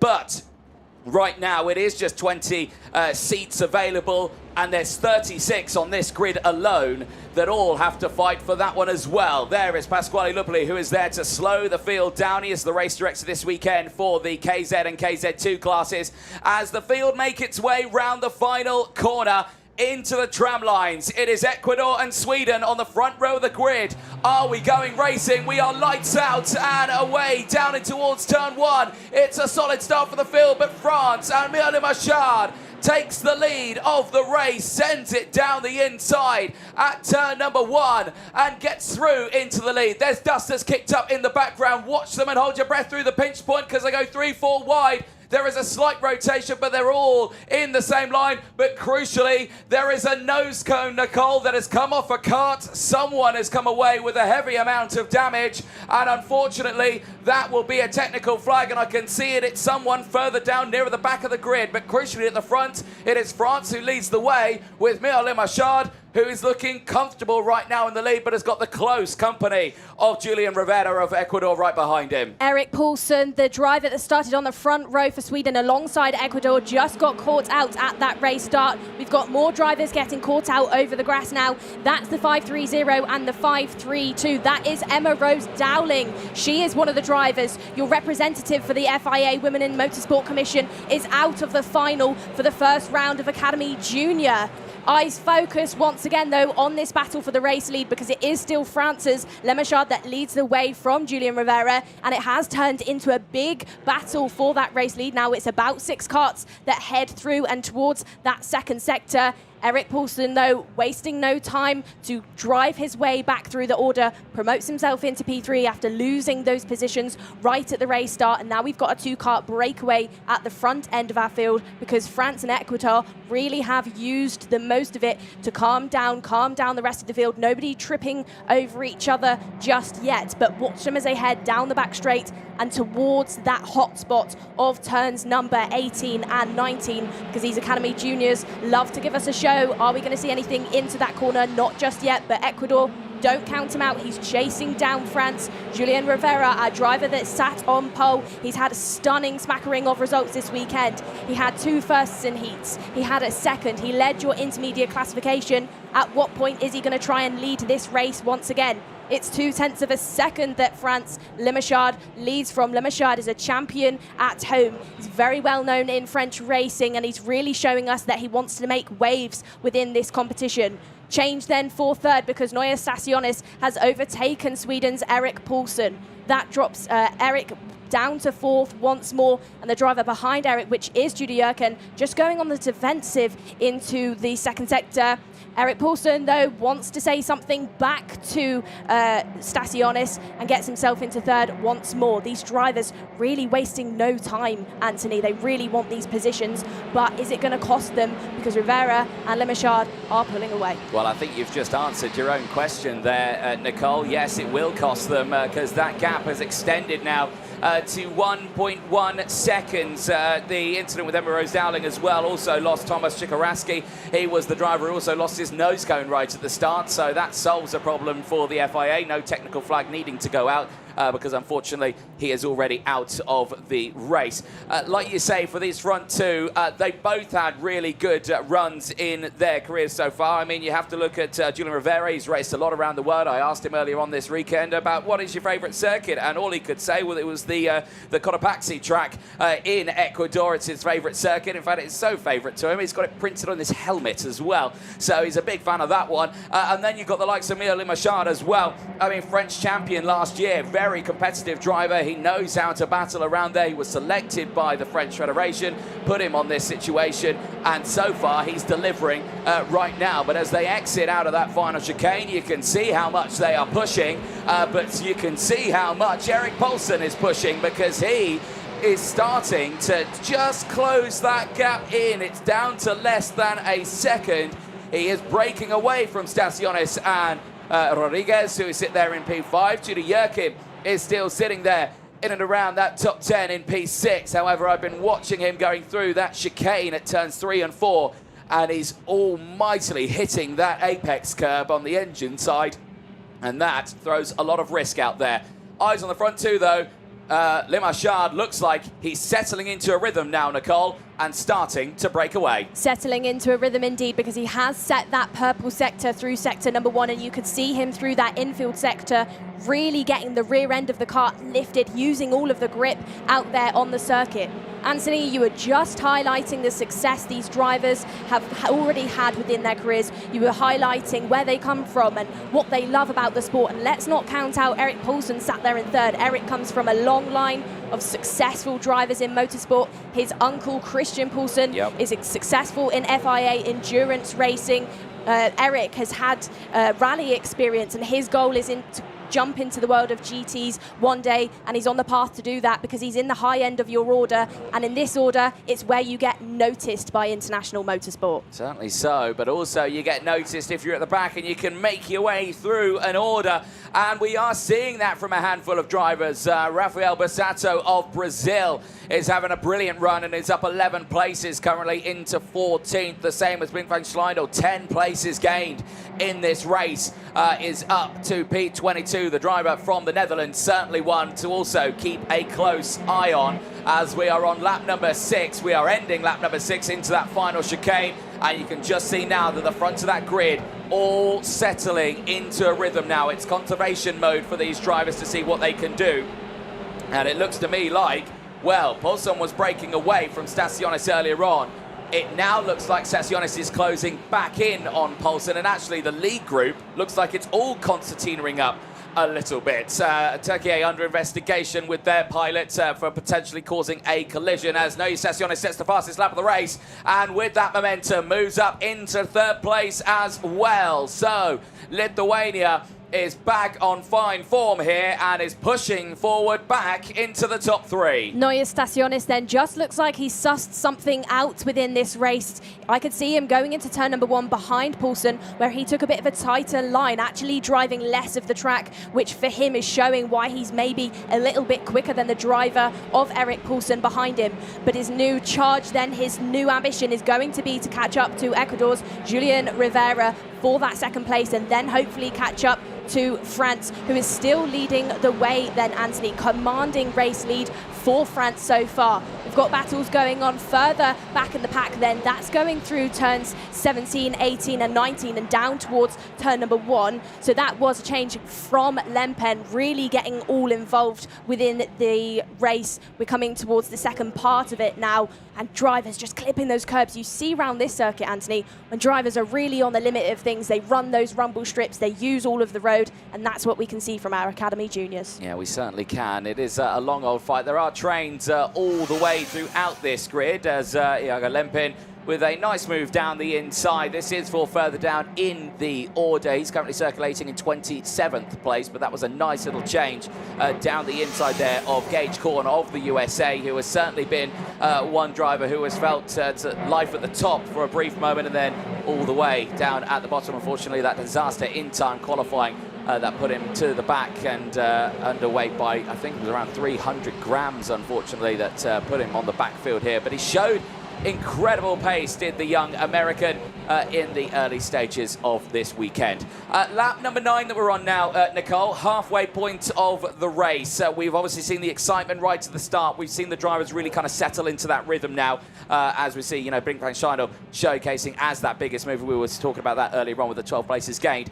Right now for these drivers, it's just a case of, right, think about what you want to do. Every single overtake now at this point needs to be calculated very carefully. Definitely does, and a driver that's going to be calculating things now is Noya Stasionis, sat there in 3rd position because he has caught up to Ecuador's Julian Rivera. Then they're heading out and towards that final sector. Noya Stasionis within this second part of the race really lit things up, and at what stage are we going to see some wheel-to-wheel combat for that second position? It's not going to be through turn number 1 or through that first sector because he's still got a little bit of time to find.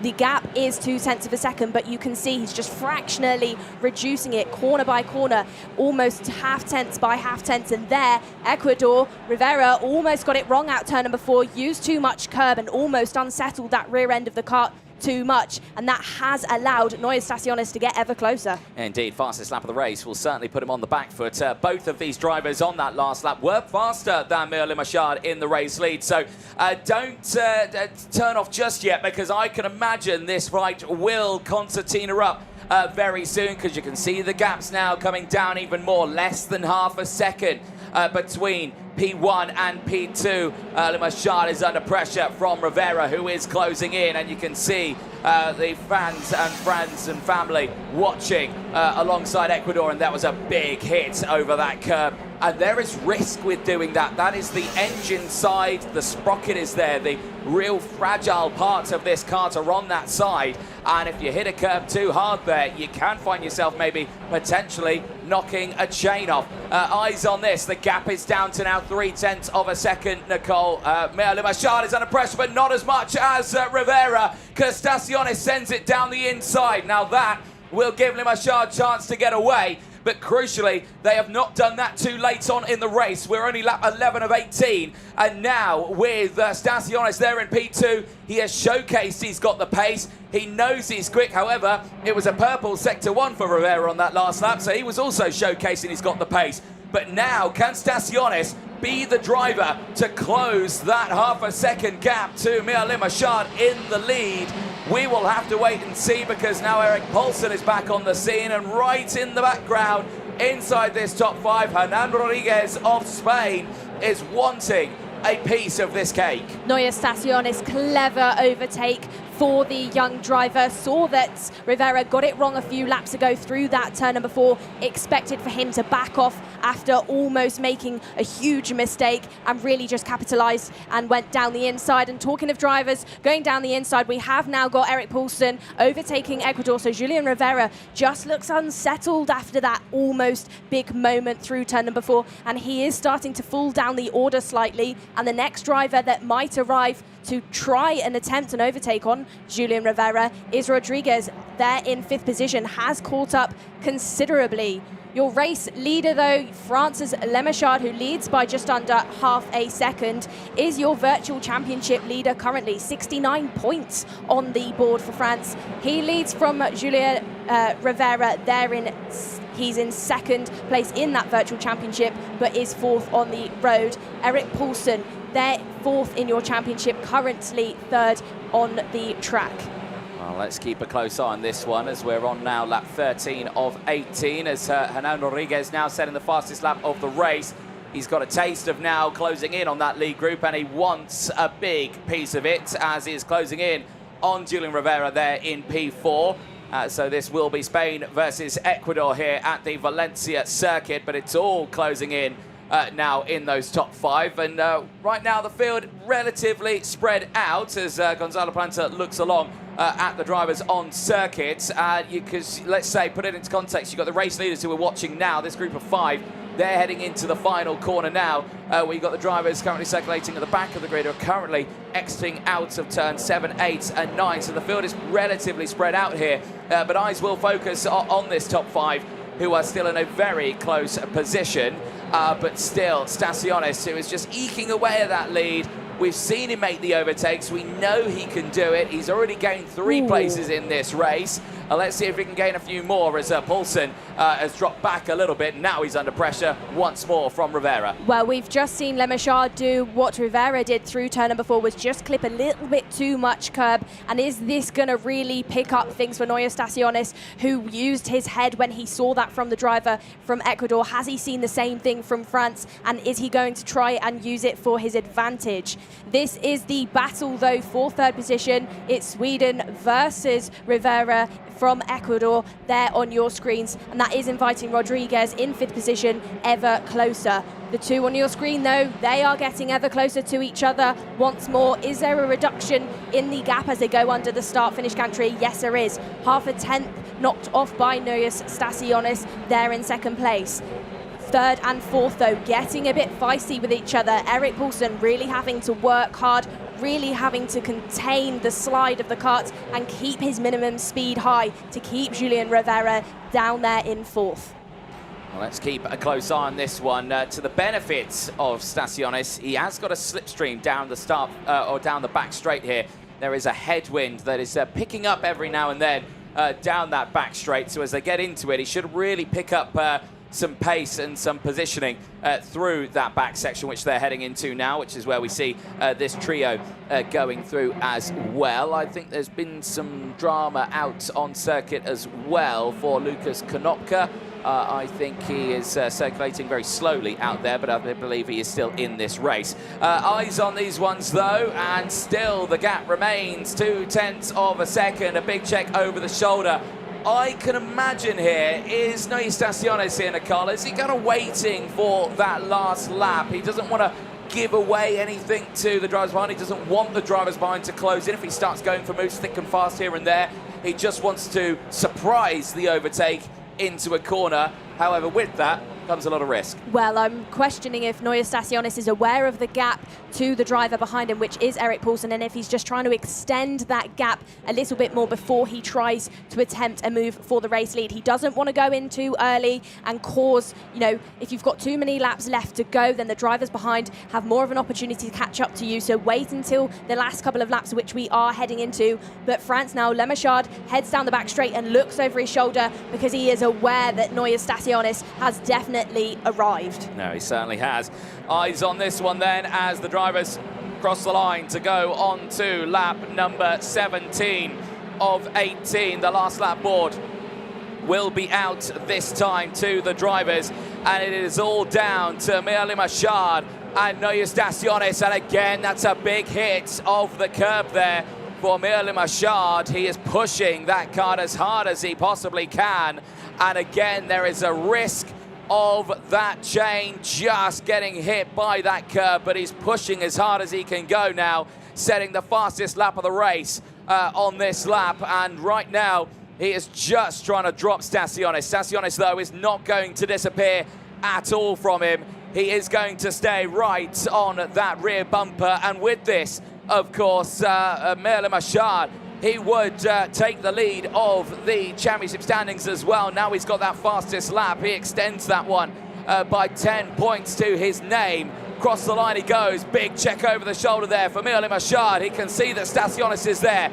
He has got to pull something out of the bag here at Staciones. He has not made an attempt yet on the Frenchman ahead of him. But right now, he's just got to try and think. He has seen where he has been vulnerable. He has seen where he's been quick, and there it is. No Staciones takes that fastest lap away on that previous lap, and he's going to pile on the pressure.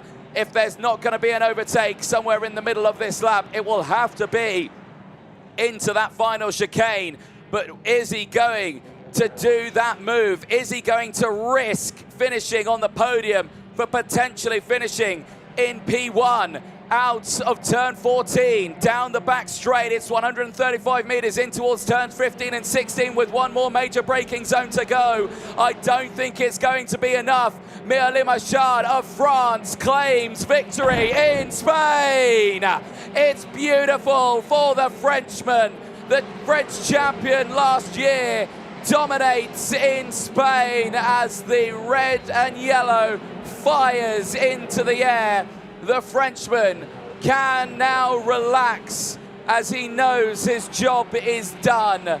Miralem Achard of France wins in Spain from No Staciones, and Erik Poulsen, who finishes in third place. Julian Rivera, the pole sitter, Ecuador's hopes and dreams, finishes strong with a P4 and is still inside the top 4 in the championship standings, as well as the field will head to Sano for the second round. But for Miralem Achard, it is absolute wonder for the Frenchman. A superb end to his weekend here. And I've got to say, it all came down from that qualifying. He found himself at the 4th place in Group D. After the qualifying, he had good results, never been outside of the top 5. Now in the final, finds himself P1 at the end of 18 laps ahead of No Staciones. Erik Poulsen, Julian Rivera finishing in P4 ahead of Hernan Rodriguez, Judy Yerkin from Emilio Byrne, Finley Lines from Louis Nunes, Oiva Venturata rounds out the top 10. Bautista Panetta finishes in P11 ahead of Hamish Campbell. Nick Bretzel finishing in P13 ahead of Jack Moore. And Martin Ornball, who gains 6 places in that race. Edward Godfroyd also with a 6th place gain, finishes in P16 ahead of Thanos Sakos, who does drop down, unfortunately, to P17. Rafael Bussato of Brazil, 7th place gained, one of the highest, biggest movers out there in that top section. Philip Planeta finishing in 19th, with Alexander Reistrup finishing in 20th place. Nassar Nass, great showing for him, 8th place gained, finishes in P21. Then it is the likes of Nicola Frigg, who finishes in 22nd place. Solid drive there for the driver from Switzerland. Retirements in this race. Unfortunately, Zakhary Slipchenko of Ukraine was a late retirement in that race. I think he had a moment with Bingman Schleindel out there. Those two drivers, unfortunately, not seeing the checkered flag. But there on your screen, France, Miralem Achard will stand on that top step of the podium, and with that victory, steps up to the lead of the championship standings. 9 points clear from Latvia's Lithuania's No Staciones. Erik Poulsen finishing in third and having that third place step him up to third in the points as well. 60 points joined with No Staciones. Julian Rivera now down to 4th in the standings, but not to be frightened of. He's only 10 points behind Miralem Achard in the championship lead. Hernan Rodriguez in 5th in the points. Judy Yerkin from Emilia Byrne. Louis Nunes and Finley Lines, Oiva Vetenrata rounding out the top 10 now in those standings. And for Lines, that's a good improvement for him. For Vetenrata, also a good improvement. Well, there you can see the drivers are making their way through, and I think cutting the queue a little bit there is Francis Miralem Achard, because of course media duties ahead of him now. That's what happens when you generally tend to finish on the top step of a podium.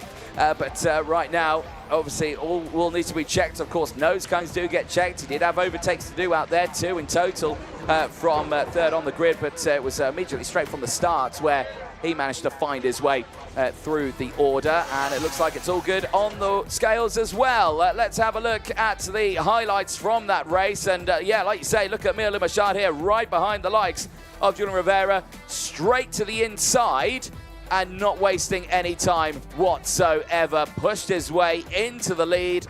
no real drama there.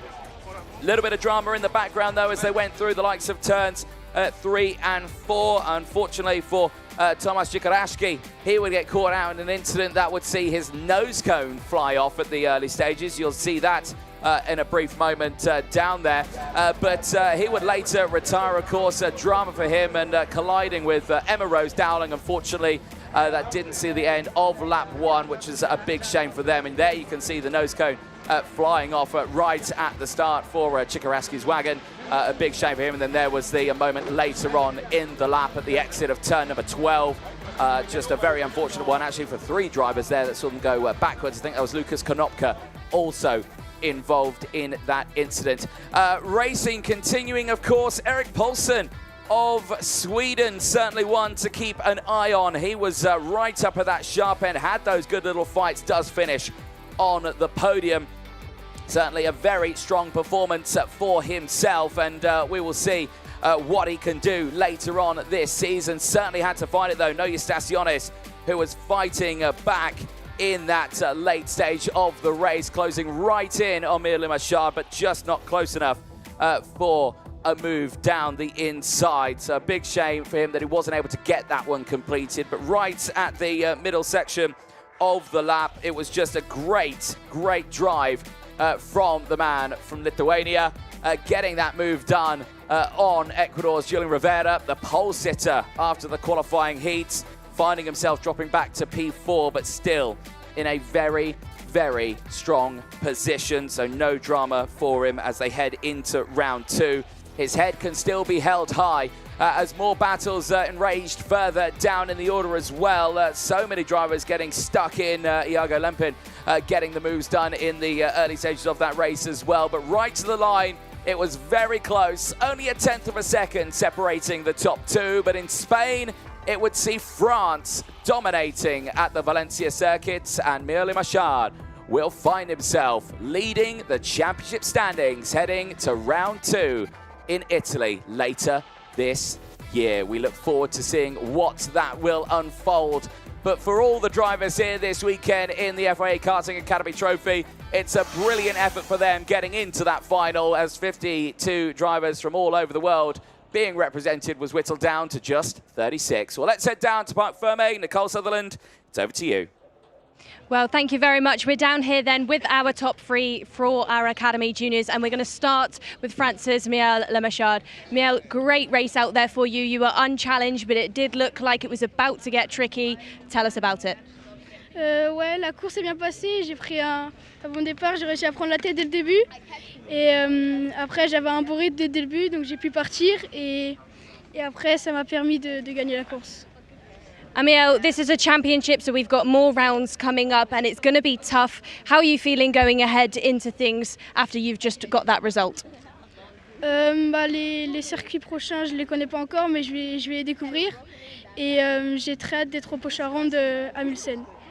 Well, great to hear from you, Miel, and you will be on that top spot of the podium. Congratulations. We'll turn our attention to the other 2 drivers that will be on the podium, which include Noia Stasionis and Erik Paulsen. Noia, you started a little bit further down after qualifying. You really picked things up throughout the heats and the final. Great race? Yeah, I mean, it was a good race. I fought back, almost managed to overtake, but I guess if I managed to overtake faster the guys behind me, I could have maybe won. Not really happy, but P2 is P2, you know. And tell us, Noia, it was a long race out there on the circuit for you, 18 laps. What was it like to deal with, physically and mentally? Physically was really easy, mentally harder because I really wanted to win, but I missed out, so I was pretty sad. Well, it sounds like then, Noia, even though it's a great result, you feel like you've got more to get out of yourself. Going into the rest of the championship then, do you think a win could be on the cards for you moving forward? Yeah, definitely. Noia, great to hear from you. And we're also going to hear from Erik Paulsen.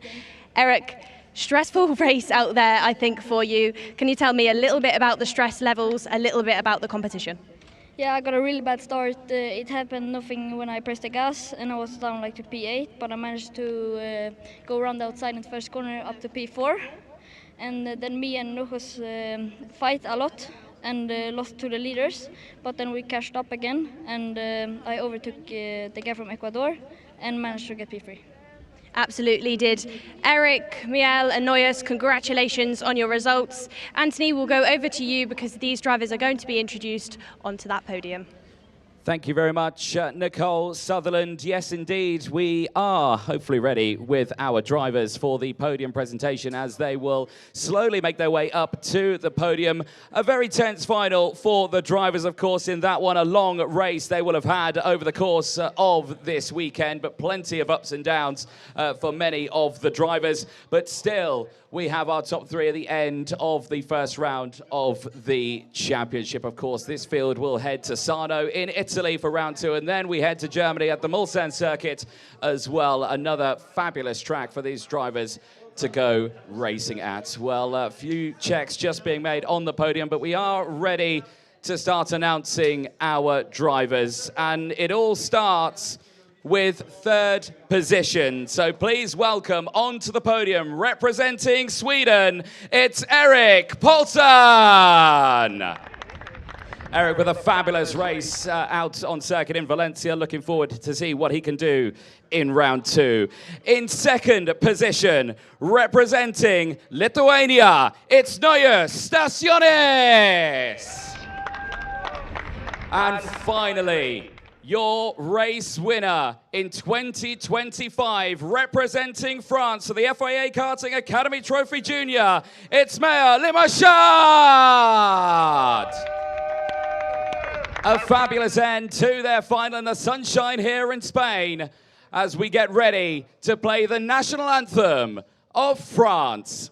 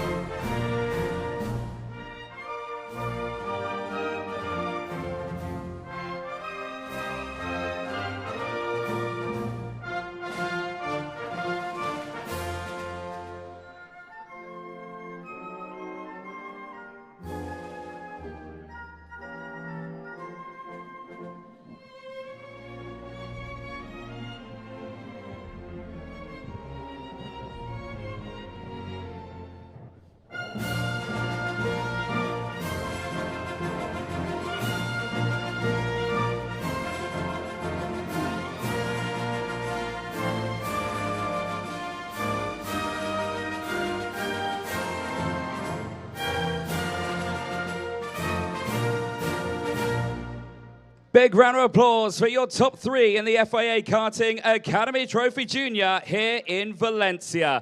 We'd now like to welcome onto the podium to present the trophies. For third place, please welcome Bertu Chetinkaya, the FIA Women in Motorsport Commission Chair, to present the third place trophy to Sweden's Erik Paulsson. Again, a brilliant race for Erik Paulsson. We'd now like to welcome the CIK FIA Vice President John Ryan to present the second place trophy to Lithuania's Noyes Stasionis. Another fabulous race for Lithuania, already won a title in the Academy Trophy in previous years. And finally, please welcome the president of the Spanish Automobile Federation, Manuel Avignon of Spain, to present the winner's trophy to Mia Limachard of France.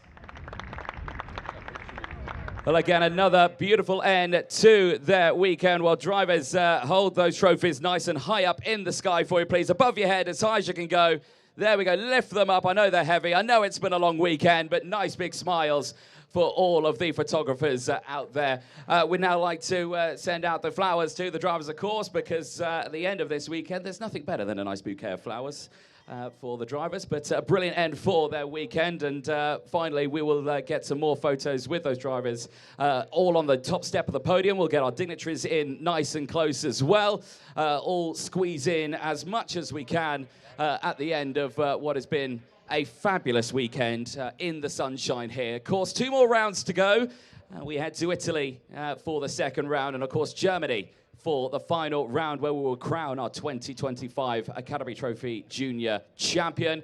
Well, it all falls down to one more thing. It's time for the sparkly stuff. We'll ask anyone who's in nice clothing to probably disappear now, because we'll leave it for the sweaty race suits to deal with the spray at this point. So, boys, are we ready for the first time this season? Make sure you spray it forwards. Are we ready? 3, 2, 1, let it rip! As a brilliant end to their weekend. They nearly get everyone on the podium as well.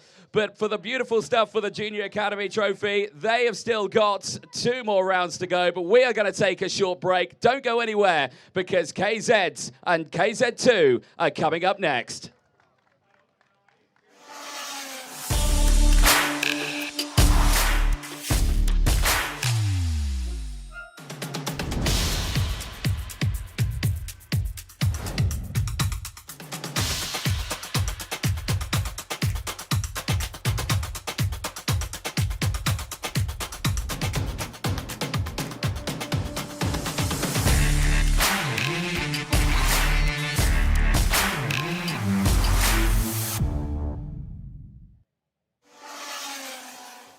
Welcome back, ladies and gentlemen. If you've just joined us, you have just missed out on an enthralling final for the FIA Karting Academy Trophy Junior.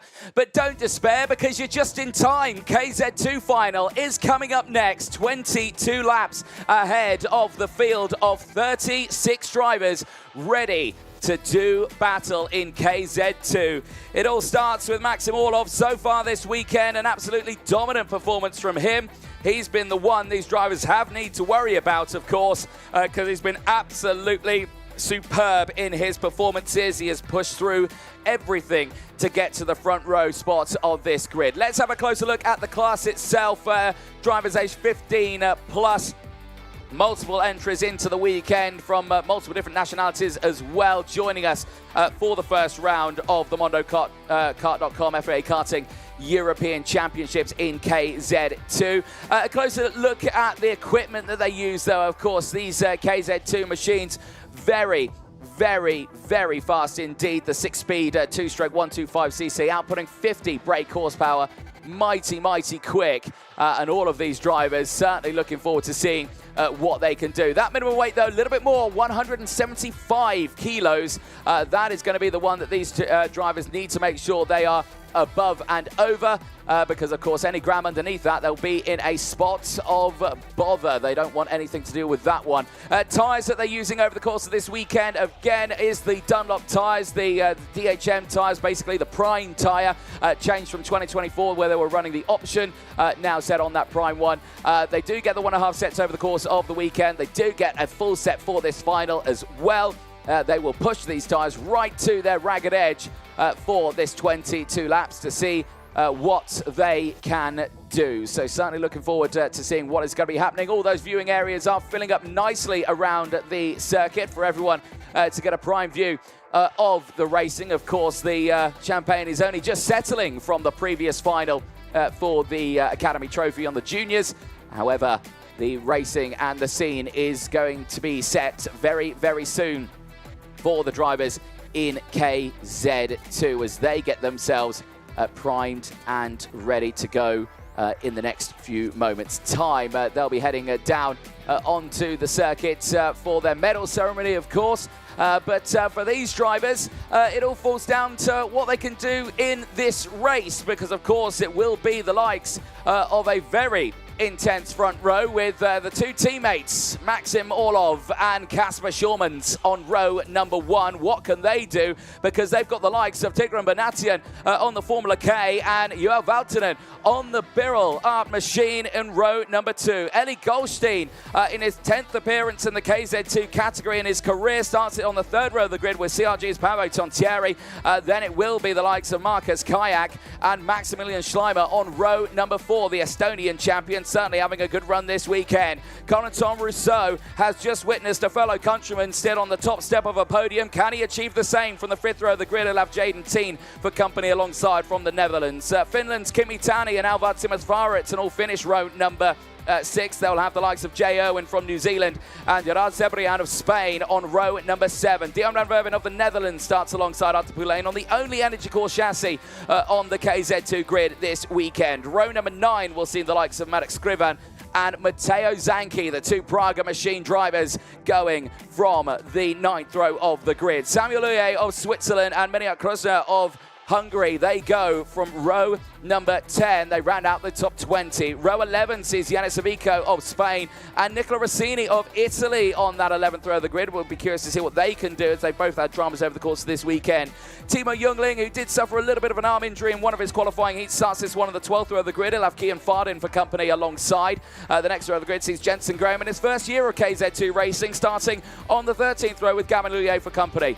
Jean Lullier and Alejandro Leoth go from row number 14. Spain again with plenty of hopefuls in this race, as Noah Wolf does manage to squeeze his way into this race. He'll start alongside Anatoly Kovalkin on the 15th row of the grid. Josef Vey and Michael Papara of Italy go from row number 16. They've got a lot of work to do from the back of the grid. 17th sees Tom Dussel and Matis Pruge, who also have a long race ahead of them, the same as Robin Kindervater and Vicente Marquez, who round out the 36-car field ahead of this final. Plenty of action has happened over the course of this weekend, from qualifying through the qualifying heats into, of course, those super heats earlier on, which did see the likes of Maxim Orlov and Kasper Schulmans on pole position. For those ones, they did come to finish in good positions, which sees them start on the front row of the grid for this final. And there you can see the field are still on the pre-grid there, yet to make a walk out to receive their medals, to get the karts out on track as well. We will have the likes of Manuel Avignon and Nacho Avignon, the FIA president of the Spanish Karting Federation, as well as the likes of the president of the Spanish Automobile Federation down there to present the medals to these drivers heading out onto the circuit. It is a bit of a tense moment for them. A lot of work has happened to get them into this position, as you see the drivers making their way off now to start their medal ceremony. And this is what's happened to them over the course of these heats and qualifying to get them to where they want to be. The championship standings, Maxim Orlov at the moment leads that. Got the 25 championship points at the end of the qualifying heat, still led the intermediate classification going into the final. After the super heats, he claimed another 25 championship points for that one. Schurman's just sits 6 points behind him, though, in second, but it's a CPB Sports Sony lockout for the top two. Tigran Banatian on the Formula K, the IPK product, 36 points, sits there third from Jura Valtonen on the Birolart Racing Machine in P4. Eli Goldstein for TB Kart, relatively new to the world of KZ2 racing, currently sits fifth in the standings of the FIA European Championship. Pavo Tontieri as well, another very talented driver, sits sixth in the points. Maximilian Schleimer, 7th, and Jaden Teens, 8th place. Marquez Kayak and Corentin Rousseau round out the top 10 in those standings. 14 points for the Frenchman, who right now are looking forward to seeing what is going to be happening in this next final. For some of these drivers, they had a lot of work ahead of them over the course of this weekend. One of them is there on your screen, Noah Wolf, the Van Amersfoort racing driver for the Birol team, has had dramas over the course of this one. But now sees himself starting this final on the 15th row of the grid after he was starting the qualifying heats earlier on this weekend on the second and third rows. So it shows he's had an absolute shocker in those qualifying heats as well. There is your grid from front to back, really, there on your screen. Schurmans, Valtonen, Banatian, Goldstein, Tontieri there on your screen. There is the likes of Marquez Kayak, Maximilian Schleimer on your screens. You've got Corentin Rousseau, Jaden Teen there as well. You've got the likes of Alvar Simmonsvara, Kimi Tani ready to go racing on this one. Jay Irwin from New Zealand, Gerard Sebrian as well of Spain. There you see Arthur Poulain going through, Dion van Verven there as well. Malek Skrivan, Matteo Zanchi, the whole grid there ready to receive their medals. There is Timo Jungling, who sits a little further back into this one. 9th in the European Championship in his first season last year. And there you saw as well Kian Fardin and the likes of Jensen Graham in his first appearance in the 2025 season of KZ2 Gearbox Racing. And certainly to make the final in your first appearance in the MondoKart.com FIA Karting European Championship is quite the achievement, and look forward to seeing effectively what he can do ahead of this one. You can see all the way to the back of the grid there, Robert Kindervater as well as Vicente Marquez putting himself into position there. Tom Dussel as well as very kindly decided to wear Matteo Spurgel's old suit as well, which is very handy, but hopefully he does cover that up for the race. There you can see the karts. They are making their way out onto the grid. Mechanics there have worked so tirelessly hard over the course of this weekend to keep those karts in tip-top condition, to keep the drivers as well in tip-top condition as well. A lot of work is done to develop these drivers to really push themselves forward. A lot of these drivers have stepped up from junior categories from previous years. They step up now into senior classes, into the gearbox classes, are priming themselves effectively ready for what is yet to come in their racing career in terms of maybe low-end Formula racing. Nacho Avignon and Manuel Avignon there joining and having a chat with James Geidel, the president of the Spanish Karting Federation, and of course the president of the Spanish Automobile Federation as well. All they're joining us here this weekend. A great showing from the Spanish Federation here at the Valencia circuit. Karts making their way out there. You can see the 319 heading into position. Anatoly Kavalkin's Paralin kart for the Mondea karting team. He is ready, primed for this race. You can see everyone else heading out to position. There you can see the drivers waiting to receive their medals and heading out onto the track. I'm sure we'll be heading down to Nicole Sutherland very soon. We'll be down there to chat to some of our drivers and dignitaries down there as well. As you see now, Maxim Orlov collects his medal and heads out onto the circuit. Of course, photos always taken ahead of these finals, tense moments for them. And he sees his teammate joining him as well. Casper Schurman's a brilliant run for him. Had a great run in qualifying at the start of this one.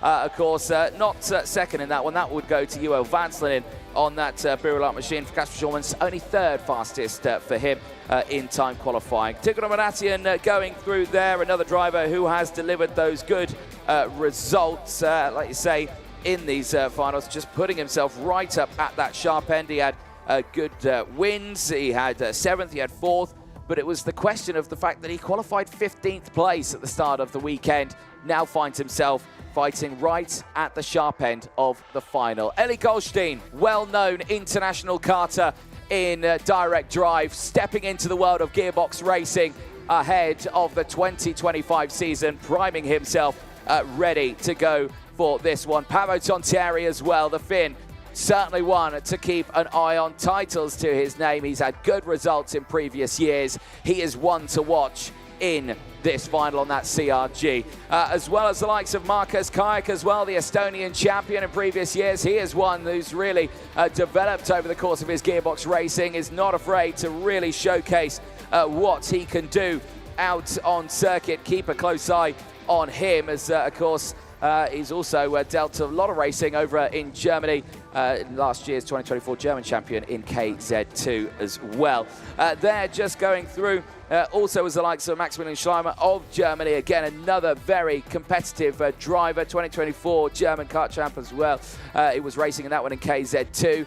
Also, you know, 2 times P2 in the ADAC Kart Masters as well in previous years back in the OKJ classes and in the world of X30 racing as well. But here in the KZ category, a lot of work ahead of him in this race. Colin Tom-Rousseau going through as well. He's had some really good races there as well. You see the likes, Jaden Thine just putting his time in and pushing through in these early stages. All for the 5th row downwards. Plenty of talent is out there ahead of this final. All of these drivers are vying for a top spot in this championship. Of course, it is a short championship, as you can see, smiles all around still for the field as they get themselves primed and ready for this one. So many smiles on these drivers' faces because, well, for some it's been a tense weekend, it's been a tense time. For some of them, it's just a case of now, relax, get the medal, head out and track, breathe, and get this final underway. For many of them, it's still a tense moment, and you've got to think for everyone who's inside those top 5, 6 rows, they're all vying for a chance of this one as they see Dion van Verven just heading through on your screen as well, collecting his medal. Jonas Ebrian as well, who we previously saw Spain's hopes in this one. The highest ranked driver, actually one of the wild cards this weekend. is Cebrian running on the Birilat racing machine. There is Lucas Carrera, the owner of the circuit here at the, well, very formally named Lucas Carrera International Karting Circuit in Spain. But he is primed and ready ahead of this one. Plenty of racing has been happening here at this circuit in previous months as well as months to come also here at the Valencia circuit. A prime location for racing, not far outside of the fabulous city of Valencia, along the coast of the Mediterranean. Beautiful weather most of the times here this weekend. That's a very young driver who's just snuck his way onto the KZ2 grid. Not quite sure who that was. Some of the other drivers now just making their way on as well. The last few moments for them, because of course all the way throughout this weekend, you've had those ups, you've had those downs, but it all falls to this one. You know, a little bit look at some previous years in KZ2 karting as well, because you have to look back 2024, Matteo Spergel, who's now stepped up into that KZ class. He's racing away. He was last year's champion for France. Freddie Slater, a very well-known name, now racing in the world of Formula 3, previously Formula 4 as well as the likes of Ginetta Racing from his previous years of karting. Remember him taking that win back in 2023. Tom Louillet as well in previous years, 2022 for France. They've had a couple of wins as well to keep an eye on. 2021, Giacomo Polini as well of Italy took the honours. Victor Gustafsson as well, Sweden. He's now racing in the world of KZ racing. He's a former KZ2 champion. He's a former KZ world champion as well. So showcasing the talent that has gone through this field, and you can go all the way back to 2009 out there, 2010, Paolo Di Conto as well for Italy. Well, they took 3 years. It was Italian on the top step of the FIA Karting European Championship. But it all falls down in the modern era now in 2025. Developments happening and new drivers coming through, and there was one of them, Jensen Graham from the United Kingdom, hailing from Scotland and representing the UK this weekend in the classes, and really showcasing what he can do over the course of these next few laps. Of course, 22 laps ahead of these drivers. KZ2 is not only just restricted to the European title, the world title is also available for these drivers. The FIA Karting World Cup for KZ2. Christian Matuka took the honours of that one in 2024. He's now stepped up into the KZ category. Niels Troger as well in 2023. He took the honours, the German driver, last year as well. So certainly one to keep an eye on in previous years, but no longer racing in the category itself. Arthur Carbonell as well. He was a driver who was looking absolutely fabulous. Lorenzo Travasanuto as well. Hopefully in this year we'll see him out on track. We don't see him at this round, but hopefully in future rounds we do see the Italian, the previous KZ2 World Cup champion back in 2021 as well. And as well, familiar names who are still in the paddock, but not out on track. You see the likes of Jordan Lennox-Lamb, who won this championship, won the World Cup back in 2012. The Great British driver who's working with the Birilat team, certainly delivering some fabulous results for his drivers. And like you say, he's got one of those drivers, Joel Valtonen, right up at the sharp end of the order. Keeping a close eye on all the talent I can imagine over the course of the coming years. But for KZ2, of course, for these drivers, a great showing for them over the course of this weekend. A full grid in this final, 36 drivers utilising everything that they have out there. Of course, the minimum weight we've gone over, it's 175 kilos. They cannot be a gram underneath that. Some drivers over this weekend have been caught out with that one. Of course, the power close to around 50 brake horsepower in something that weighs, less than 200 kilos is absolutely astonishing. These drivers will be topping out at around 141 kilometers an hour in towards turn number one. And of course, with that, dizzyingly speeds while you're 1 centimeter off the ground is just absolutely astonishing for these drivers to really have to kind of deal with everything out there. It's not only a case of, you low to the ground, you're going flat out, you've got your gear changes, you've got your front brakes, you've got the rear brakes, you've got everything to contend with, standing, starts, clutch control, everything like that. There's so much to contend with. And on top of that, also battling against 36 other drivers out there There was just heading to his grid slot, Terminante Marquez, who just makes it into this driver. Another one of the wild cards representing Spain on his Kart Republic chassis. Starting this one in P36, just squeezing his way into this final. But for these drivers, they're ready on the grid, and so is Nicole Sutherland. And Nicole's over to you. So I'm down on the where we've just seen our drivers been given their medals before the final, and with Manuel. Manuel, as the president of the Spanish Automobile Federation, you must be bursting with pride at the level of the competition here in Spain. Absolutely, we are really proud about that, and we are absolutely happy to have so many drivers coming to our country.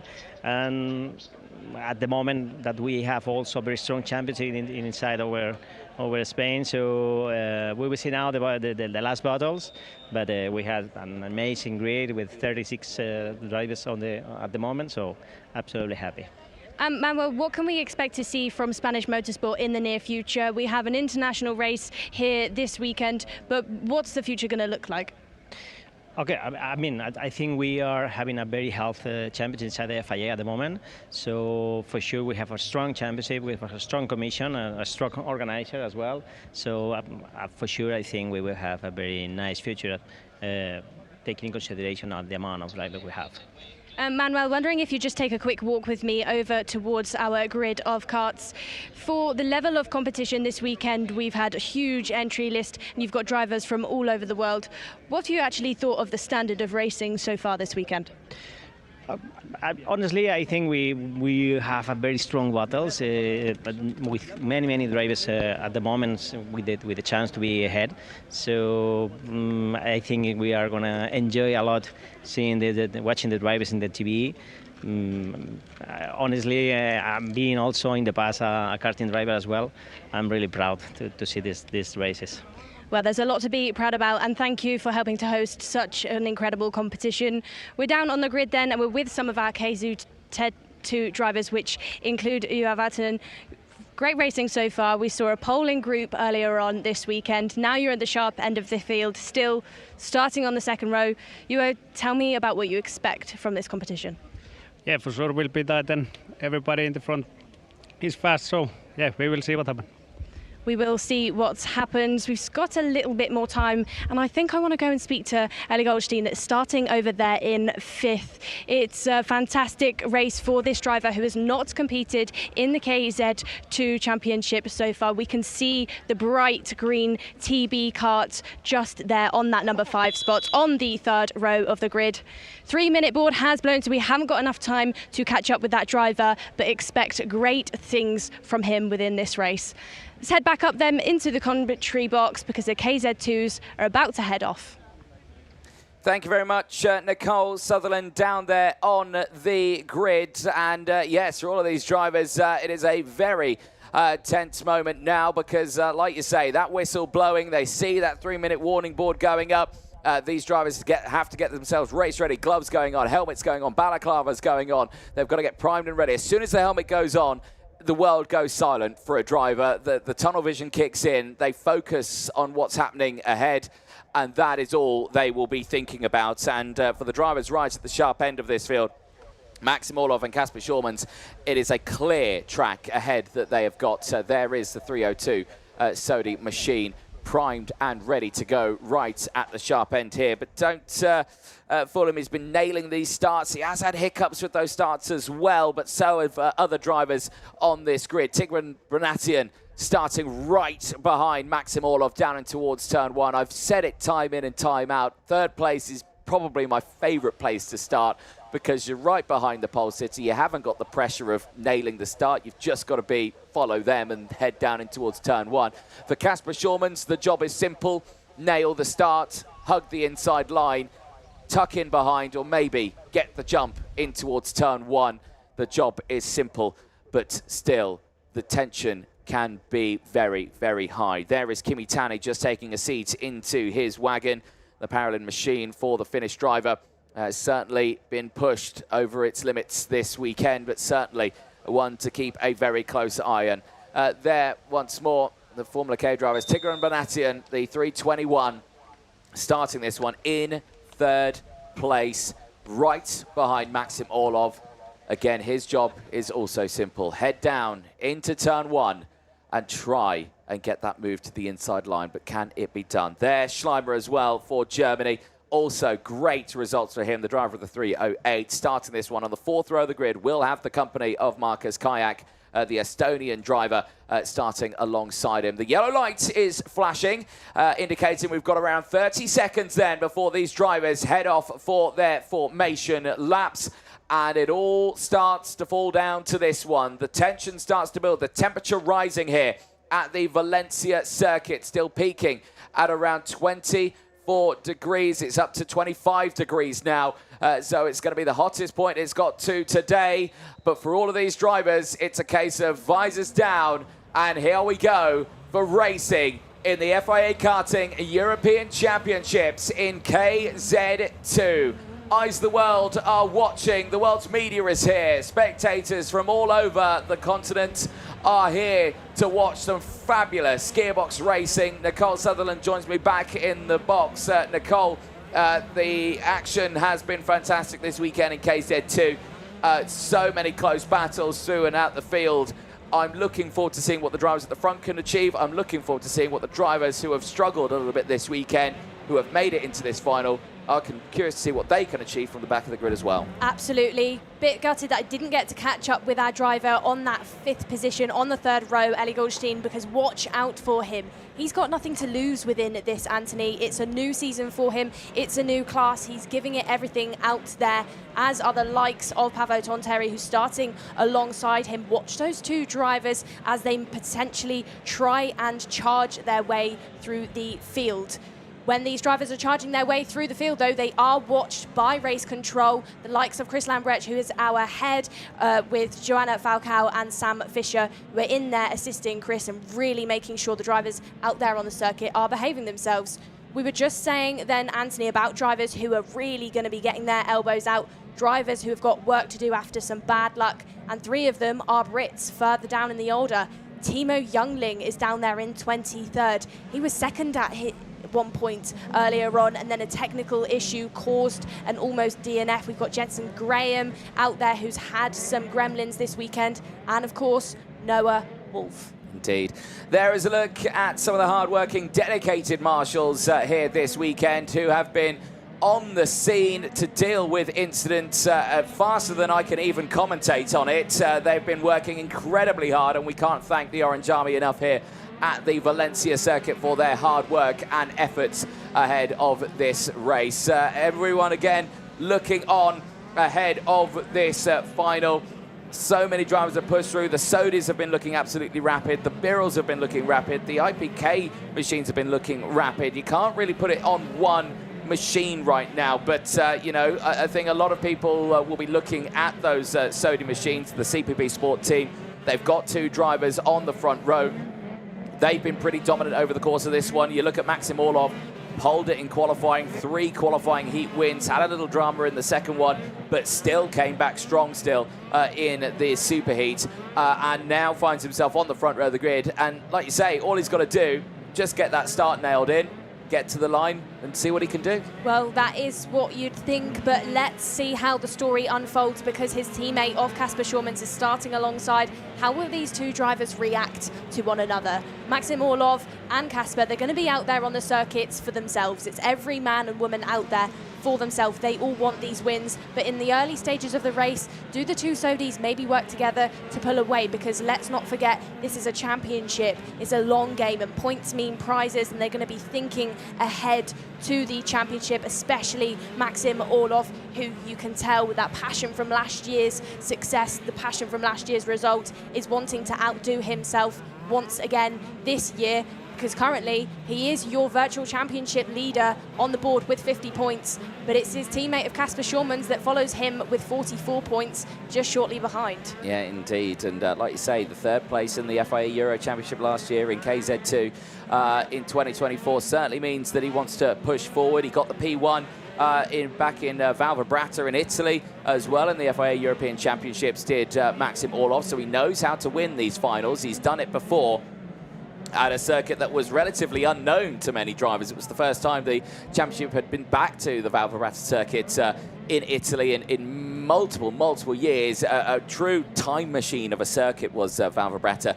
But the eyes know the Lucas Guerrero circuit here. It's a popular circuit. It's well known for testing. It's popular for gearbox racing. It's a well-developed circuit that has had a lot of drivers put in laps here. And already this weekend, we see the talent showcasing, and that's why we see the close racing here, because everyone knows the circuit. It really is a flowing ribbon of tarmac, and it requires absolute precision for every single one of the 19 corners. You know, one of the most technical out here in Europe, and definitely a favourite, I'd say, for some of these drivers, because it's also so demanding on the kart, on the driver, which makes it good fun for these drivers out there. They're not only on the grid for those results, they're on the grid because of their love and their passion for the sport. No, certainly so. These drivers are certainly taking their time to head to the grid, and that is bad news for your front runners, because they've been sat there for quite some time.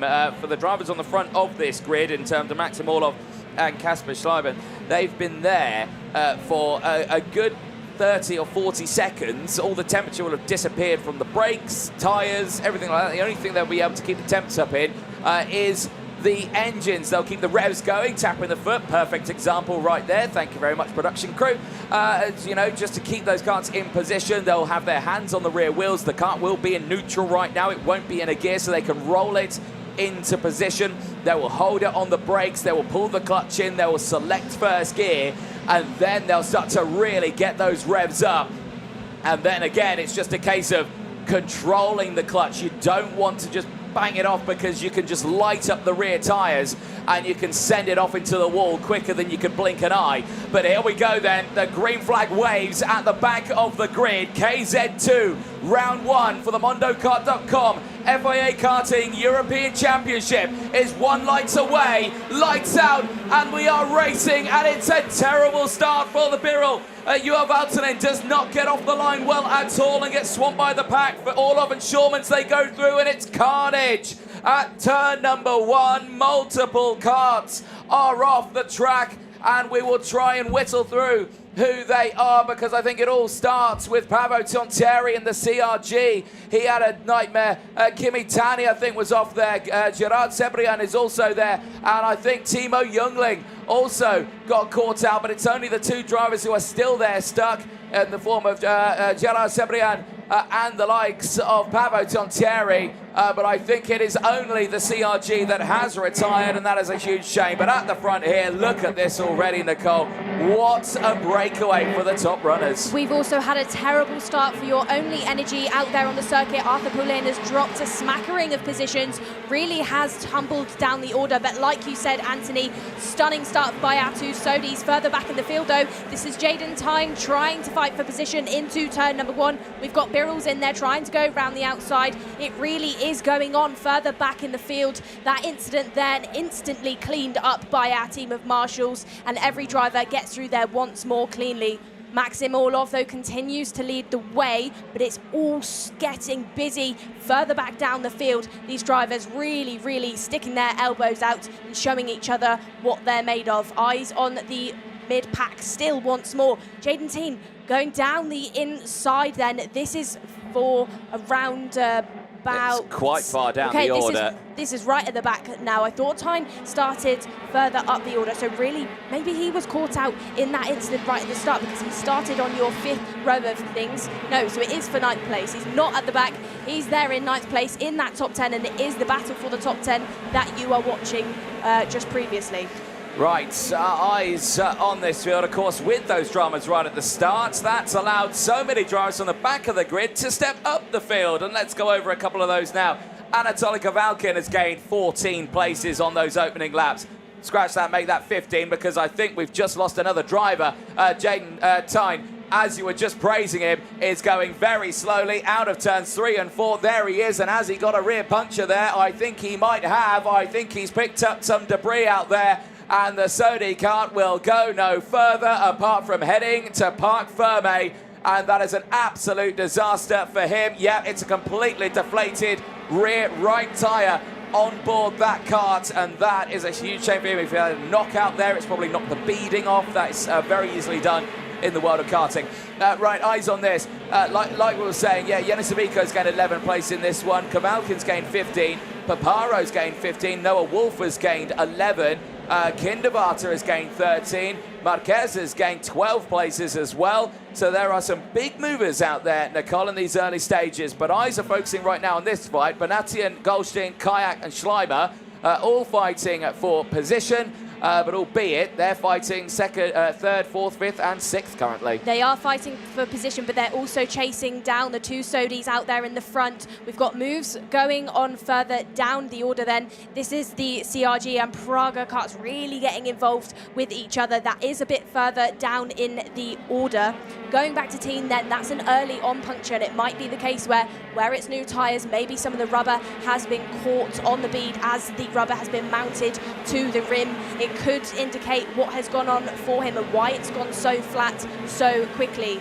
Goldstein, though, continuing to chase down Bonatian in that third position. But these are your two on your screen that are leading the way. Maxim Orlov still untouched within racing this weekend. Kasper Schulman's his Sodi teammate follows him in second position, and the gap is not being reduced just yet, but the gap is being reduced for that third place because Goldstein really is trying to charge down Bonatian there in third, and he's towing along the likes of Kayak and Schleimer there in fifth and sixth. He certainly is. Right now the field getting itself into a little bit more of a rhythm now. It's time to get into tyre conservation mode in this race, getting everything where you want it to be. You need to keep those temperatures into the tyres not too hot. You don't want to be sliding the kart too much out of some of these corners. We have seen it out of this final chicane where they've been really pushing it, lighting up the rear tyres and going sideways off that start-finish straight. But no sign of that in these early stages. Of course, these drivers trying to nurse these tyres to a little bit later on in this race where you will start to see those last two gaps start to close in. Of course, this is still very early stages in this race, and the chances of those last second overtakes are still quite high in terms of happening out there. As they head through down on that infield straight, though, still you're seeing here Marcus Kayak and Maximilian Schleimer. There is the change for it. Schleimer down the inside. Was kind of expecting that one. I was seeing the gaps kind of opening on the inside line there from Kayak. Not trying to pile on too much pressure, probably thinking that, okay, you know, if Schleimer's right behind me and he's closed in, he's right there and he's pushing me the entire time, he must be quicker. If I can let him go through, he'll be all good and I will be able to gain some positions on that one. Seeing some karts in the background there, seeing some nose cones, very droopy on the kart, so clearly some very dramatic opening laps for some of these drivers. Well, I wouldn't be surprised if a lot of those nose cones popped in on that very first opening corner where they got really busy in that mid-pack. It's a domino effect when that happens, and sometimes you just can't help but end up in the back bumper of the kart in front of you. Let's turn our attention just to some of your big movers within this race then. Antonelli Kavalkin up by 14 places, as is Michael Paparo. Noah Wolf up by 10, so is Yanis Savico. Some really big movers within this race, Anthony, and I think all that drama at the start has really helped out some of our drivers further down there in the field. Arthur Poulain then under investigation for potentially cutting track. The Energy Course driver, the 314 of France, is being looked at then for maybe taking a shortcut. Could have been forced off the circuit, we will find out, but that driver is being watched, as is Luye now, 315, under investigation for maybe causing a collision. Race control all a bit busy out in there for the likes of Joanna Falcao, Chris Lambrecht and Sam Fisher, who are on the cameras really making sure these drivers are behaving themselves, watching those race replays. Let's talk about the two on your screen then, which are Eli Goldstein and Maximilian Schleimer, really fighting it out for that fifth and fourth position. Goldstein really not wanting to give up on the chase to the driver in front, which is Bonatian. Bonatian jumped over teams for 2025 and is making a good run of things down into turns number 18, 19. Running down the start-finish straight once again, then using all of the road, clipping some of that rumble strip. Really on the limit of things are these KZ2 drivers. So fast, everything is so exaggerated. When you have that much speed, when you have that much grip, And that is drama for Timo Youngling now. Sodi Kart once more has to pull in. Timo has been so strong at points within this weekend, had drama with DNFs, had drama in the superheat where he got himself into second position, but then had mechanical failure, and it's drama once more within the final, pulled into Parc Ferme, and that is him out. Yeah, it certainly is. That is a huge shame for Timo Youngling, who started this one on the 12th row of the grid, 9th in this championship last year in his first appearance, and now in his second season finds himself out of that first round in the final. Big shame for him. That just opens up the gaps just that little bit more. Closest battle is this one on your screen for P4. Goldstein and Schleimer. We have already seen Maximilian Schleimer get past Kayak earlier on. We saw that move happen pretty calmly out on track. He has slowly reeled in Goldstein, who was not piling on the pressure at all, to Tigran Banatian up ahead. Could Schleimer here end up on the podium? It's highly probable. He is pushing very hard in this early stage, but is he pushing too hard too soon? We're nearing that halfway point of this race, Nicole. We're on lap 10. The next lap is lap 11. And, you know, for him right now, is this just going to be, this is his peak? And are we going to see him kind of drop back now while these drivers who are around him, who he's getting past and feeling like, yeah, I'm getting these moves done, but then we'll have still those tyres later on to then get him back? Yeah, exactly that. Is it the case that he's pushed too hard, pushed too early, and then you overheat the tyre, you overheat the engine, and it makes it hard work as you get into that second part of the race? It's a 22-lap race. These are some of the longest races the drivers ever do. So when you get in the position where you push too early, you will sometimes see drivers really start to reduce in speed. We've got more retirements out there now. Kimi Tani, one of the really, really quick drivers out there on the circuit, started on the 6th row of things. We've seen him in the sharp end of the order this weekend. We've seen drama out there for him, and it's drama once more. Has he actually been waved in, possibly, Anthony? so. Mechanics out there, that signal for the audience at home that might not be familiar with karting, because, you know, this is a sport that is pushed not just to the people that are already involved, but to those on the sidelines. If you see that from a mechanic, it normally signals that a driver's being told to come into Parc Ferme, retire, you're done. I will just mention, the viewers at home, Nicole, cannot see you actually do the hand gesture as you did in the commentary box, but they can, yeah, the waving the arms up in the air, yes, they will be the ones, the general signal of coming in to the Parc Ferme area. Goldstein not backing off away from the likes of Schleimer. Schleimer not piling on the pressure. There is your current race leader, Maxim Orlov, and again, just a case of lights to flag, get this kart to the end. This is exactly what he's been doing in previous races earlier on. He has been uncontested. He has got the setup nailed on that kart. He has got the rhythm of this track dialed in. He's a very experienced driver. He knows what he needs to do, and he's doing just that. Schleimer going through there as well. Tigran Banatian, they're still close on track as well for 2nd and 3rd place.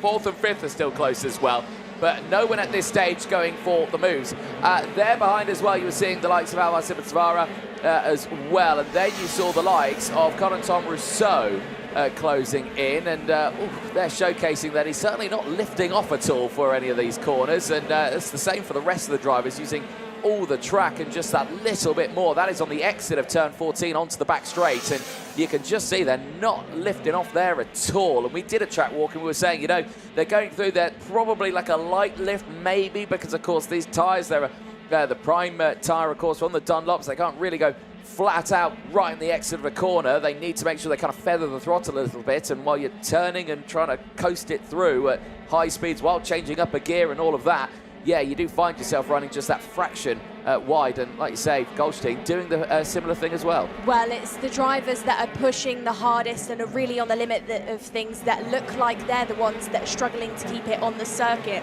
They're the ones that are keeping their foot in at every single opportunity and catching those rumble strips, and sometimes struggling to get it back onto the circuit.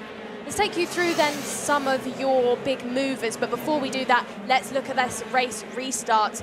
Look at that, Anthony. It's absolute pandemonium out there for all those drivers. It's just a sea of karts. You can't see anything in that back end of the order until they get to this point where we had those drivers really catch each other out onto the grass. That was the likes of Arthur Poulain, who got caught out in there, did manage to get things going once more, but that's why he's ended up down there in 25th position. This was the stage where Jaden Teen experienced that flat puncture on the rear tyre of things. Interested to see what has caused that. Sometimes it's an issue with when it has been mounted to the tyre. Maybe the mechanic has caught the rubber on the bead. I'm sure we'll find out at some point, but battles raging on out there on the circuit. That is now the battle going on for that 8th position between Rousseau and Savico. Drivers not really giving each other any room to breathe, but we've seen really clean racing from everyone out there so far, Anthony. We have indeed. Yanis Savico going for the move, but just pay attention to that nose cone there, Nicole, on Yanis Savico. The yellow helmet on the 318. Looks to me that might be a tad loose there and bobbing up and down. I've been keeping a close eye on it going into the braking zone, because it's a fantastic camera angle when they go into that braking zone. You really see the buffeting under braking, but I'm just seeing that nose cone is just bouncing up and down. It's not a case of it's just, you know, buffeting under braking. It looks like it's loose, and that would indicate that it has dropped off its bracket. As little moves there happening through and up and down the field. This is still fights happening all the way throughout the field on these last laps. Tom Dussel still making moves, and there are still big movers in this race. Robert Kindervatter, 17 places gained. Anatoly Gavalkin is just outside the top 10, Nicole, and is currently up 19 places in this race, is Anatoly Gavalkin. They are in that second group. You can see them from about 11th place downwards, only 3/10 between them and Samuel Louye, who's up 7 places in this race. But you can see a smattering of big movers out there. Noah Wolf, again, one of them. He's now broken inside the top 15 in P14 with a 15th-place gain. Yeah, I'd really say that opening lap drama, like you said, Anthony, has opened up some opportunity for the likes of Noah Wolf to make those overtakes. Noah really has had a difficult weekend for his first European KZ2 showing.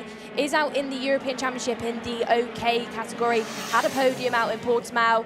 This is a moment then where we had Parolin. You can see the front nose cone just bob up and down as he hits the curbs. Those curbs just exaggerating the movement on that front end. It is a question of if it's dropped. We can't see from here and we can't call it, but I'm sure when they pull into Parc Fermé when the race is finished, it will have a closer look taken to it. Isn't putting the driver off at all though, because continues to try and charge through the field, continues to try and overtake Simisvara for that 7th position. Presenters never like 100%ers, do they, on this? But I think with my years of karting, I could show it as well. The rear bumper also is a little bit wobbly as well, but it's mainly that front one that seems to be the one that is loose out there at the moment. Lap 17 that we're on. And all is all good. He's clear by 2.2 seconds. And he is pushing away nicely from Kasper Schurman's. Bonatian still there, just a little, about half a second behind at the moment. There is that fight. Schurman's on your screens, Bonatian right behind, but no change between those three right now. The Goldstein-Schleimer kayak battle, that is an interesting one still, because you can see here, down to 1/10 of a second, but Schleimer has not made that move yet on Goldstein, has stayed behind and is just waiting to suss out a move. You're pointing your finger at me, Nicole. Well then, Anthony, drama for a driver that was really high up in the order just a moment ago, and Anthony Gavalkin is being given a technical flag out there on the circuit. It's popped up on my timing screens. The 319 has been indicated to pull into Parc Fermé. Haven't seen what the issue is with the kart, but you should shortly see him fall down the order. Could potentially be for that rear bumper. Yeah, indeed. It is a common failure on karts where the bolts, they're attached by a couple of bolts on the back to the actual chassis itself. And if one of them does come loose, it's very easily done. The rear bumper can half fall off, and of course that is a technical infringement. It's a safety hazard as well, and they have to retire the kart. And of course a driver won't be able to see that because he's looking forward, he's not looking behind at his rear bumper at all, so he has to be shown the technical flag. And unfortunately for Anatoly Gavalkin, that has gone to him. Eyes on this one. Goldstein is under an increasing amount of pressure as Anatoly Kvakin has come in. That's not only just come off, that is severely dented in. So that's not the bolt that's come off, that's been hit there, Nicole, and that has been dented into the rear wheel, and it's lucky he's not had a puncture. Speaking of dramas, though, there is more dramas out there on circuit. I can see out of my commentary box windows yellow flags waving, and it looks to me like a CRG has pulled over on the exit of turn number 5 and 6, and I'm trying to just work out who that could be. I believe it might be Menihart Klosner, unfortunately, who is out of this race. He was circulating at around 25th place and now finds himself as the latest retirement in this race as well. We stay fixated on this one. You know, for Goldstein, this looks to me like a champagne bottle that has been shaken right now, waiting for it to go pop. Well, is he going to get rattled within this one, Anthony? Because he's definitely under pressure now, and he has been overtaken down the inside. Then goes Schleimer. Now Goldstein is really having a tough going as we have got the likes of Savico and Kayak getting all involved. Ellie Goldstein, though, like you said, that champagne looks like it's slipping away from underneath him. Yeah, it certainly does. Now dropping to P5.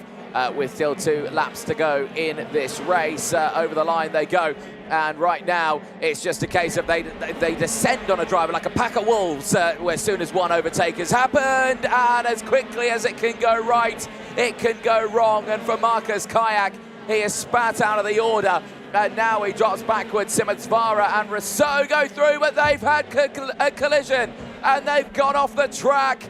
It's a disaster for the two of them. Yenis Savico out of the race. Our Simotsvara also out, but he has rejoined the circuit. I believe he did cut out half of the circuit as well. There is the CRG of the other CRG that retired at the same part. That's Menihart Klosner's CRG, but Alvard Simotsvara, I think, may have missed half the circuit there to rejoin because he's technically still in this race. So that is drama there at its finest, and for Yenis Savico, he tumbles out of the race as we go on to the final lap of it. And at the front of the field, Maxim Orlov, who is under no pressure whatsoever. He's looking for a lights to flag finish here. An absolutely superb performance for the young man who last year in this championship took wins in Val Vibrata in Italy in 2024. He finished 3rd in the European Championship last year as well. And in 2025, he has turned a new page in the book of his life, and he is looking for a much stronger start to his 2025 season. Maxim Orlov wins in Spain in a superb fashion as the fireworks explode over the start-finish line. A fabulous spectacle for the drivers over the line. For Maxim Orlov, it's a superb drive. For his teammate Kasper Schurmans, it's a solid P2. For Tigran Banatian, it's a solid P3 as well. Delighted with the results, I'm sure. And you can see him now. His head dips down. He can relax. The weight is lifted. He nailed the start. He got it to turn 1 in the lead. He pushed as hard as he could. He opened the gap and he won by 2.3 seconds. A superb drive for him. But all the way to the end, you've just got to think, is this the start of what could be a very, very bright young year for Maxim Orlov, who has certainly been through the trials and tribulations, but now can celebrate on the top step of the podium before they head to Sarno in Italy for round 2. There is a look at your full final classification. Maxim Orlov from Kasper Schurmans, Tigran Banatian from Maximilian Schleimer with 4 places gained. Eli Goldstein from Alvard Simotsvara, who did finish in P6. However, not too sure if he was involved in that incident and if he may have missed half the circuit. I'm not too sure on that one. Colin Tom Rousseau finishing in 7th place. Marcus Kayak finishing in P8. Jay Irwin finishing in 9th. Samuel Luye rounding out the top 10 with a 9 place gained. Noah Wolf, 18 places gained in that final. It's a solid drive to finish in P11 ahead of Joel Valtonen and Alejandro Leoth, who gained 15 places in that race. Jean Louis finishing with a 13 place gain in P14 ahead of Dion van Verven. Marek Skrivan from Tom Dussel's 16 place gained. Robert Kinderwater gaining 17 places ahead of Michael Paparo's 13 place gained. Vicente Marquez with 16 places gained rounds out the top 20. Belaine, Graham, Vi, Zanki, Rossini, Luye and Fardin round out the 27 finishers in that race, with the smattering of retirements as well. But there on your screen, just pushing his cart over to the weighbridge, Maxim Orlov with that claims that championship lead. Maximum points have gone his way. He ends round number 1, heading to Italy with 100 championship points ahead of Kasper Schulman's 89 in second place. Tigran Bernatian at 74 points rounds out the top 3 from Ellie Goldstein's 58. Maximilian Schleimer with 52 in P5 from Joel Valtonen in 6th with 42. Corentin Rousseau in 7th, Marcus Kayak in 8th, Albert Simmonsvara and Paavo Tontieri rounding out the top 10 in the championship. Still 3 Finns in that top 10. Plenty of action is to be had over the course of the rest of this season as we head to the likes of Sano for the second and middle phase of the season. We look forward to that one. Plenty of action, though, is coming up. Of course, we'll be hearing live from the drivers. We'll be seeing them on the podium in a few moments' time as well. We will have the likes of the teams on there as well. There is Florent Bazalion as well. Brilliant job for him for the Sony team as well. He can be celebrating with the team on this one. A job well done once more in the European Championship. Here is how it all transpired right at the start. A few dramas right from the get-go there. Some drivers just eking off the line. It was a terrible start there for Joel Valtonen. Just didn't get the legs off the line, which unfortunately then resulted later on in a big spill at turn number 1. Paavo Tontieri being the main brunt of that one. He had to, of course, avoid the slow getaway of Joel Valtonen. That, unfortunately, put him back into a smorgasbord of karts and a multitude of them going off at turn number 1. Lots of them rejoining, but the only retirement was Paavo Tontieri in that first stage of that. We would later see retirements from Timo Jungling. He would unfortunately retire. Kimi Tani would also be a retirement. Jaden Tyne as well, who unfortunately suffered a flat tyre. We saw that one transpire as well.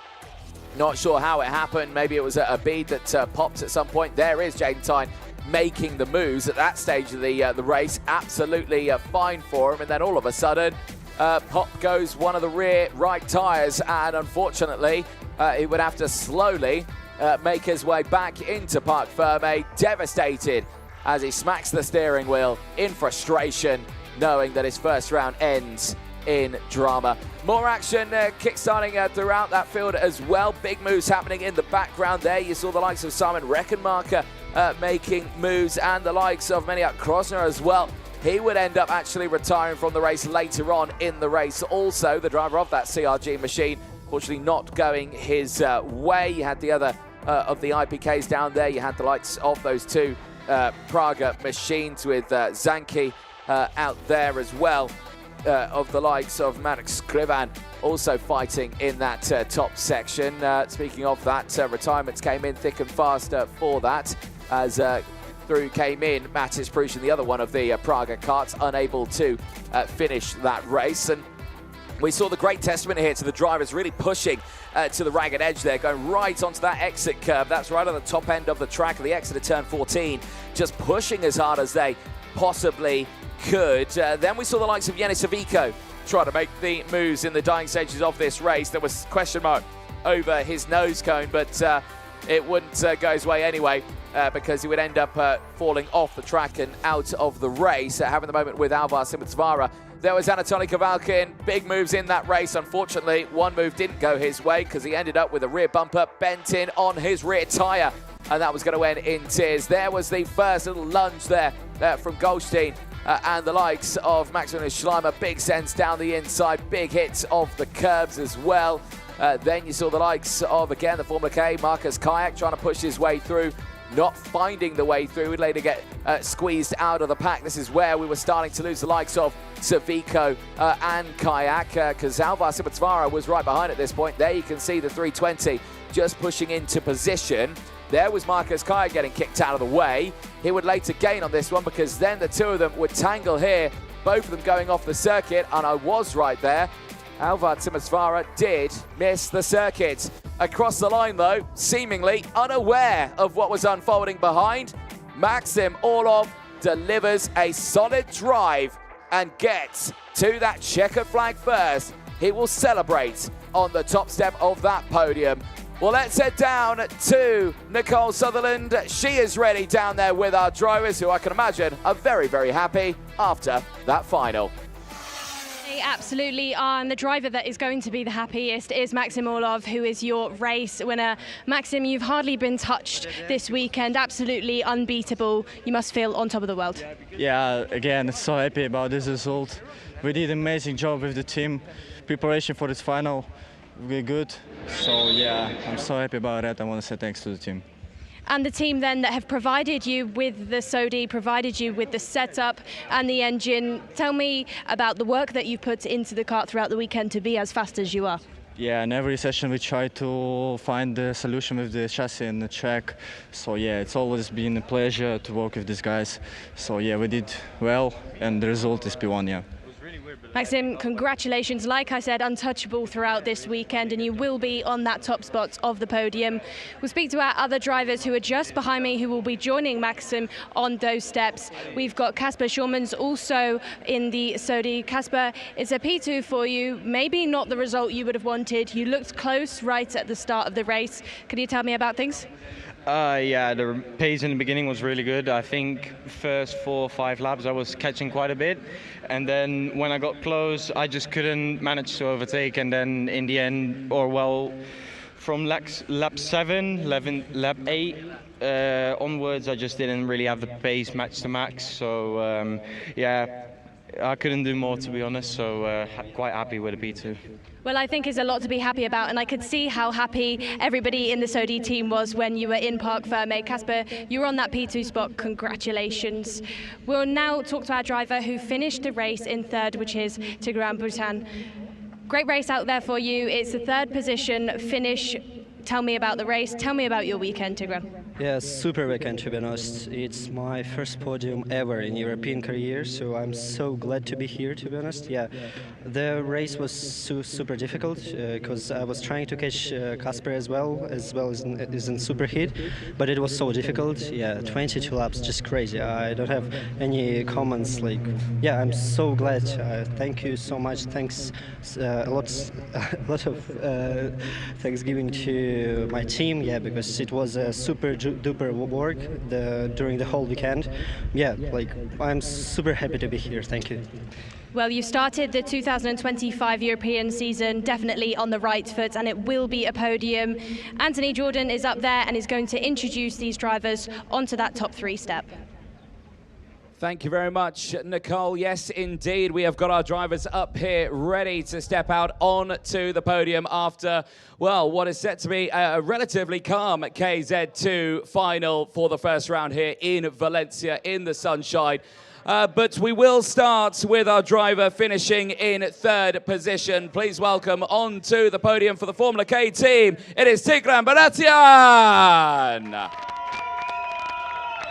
In 2nd position after another relatively calm race, representing the Netherlands in P2, it's Kasper Schulmans. A fabulous race for Kasper, calm and controlled all the way to the end of that race. And finally, we end with our man on the top step of the podium. For CPB Sport, it's the 2 teammates on P1 and P2. It's Maxim Orlov. Again, a brilliant end to his race. Calm and controlled all the way throughout this weekend, delivering fabulous results in all of those qualifying heats. And finally, of course, please welcome onto the team, CPB Sport, Florian Bezalion. Again, a brilliant result for the CPB Sport team. 2 drivers on the top step of that podium. They can now celebrate. Well, with these drivers, we will now like to welcome onto the podium to present the trophies. Firstly, starting with the owner of the FIA Karting track, Lucas Guerrero, to present the 3rd place trophy, heading to Tigran Bonatian. Again, for Tigran, a brilliant result for him. The Formula K team delivering a superb package for the young driver. Please now welcome the president of the Spanish Karting Commission, Nacho Avignon, to present the 2nd place trophy to Kasper Schurmans. Again, another superb drive for Schurmans, delivering good results in those qualifying heats. Finally, we would like to welcome the president of the Spanish Automobile Federation, Manuel Avignon, to present the winner's trophy, heading to Maxim Orlov. Again, for Maxim, what can stop this young man delivering brilliant results? And finally, please welcome the CIK FIA Vice President, John Ryan, to present the team's trophy, heading to CPB Sport and Florian Bezalion. A superb end to the final here in the sunshine for the KZ2 class here at the Valencia circuit. 2 more rounds to go. So drivers, if you could please lift those trophies nice and high up in the air, as high as you can above your head. Nice big smiles at the end of the round here, of course, as we'll be heading to the sunshine of southern Italy, to the Sarno circuit. We'll now present the drivers and teams with the bouquet of flowers as well. What has been quite a challenging weekend still, with the hot conditions, the calm racing, and the wind that picked up at some points over this weekend, but these drivers dealt with all of that drama. Last big smiles as well, and then we'd like to ask everyone to jump in nice and close on the top step of the podium, and we'll get flying. You can join them up there as well. John, Nacho and Manuel, please join them at the sharp end there. We'll all close in nice and close at the end of this weekend here. And what can we say for these 3 drivers? Sodicarp delivering a brilliant package for their drivers, of course, as they headed to that 2nd round. But the difference between the likes of course, the Valencia circuit and the Sarno circuit are 2 very different tracks. We'll have to see how it goes. Right, we'd now like to probably ask our dignitaries in nice clothing to duck and disappear now from this point, because we'll like to present the drivers with the bottles of champagne at the end of this one. Floren's going to dip out as well, probably a smart move. You've got a radio on. But for the rest of our drivers, they can enjoy this one for the top 3. It's a solid weekend as we head to Italy. Are we ready? Are we steady? 3, 2, 1, let it rip! What an end to the drive of the KZ2, but don't despair, more racing coming up. KZ is the next class where we'll see 18 of the finest drivers from around the world take part in the most elite of short circuit racing. We'll be heading there next. We'll see you in a few moments.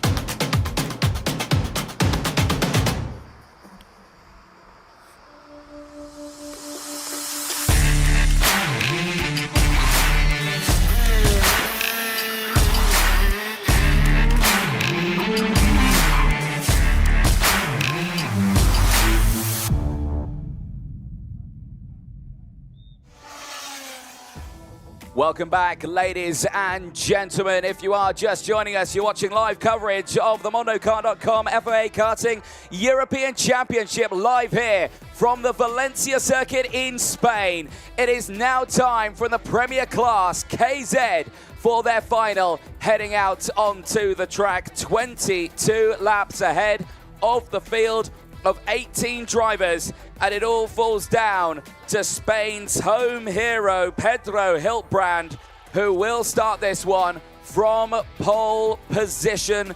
The job is ahead of him here as they will head out onto the track in a moment's notice to start the last race of the weekend. A look back at previous years in the championship.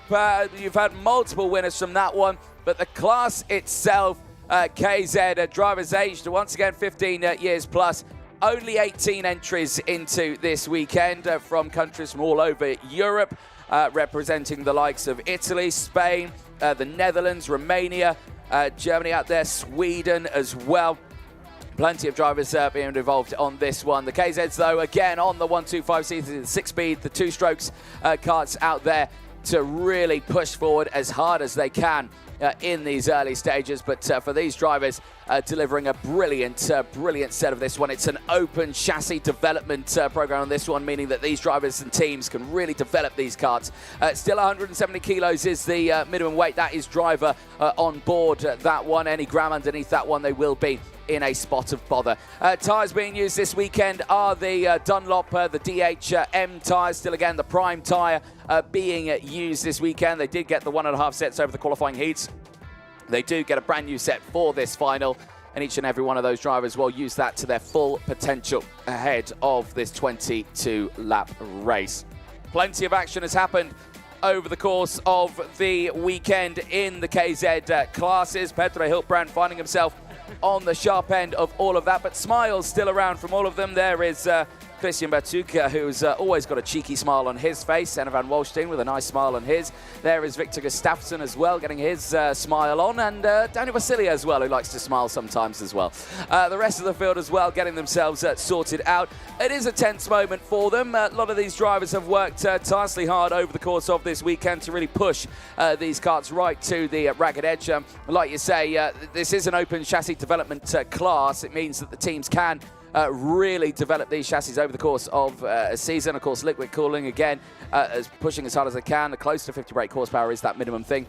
But again, it's all about that development side of this class. They can push as hard as they can, and they can really develop these karts over the coming season. And of course, that means that they can sell those chassis on to former races and, of course, get them homologated. Let's have a look at the grid itself, though, because, like we say, Hiltbrand and Nomblom starting on the front row of the grid. They're going to be the ones to keep a very close eye on as the medal ceremony begins. Jean Nimblom putting himself into position. Solid results from him over the course of this weekend.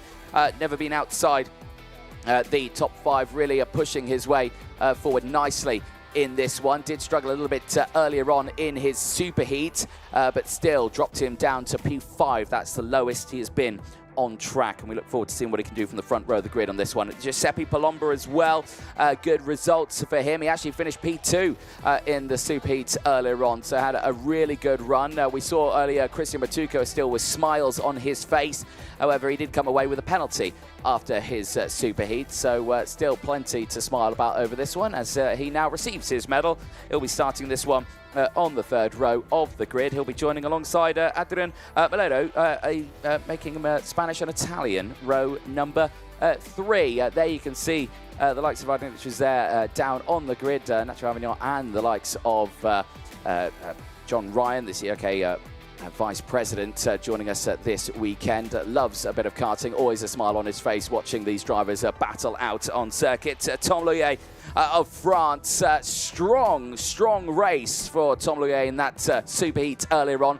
A 13th place gain puts him right up at the sharp end here in the middle of the pack on the 4th row of the grid. A lot of work ahead of him though, but he did that earlier on for the Tony Kart Racing team when he finished P3 after, like you say, gaining those 3 places. There is David Trefelov. He's getting himself sorted out. He has just seen a fellow teammate on a Formula K chassis go on the podium in KZ2. Obviously in KZ, it is a different story. These are slightly more developed chassis than what we would see from the KZ2 classes. There, though, is your current driver championship standings. It is Pedro Hilbrand who leads the way after leading the way in terms of the intermediate classification, in terms of the super heats and the qualifying heats as well. 50 points go to him.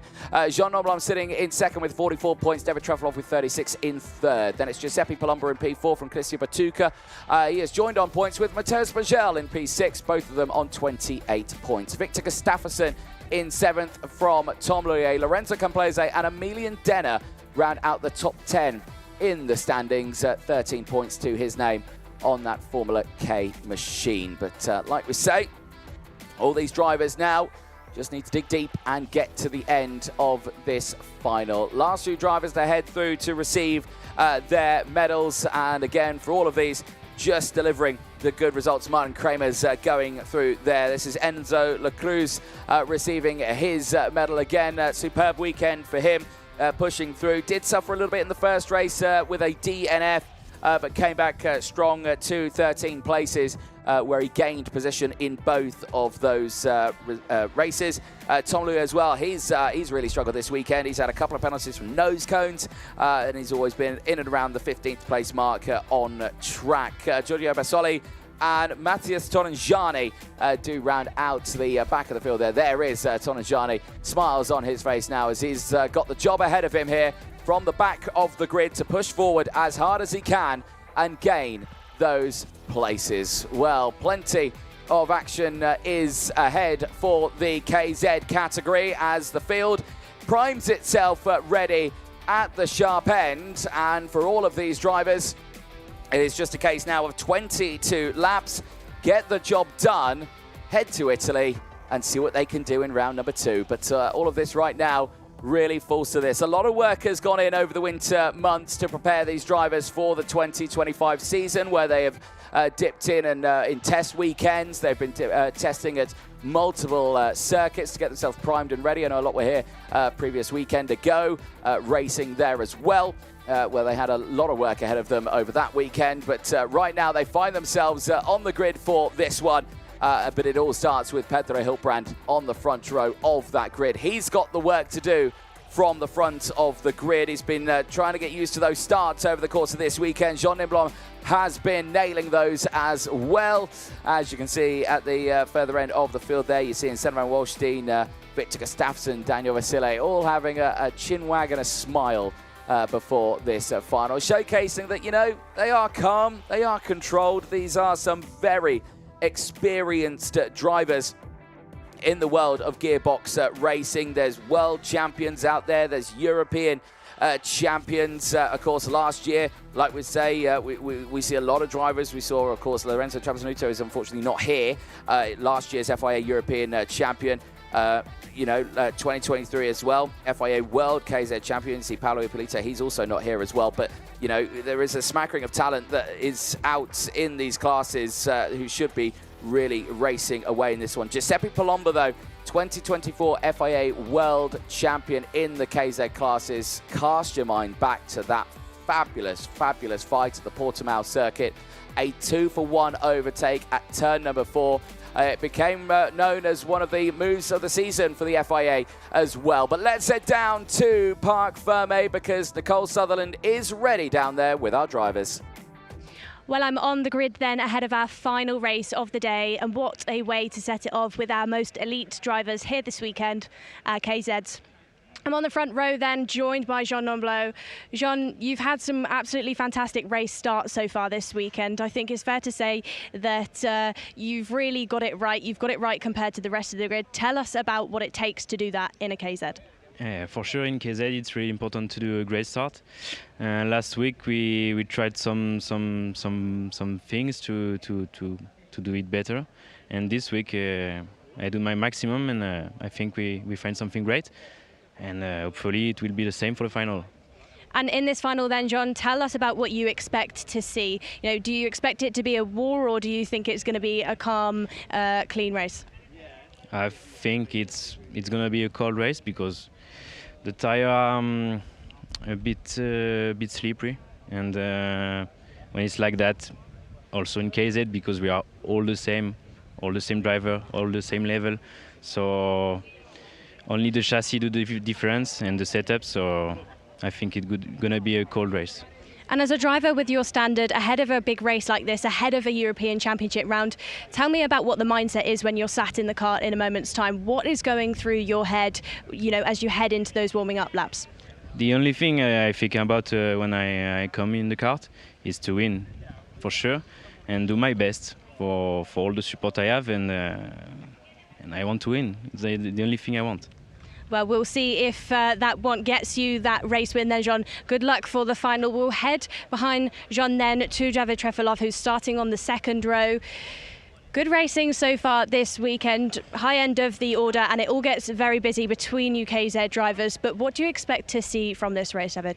To be honest, I don't have many expectations. I'm just going to drive it, hopefully survive the start, the first laps, and then just see how it goes. Well, you seem excited. You stood there giggling in front of me. So, atmosphere is high. You're feeling good. Tell me, David, the drivers around you, you've got so many drivers with so much experience, World Championship titles, European titles, but you yourself are in that elite level, wouldn't you agree? Yes, I agree. That's why I feel absolutely no pressure. Just doing my thing. That's it. Well, we'll see you do your thing then, David. Good luck for the final. I'm going to head over this direction then, as the 5-minute board has just been shown to these drivers. So we've got a little bit more time, and I want to see if I can catch up to Christian Batuka, who is sat there on the third row ahead of this final. Christian, I'm going to interrupt you just as you're about to put your balaclava on. Great racing last year from you. Fantastic season, really in the sharp end. You're in the sharp end once again, but what do you expect from this final? Yeah, from this final, I'll try to expect, as always, a win, but it's going to be really difficult as we have really tough drivers to beat. So we will try our best and make the best win. And in KZ, the overtaking is so hard when you're going into corners with that amount of speed, especially into turn number 1 where you're pulling upwards of 140 kilometers an hour. Tell me about the bravery levels as a KZ driver. It takes a lot, does it not? Yeah, surely you have to be really brave to drive a KZ and try to overtake. And, as I said before, the level is really high, so with those tough drivers, it's going to be difficult. Well, great to hear from you then, Christian. Great to catch up with some of our KZ drivers ahead of the final. We'll head back up into the commentary box then for your last race of today. Thank you very much, Nicole Sutherland, down there on the grid. Yes, indeed. This is the last race of the weekend, and it's always a sad moment when it gets to that time because, the track will fall silent for some of the locals. I think they'll be happy with that. But for us here, it's, one of these moments where we just need to hope that we get to the second round sooner rather than later. Of course, East Field will be heading to Sarno. Fabulous circuit. Temperatures there can soar in and around the 40-degree mark as well. A very hot location in the south of Italy, but we certainly look forward to seeing what can happen there. But before then, the racing here must go on at the Valencia circuit, and it all starts with that man there, Pedro Hiltbrand, on pole position for this race. The Spaniard has delivered the results over the course of this weekend, qualified right up at that sharp end, finds himself with 2 qualifying heat wins, a second place as well. But let's see what happens in this one, because right now for these drivers, it is just a case of, once again, getting these wagons to the end. Last few preparations being made. Jean Nomblon there getting into his kart. So you can see the brand new Dunlop tyres affixed onto that wagon. And again, they get the 1 lap to really get everything up into temperature and remove the release agent on the top of that tyre as Nicole Sutherland joins me back into the box. Nicole, did you enjoy your time down there on the grid? Yeah, it was great. No nerves from the drivers out there, all in good spirits, all having a little bit of a laugh and joke amongst themselves. And from these elite drivers, that's what you'd expect. They're used to this. Karting is really hardwired into their brains. They've done this time and time again. And driver that's done it time and time again is your Maranello kart driver, your 2024 world champion of Giuseppe Palomba sitting there on the second row of things. Expect big things from him throughout the season because he's got that backing of last year. He's got that confidence from that World Championship win, and he will definitely be using it throughout this season. Great shot of the hydraulic brakes there, the system on these karts for the front and the back of the karts as well, indicated that when they want to stop, trust me, these things can stop on a dime if you really wanted to. From the higher speeds out there as well, 141 kilometers an hour they'll be heading into some of these corners. I think if you chucked a Euro on the track and said stop just in front of it, you know, the power of all of the brakes out there on the karts, you'd be able to do it. It really is that precise for these drivers. And of course, open class. So there's so much that goes into this, both with the chassis, with the brakes, you know, really impressive level of karting. And that is why you've got these drivers in there. You've got, you know, a shopping list worth of titles within this grid. Really is truly special to watch. Yeah, if I saw a pound on the circuit, I'd certainly stop and pick it up because it would certainly help with my race weekend. Right, so for these drivers, they need to just get themselves squared away. The KZ class, they are a fun bunch of guys. They don't have really pressure on their shoulders. You know, they're driving these karts, they're developmental karts as well. You know, they're there to effectively, they're helping sell a product effectively to the world out there. You know, these drivers, they want to make sure that, you know, the Maranello kart is one that drivers race in future years. Of course, Pedro Hilbrand, he's pushing the Birrell machine. He's doing a brilliant job with that. John Nimlo with the Sodi machine as well. And the Formula K of David Trevelov, the IPK factory karts as well. All of them are trying to sell their machines to future drivers who can run them in the other classes, the junior classes as well. We want to see those because, like you say, we've got CRGs here that run really strong, yet I know that in the UK I've only seen one CRG out there. So it's, you know, trying to push the name of these brands in this class out to the world. Let's take you through the full starting lineup for this race. Pedro Hilbrand and Jean Nomblon, they go from row number 1. A lot of work is ahead of them, ahead of this 22-lap race. Giuseppe Palomba, last year's world champion in this class. What can he do from the second row of that grid? David Trefelov joins him alongside on that second row of the grid. Christian Matuka and Adrian Meledo joins them on the third row of the grid. A great run for the wild card so far this weekend. Tom Louier and Matthias Spergel go from row number 2. Last year's KZ2 European champion starts on the fourth row of the grid. They'll have Lorenzo Camplese and Emilian Denner on row number 5. Senna van Walstein and Victor Gustafsson go from row 6. They'll have Daniel Vasile and Mayan Kramers on row number 7. Again, a lot of work for them to do from the 7th row of the grid. Enzo La Cruz, Francisco Salenta round out row number 8. They have had tough weekends, but the pressure is now on as they can start this final from row number 8 with Giorgio Basoli and Matteo Sorangiani on row number 9, right at the back of the field. The work is on, but the pressure is off because they know the only way they can go, Nicole, is up.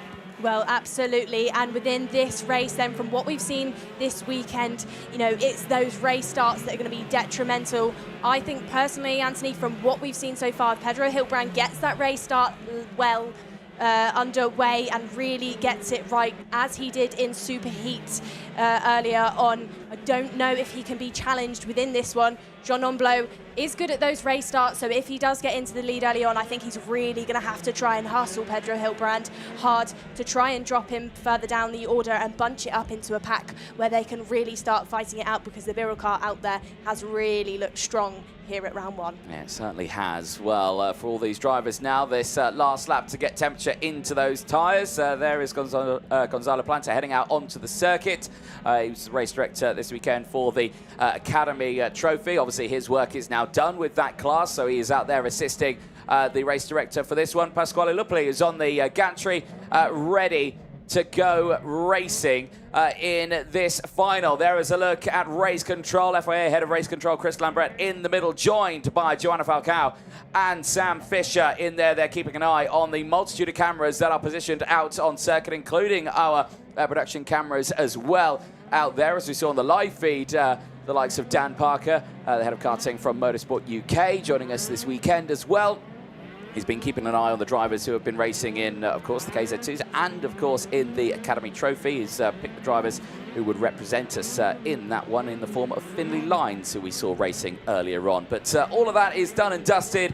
Last race of the weekend, the fastest drivers here this weekend at the Valencia circuit in front of a Spanish crowd. It is a Spaniard who starts it on pole position. Pedro Hiltbrand, what can he do ahead of this 22-lap final? It is all down to this one here. The last few checks will be made, and already I'm seeing drama. I've got a driver out of his kart. Now, it's going to be a false start. They're going to send them round again, and it's the number 15. That's Lorenzo Camplese, who has stalled his kart. It is very easily done. He's going to try and get it re-going. He has got it re-going, but that now has caused the first false start of the year for the KZ class. And, well, like you say, it's very easily done. You forget to pull the clutch in, or you pull it in too late, and then all of a sudden, yeah, you just grind to a halt on the track. Hopefully, this time around, when he heads round to his grid slot this time, no dramas for him.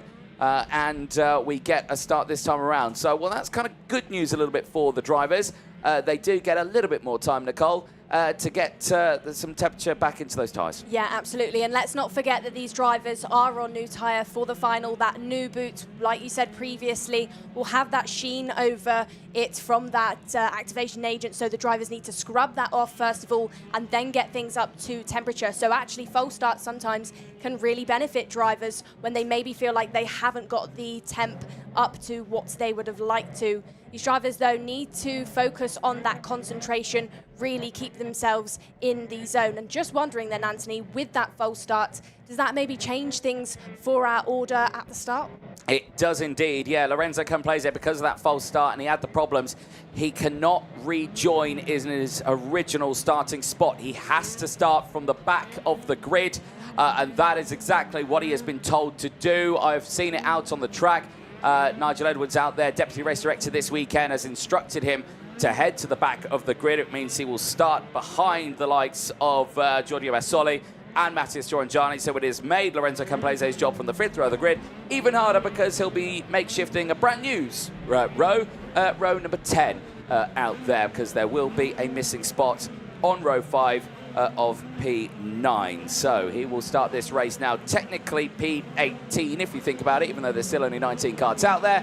But right now it's just a tense moment for himself there, who they now make their way into that final sector. There is an idea of that one, of course. If he's already stalled it once, there is a risk of him stalling it again. They don't want him in the middle of the pack at that point, so there is a safety aspect to that behind it as well. They put him at the back. There is no risk of him then being in the way of anyone, and it has happened again. His engine has stalled. He's had to get out of the kart, and he's going to try and push start it at the front. The lights procedure does start. This is going to be an unorthodox start for Lorenzo Camplese, but the rest of the field gets a solid start. Down in towards turn number 1, it's side by side for the front rows. Keep an eye though on Jean Nomblot on the outside line. He's going to try and go the long way round, but Giuseppe Palomba once again finds that inside line. He emulated what he did in Portimao last year in the World Championships, and he's done it again here in Valencia. Bit of drama in the mid-pack there, but everyone has found their way through, and it is the KZ World Champion of 2024 now leading the way in the first round of the European Championships. Update then on Camplese. He did get it restarted at that start, so will continue to circulate, so we'll see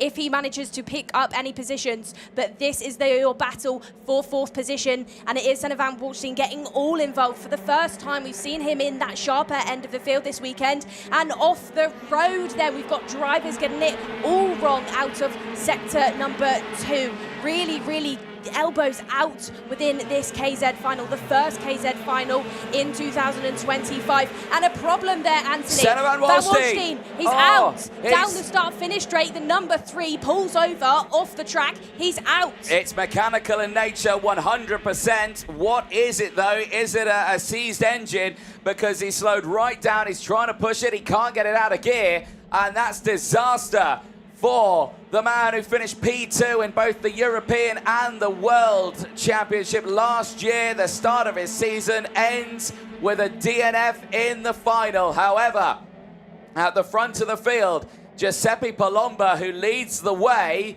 now has the close company of the pole sitter in this one, Pedro Hilbrand of Spain, right on his rear bumper, and they've got a clear gap between themselves and the likes of Adrian Meledo, who's there in third place as well. He's had a brilliant start, has the Spaniard.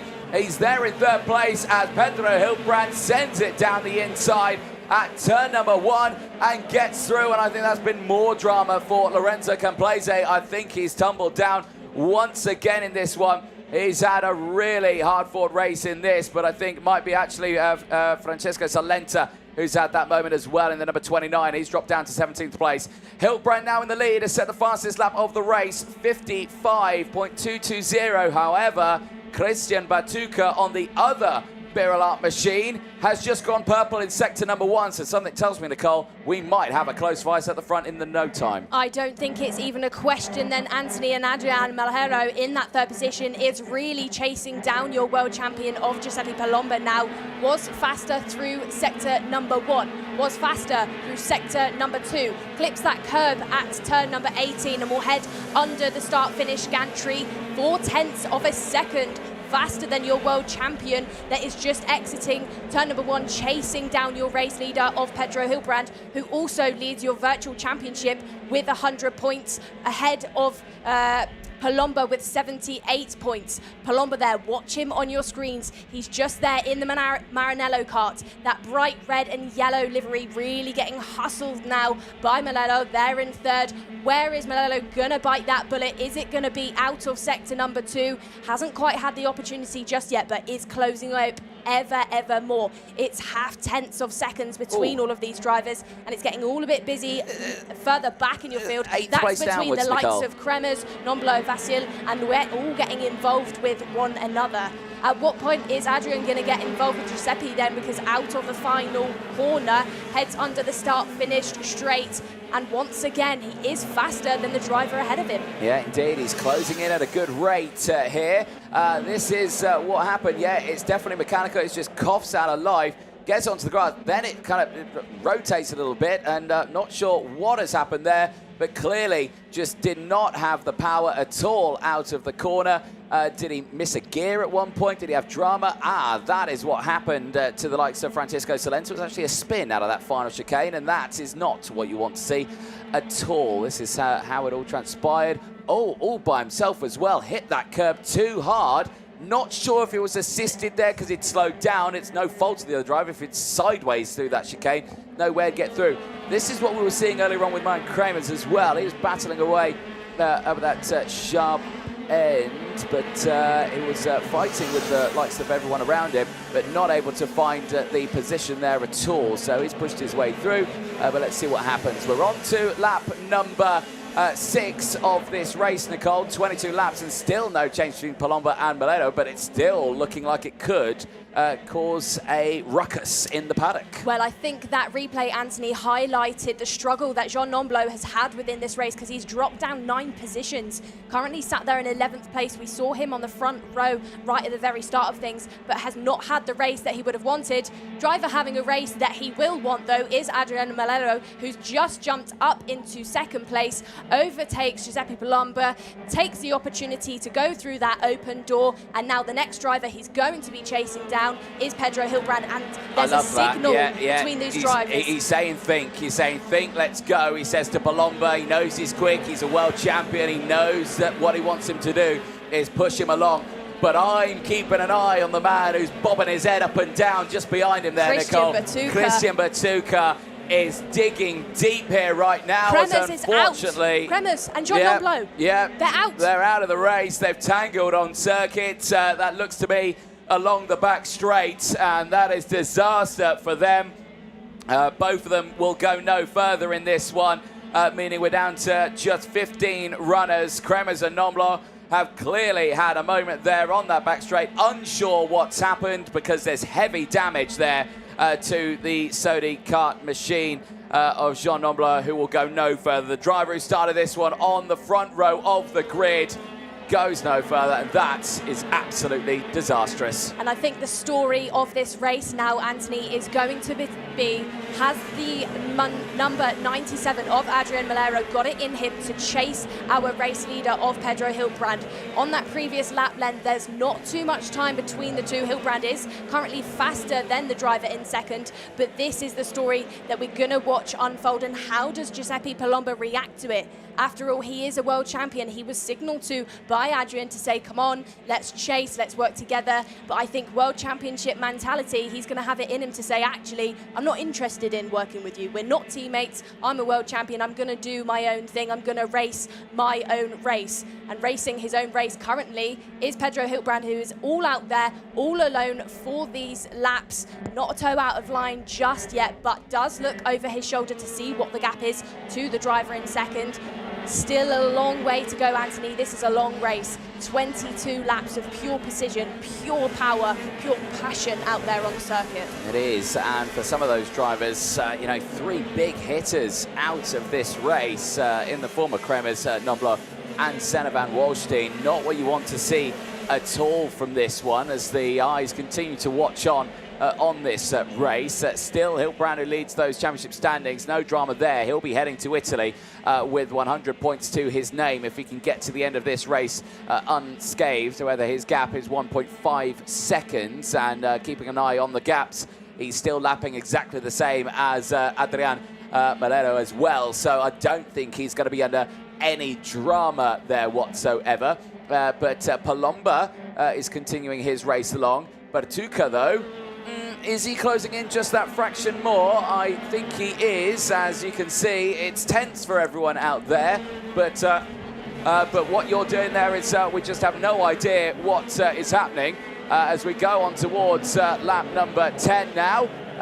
We just see Hilbrand, he's doing what he can. 1.6 seconds is the gap from Malero. Palomba still there, 2.3. Batuka, 2.7 now. The gap is coming down even more here, and you can see the pressure starting to build up, and it's building up further behind as well. Matej Bojal has closed in on David Trefeloff. Oh, this could be interesting, because what had cast your mind back, Nicole, to the Super earlier on, these two tangling at the very corner that they're at right now. And this time around, I think Matej Bojal just thinking, I tried that earlier on. I don't think I'll give it another go there. I'll wait for somewhere else. Well, I think you're quite right in saying that, Anthony. I don't think after that superheat, these two drivers would have been on each other's Christmas card list. It really did get hot between those two. Heading out of the final corner there and down towards turn number 1. Is this the stage that maybe Spurgel has something to say to Trefeloff? Not just yet, because he isn't close enough. The gap between those two is just over a tenth of a second. You can see it on your screens. Spurgel has got a little bit more work to put in to close up to Trefeloff. He's not quite on his back bumper, but he is chasing around. They are a snake of karts just following each other, and Spurgel is really going to be looking at where he can capitalize on a move, where the driver in front can make a mistake. Oh, this big is a move. set. Oh, big moment there. Christian Batuka pushed as hard as he could. Did he push just a fraction too hard there on Giuseppe Palomba?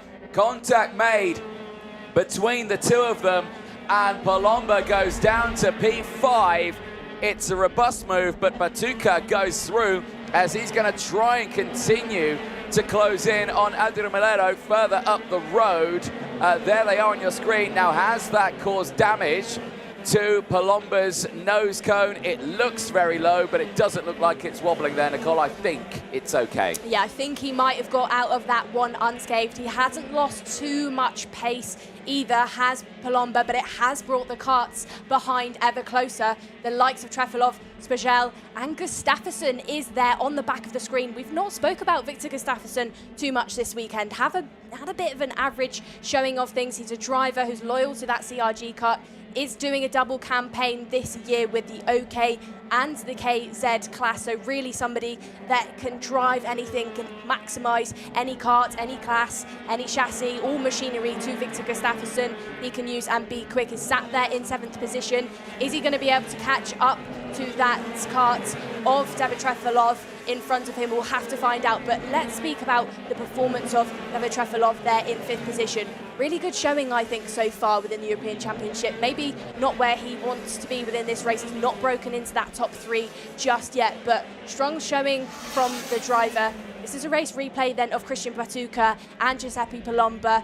Oh, so deep into the corner. It just looks like Palomba tries to turn in, sees Patuca, backs out of it, but it was just... Well, I'm looking at Patuca's front end there. He was fully loaded on the brakes and on full turn-in lock. So I think for Palomba, his argument there will be there was no way he was making the apex. He just drove into me. For obviously Patuca, he will say, hey, I had the inside line, you turned in on me. It's one of those back and forth. They're both still going around as well. So Exactly. It's a bit of an argument of nobody really lost out too much with that one. No, indeed. So those drivers will keep it going on this one as we're on to lap number 14 now of this race. We'll keep a close eye on the field pushing their way through. Can see at the moment Patuca still trying to close in on that gap, and with actually Mileto starting to fall back a little bit in this one. The gap is only around a second between those two. And looking at the previous laps, Patuca is lapping faster here, so we could have a fight on within the dying stages of this race for second place. For Pedro Hiltbrand, leisurely Sunday drive in Valencia. Yeah, really a Sunday drive. He's not had too much to think about other than, you know, meeting each corner, hitting every apex. He's not been challenged by any driver within this one, but we've still got a long way to go. And from what we've seen with, you know, karts of this much power when you're really on the limit, don't count out that things don't go wrong in the later stages, because they absolutely do, even if you're out there driving in your own air.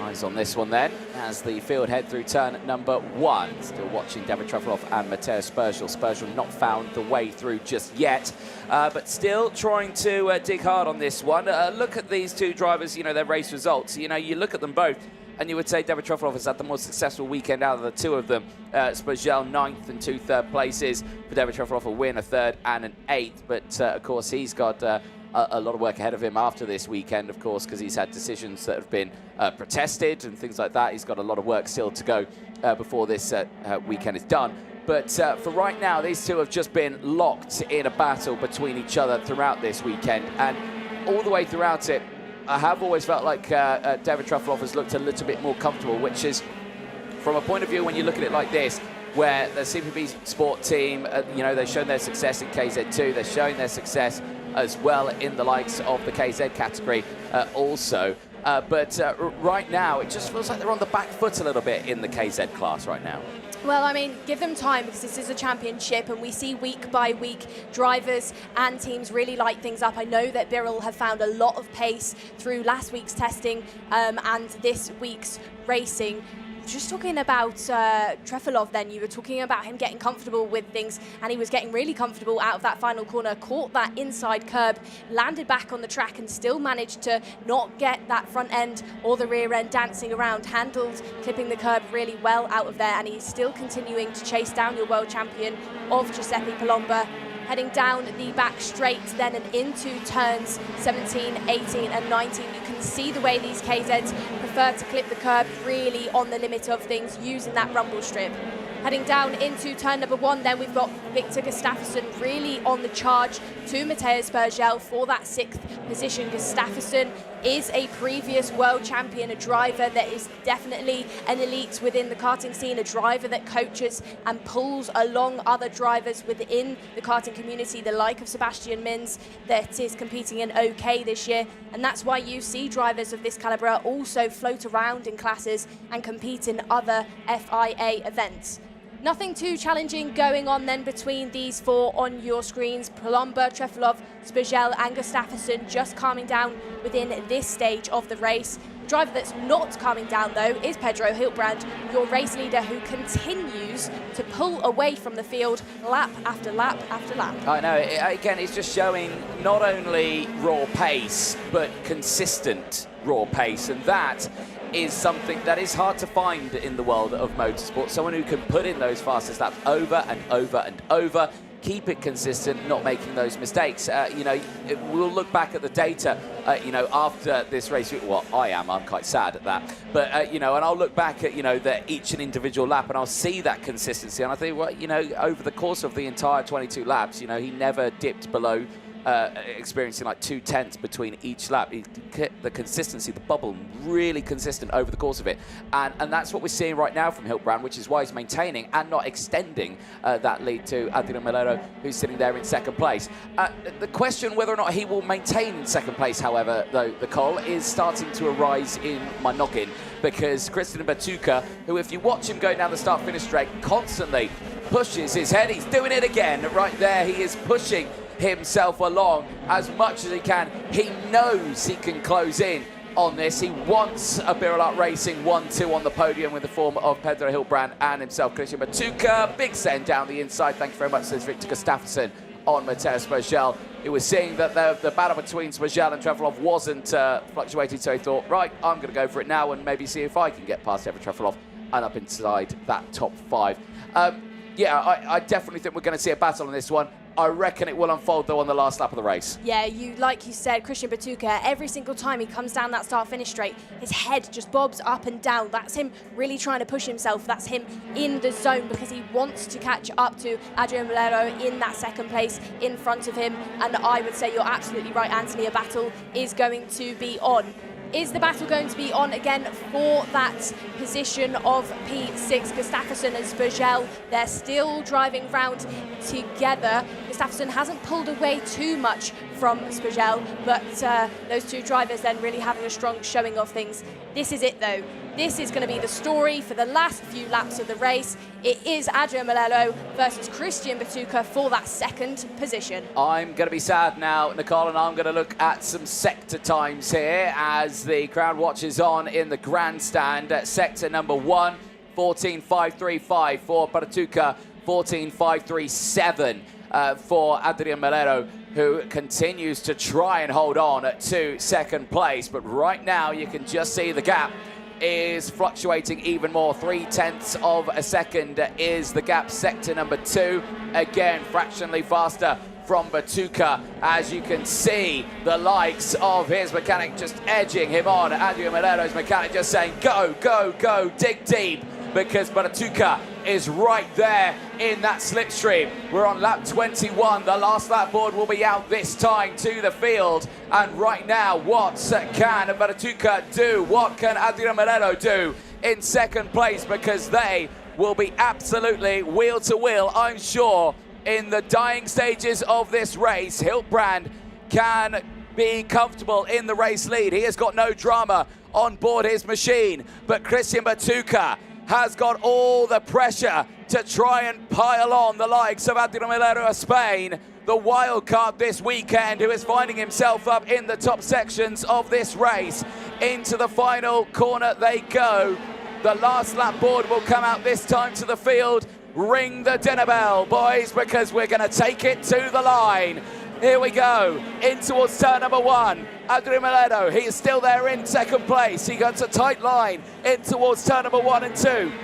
He goes defensive in towards turn 3. That brings Batuka into play now. It's fully on the cards now, as he might look down the inside in towards turn number 7. No, he stays on the power. He goes on the brakes too early, and now he closes up that gap even more in the exit. Down the infield straight they go, and this could be the opportunity for Batuka. He's going to look to the outside. Surely not. Is he going to try and get the switch back? No, I don't think he's going to have the legs here. I think he pushed a little too hard there round the outside. The back of the cart kicked up, and I don't think Batuka's going to take second. But for Pedro Hiltbrand in his home country of España, it is the Spaniard on P1. It's beautiful for Pedro Hiltbrand. Absolutely well-deserved in the FIA Karting European Championship on home turf. It is Pedro Hiltbrand who sees the red and yellow colours explode above his head as he crosses the line in Spain. A superb drive for the Spaniard. Hiltbrand leads the championship heading to Italy after a sublime performance here in Valencia. Melero does hold on to second place. A superb drive. Christian Batuka tried his level best, but he still finds his way onto the podium, and he steps up to second in the championship standings with 73 points, 1 point clear from Giuseppe Palomba. There you can see congratulations going from the likes of David Trefilov in the number 69, congratulating Pedro Hilbrand there.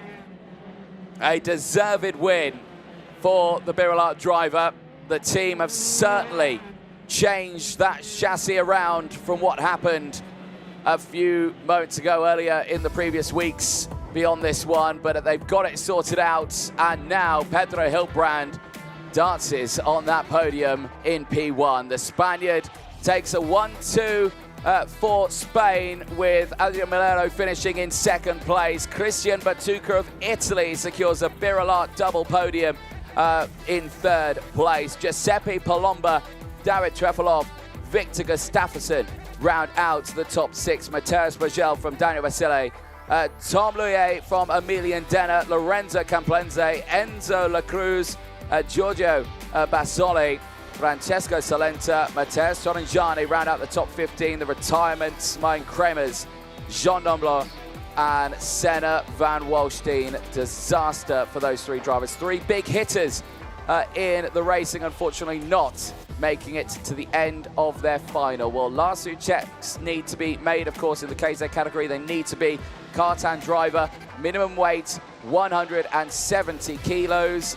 And I think it's all good there for Pedro Hilbrand. No drama from him.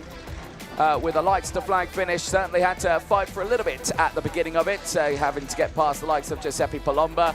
But relief can head to the Spaniard as he celebrates what has been a commanding win. There, Christian Batuca as well, smile on his face.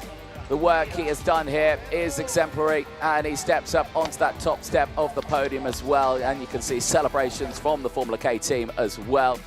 And of course, they will have had two drivers in this one. David Trefilov, who finishes that race in P5, as well as the likes of Emilian Denner, who finishes in P10 as well. There is a look at your championship standings then, heading into round two at the Sarno circuit in Italy. Pedro Hilbrand of Spain leads the way from Christian Batuca in second, and Giuseppe Palomba in third. Two very fast Italians with just 1 point between them heading to the Sarno circuit. David Trefilov finishing fourth in the points, with Mateus Bagel finishing as well in P5. Victor Gustafsson sixth in the points for Sweden, ahead of Jean Nomblo. Despite that retirement, still sits seventh in the points. Daniel Vasile, Tom Luye, and Emilian Denner round out the top 10 in the standings. 27 points for Denner in P10. Look at the highlights from that race. You can see the smiles are all around for David Trefilov. He was ready to go for this one. Dramas right at the beginning for Lorenzo Camplese. Initially on the first go at the start, his engine stalling. He would have to be put to the back of the grid, and even then his engine stalled once more, and he had to try and get that one started from a standing start, pushing his car over the line. But for the entire field, they all got the job done. There is a look at it. You can see he might have still jump-started there if he started pushing that one just that little bit too early. But no, I think he's all good. I think they can wave that one away if he did go a little early, because, yeah, he lost out quite a lot at the start of that race. Right at the beginning, though, watch this. Giuseppe Palomba, he gets that move down the inside, 2-for-1 special, emulating what he did in Portimao at the FIA World Championships last year in the KZ category. Stepping up into the lead. I thought it was going to be a Palomba all the way to the end. You can see on the early stage of the race as well, some of the drivers running out there. You can see Jean Nomblo really losing out right at the start of that race. A bit of damage probably on board his wagon as well, going skywards at the exit of turns 2 and 3. With the early moves happening thick and fast there, you can see the likes of Adrian Milero pushing himself through into second place, and he would finish that race in second place right at the end of it. Senna van Walstein would have drama, as well as right off the track would go Christian Batuca. Amazing to see, one, that he kept his foot in it and still manages to finish on the podium despite all of that drama right at the beginning. Then drama here for Senna van Walstein, a puff of smoke out of the engine, and it grinds to a halt. Was it an engine seizure? I think it might have been. That rear axle looked like it had just locked up. He had pushed that engine to its ragged edge, and unfortunately it just didn't go his way. Francesco Salenta there with an early spin all by himself through the chicane. You can see he clipped that curb quite a bit. So he may have had a little bit of assistance from the CR Racing driver of Daniel Vasile at that point as well, but I don't think there was much in it between those two. Again, more dramas for Jean Nimblot, trying to fight his way back through the field, going absolutely wheel to wheel with Martin Kramers. Later, those two tangling down the back finish, or the back straight, and those two out of the race in the early stages as well. There, the move from Adrian Valero, the Spaniard, delivering solid results. A perfect drive in his younger career in the world of cadet racing, and emulating that now in his senior racing as well in the KZ class. There, the tension was rising there as well. Martin Kramers, Jean Nimblot out of the race. A huge shame for them. This move here, quite an interesting one. Batuka on Giuseppe Palomba, that was for third place. I can imagine there'll be words about that afterwards, but for Batuka, he will say, I was clean down the inside there. No drama, as no drama did unto for this man here. Pedro Hilbrand celebrating across the line. The Spaniard dominating in Spain as we head to round 2 at the Sarno circuit in Italy. He will lead the championship standings with 100 points. A perfect weekend of points for Pedro Hilbrand. Let's head down though to Parc Ferme. Nicole Sutherland, it's over to you. Have our top 3 then of our last race of the day, which is none other than our KZ. So we'll start our walk to the podium with none other than your race winner, Pedro Hilbrand. Pedro, stunning race weekend for you. Another win out there. You've jumped into the 2025 season on the right foot. Yeah, so happy for the team. I can say thank you to Birel and TM for the fantastic job. Ronnie, Franco, amazing weekend. The material was so fast, so thankful for all the fans, all the people who came here in Spain at home. So happy. And to win in your home country, on home soil, it must be, you must feel on top of the world. Yeah, exactly. Many people came today and so yesterday to watch the race, so I'm grateful for that. Thank you for everyone. We keep pushing. Well, we'll see how the rest of the season plays out then, Pedro. Congratulations for this weekend. We'll speak to another driver in the Birel Art Camp who's also on the podium for today's racing in third position. We've got Christian Batuka. Christian, come over. Good day of racing for you. You're on the podium for the final. Must feel great. Yeah, I'm really happy about the results. So we made really big improvements from last week, and this just is thanks to Birel Art, just for supporting everyone in the tent. As you see, the results are a lot better than the last week, and yeah, I just want to say thanks to TM and Birel Art. And your teammate of Pedro Hilbrand is in that first position. Such a team effort from everybody within Birel this weekend, would you agree? Yeah, I agree a lot, and I want to say a really good race to Pedro that made really big improvements too from last week, and yeah, he made a good management over the race, and yeah, he managed to take a P1 that is big deserved for me. And in the later stages of the race where you were really chasing down for position, you were trying to catch up to Adrian in second. What was going through your mind? Yeah, surely nothing, because I was so focused to arrive in that P2 to make a 1-2 Birel Art, but we couldn't do it. Maybe one lap more and we could have achieved it. Well, it's still a podium then, Christian. Congratulations. We're also going to speak to the other driver who's on our podium, of Adrian Malelo. Second place for today's racing. Fantastic result for you. You must be ecstatic. Yeah, I am so excited and very, very happy. And when you were being chased for second position by Christian, what was going through your mind? Were you nervous? How did you keep your cool? And 2 final laps, I am little nervous, but Christian attacked me only final lap, and I win this fight, and final. Well, Adrian, you're on the podium for today's racing. Congratulations. It's up then to Anthony Jordan, who's going to introduce these drivers onto that 1, 2, 3 step. Thank you very much, Nicole. Yes, indeed. What a final that was for the Premier KZ class, who so far in that race had some trials and tribulations, but for the top drivers, a solid drive. Hard work ahead of them as well after that one, but a great run for all 3 of our top finalists in that race. Well, we'd now like to celebrate these drivers onto the podium because there's a lot of smiles up here and handshakes. But we will start, of course, with third place. The young Italian himself with always a smile on his face. Give it up for Christian Batuca! A superb drive for Christian as he heads to the second round in Italy with a big smile on his face and some big points to his name. In second position, representing Spain, it is Adrian Melero!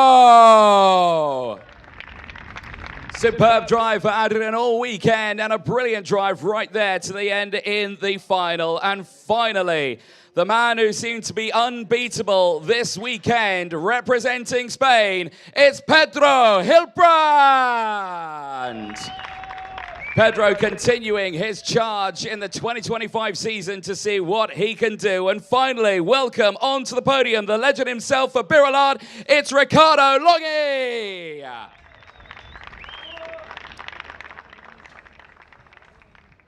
We will now listen to the national anthem of Spain.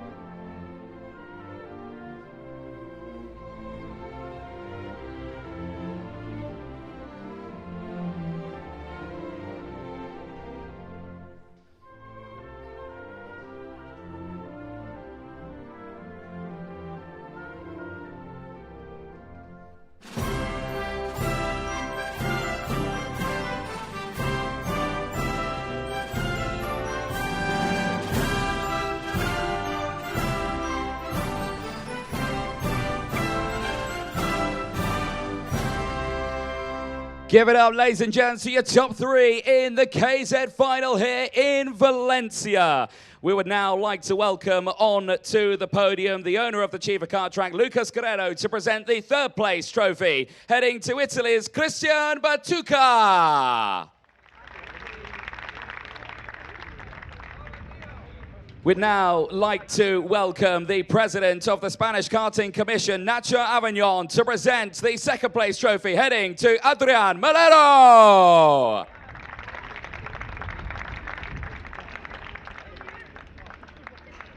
And please welcome the president of the Spanish Automobile Federation, Manuel Avignon, to present the winner's trophy, heading to Spain's Pedro Hilbrand.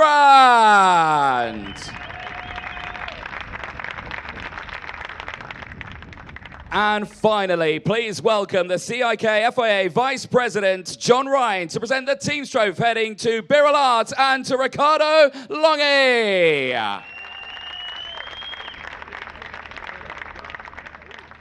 A superb end to their final. Will now present the drivers with their bouquet of flowers as well after a very tough weekend of racing in the sunshine here in Valencia. But like we say, it all whittles down to that second round in Italy at the Sarno circuit before we head to Mulsanne for the final round in Germany. Drivers, nice big smiles for all of the photographers out there. And then we would like to get everyone on the top step of that podium as well. Squeeze in nice and close, and we'll get everyone in there as well.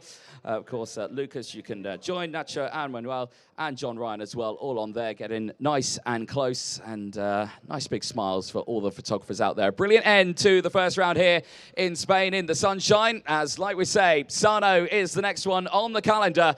A very dramatic circuit, fast and flowing as the temperatures will soar, most likely above 40 degrees. If you thought it was hot here, you've not seen anything else. The action there will be brilliant. Well, for one last time this weekend, we'll ask everyone who's in nice clothes to probably duck and cover, and everyone else in race suits to get ready for what is set to be the last champagne session of the day.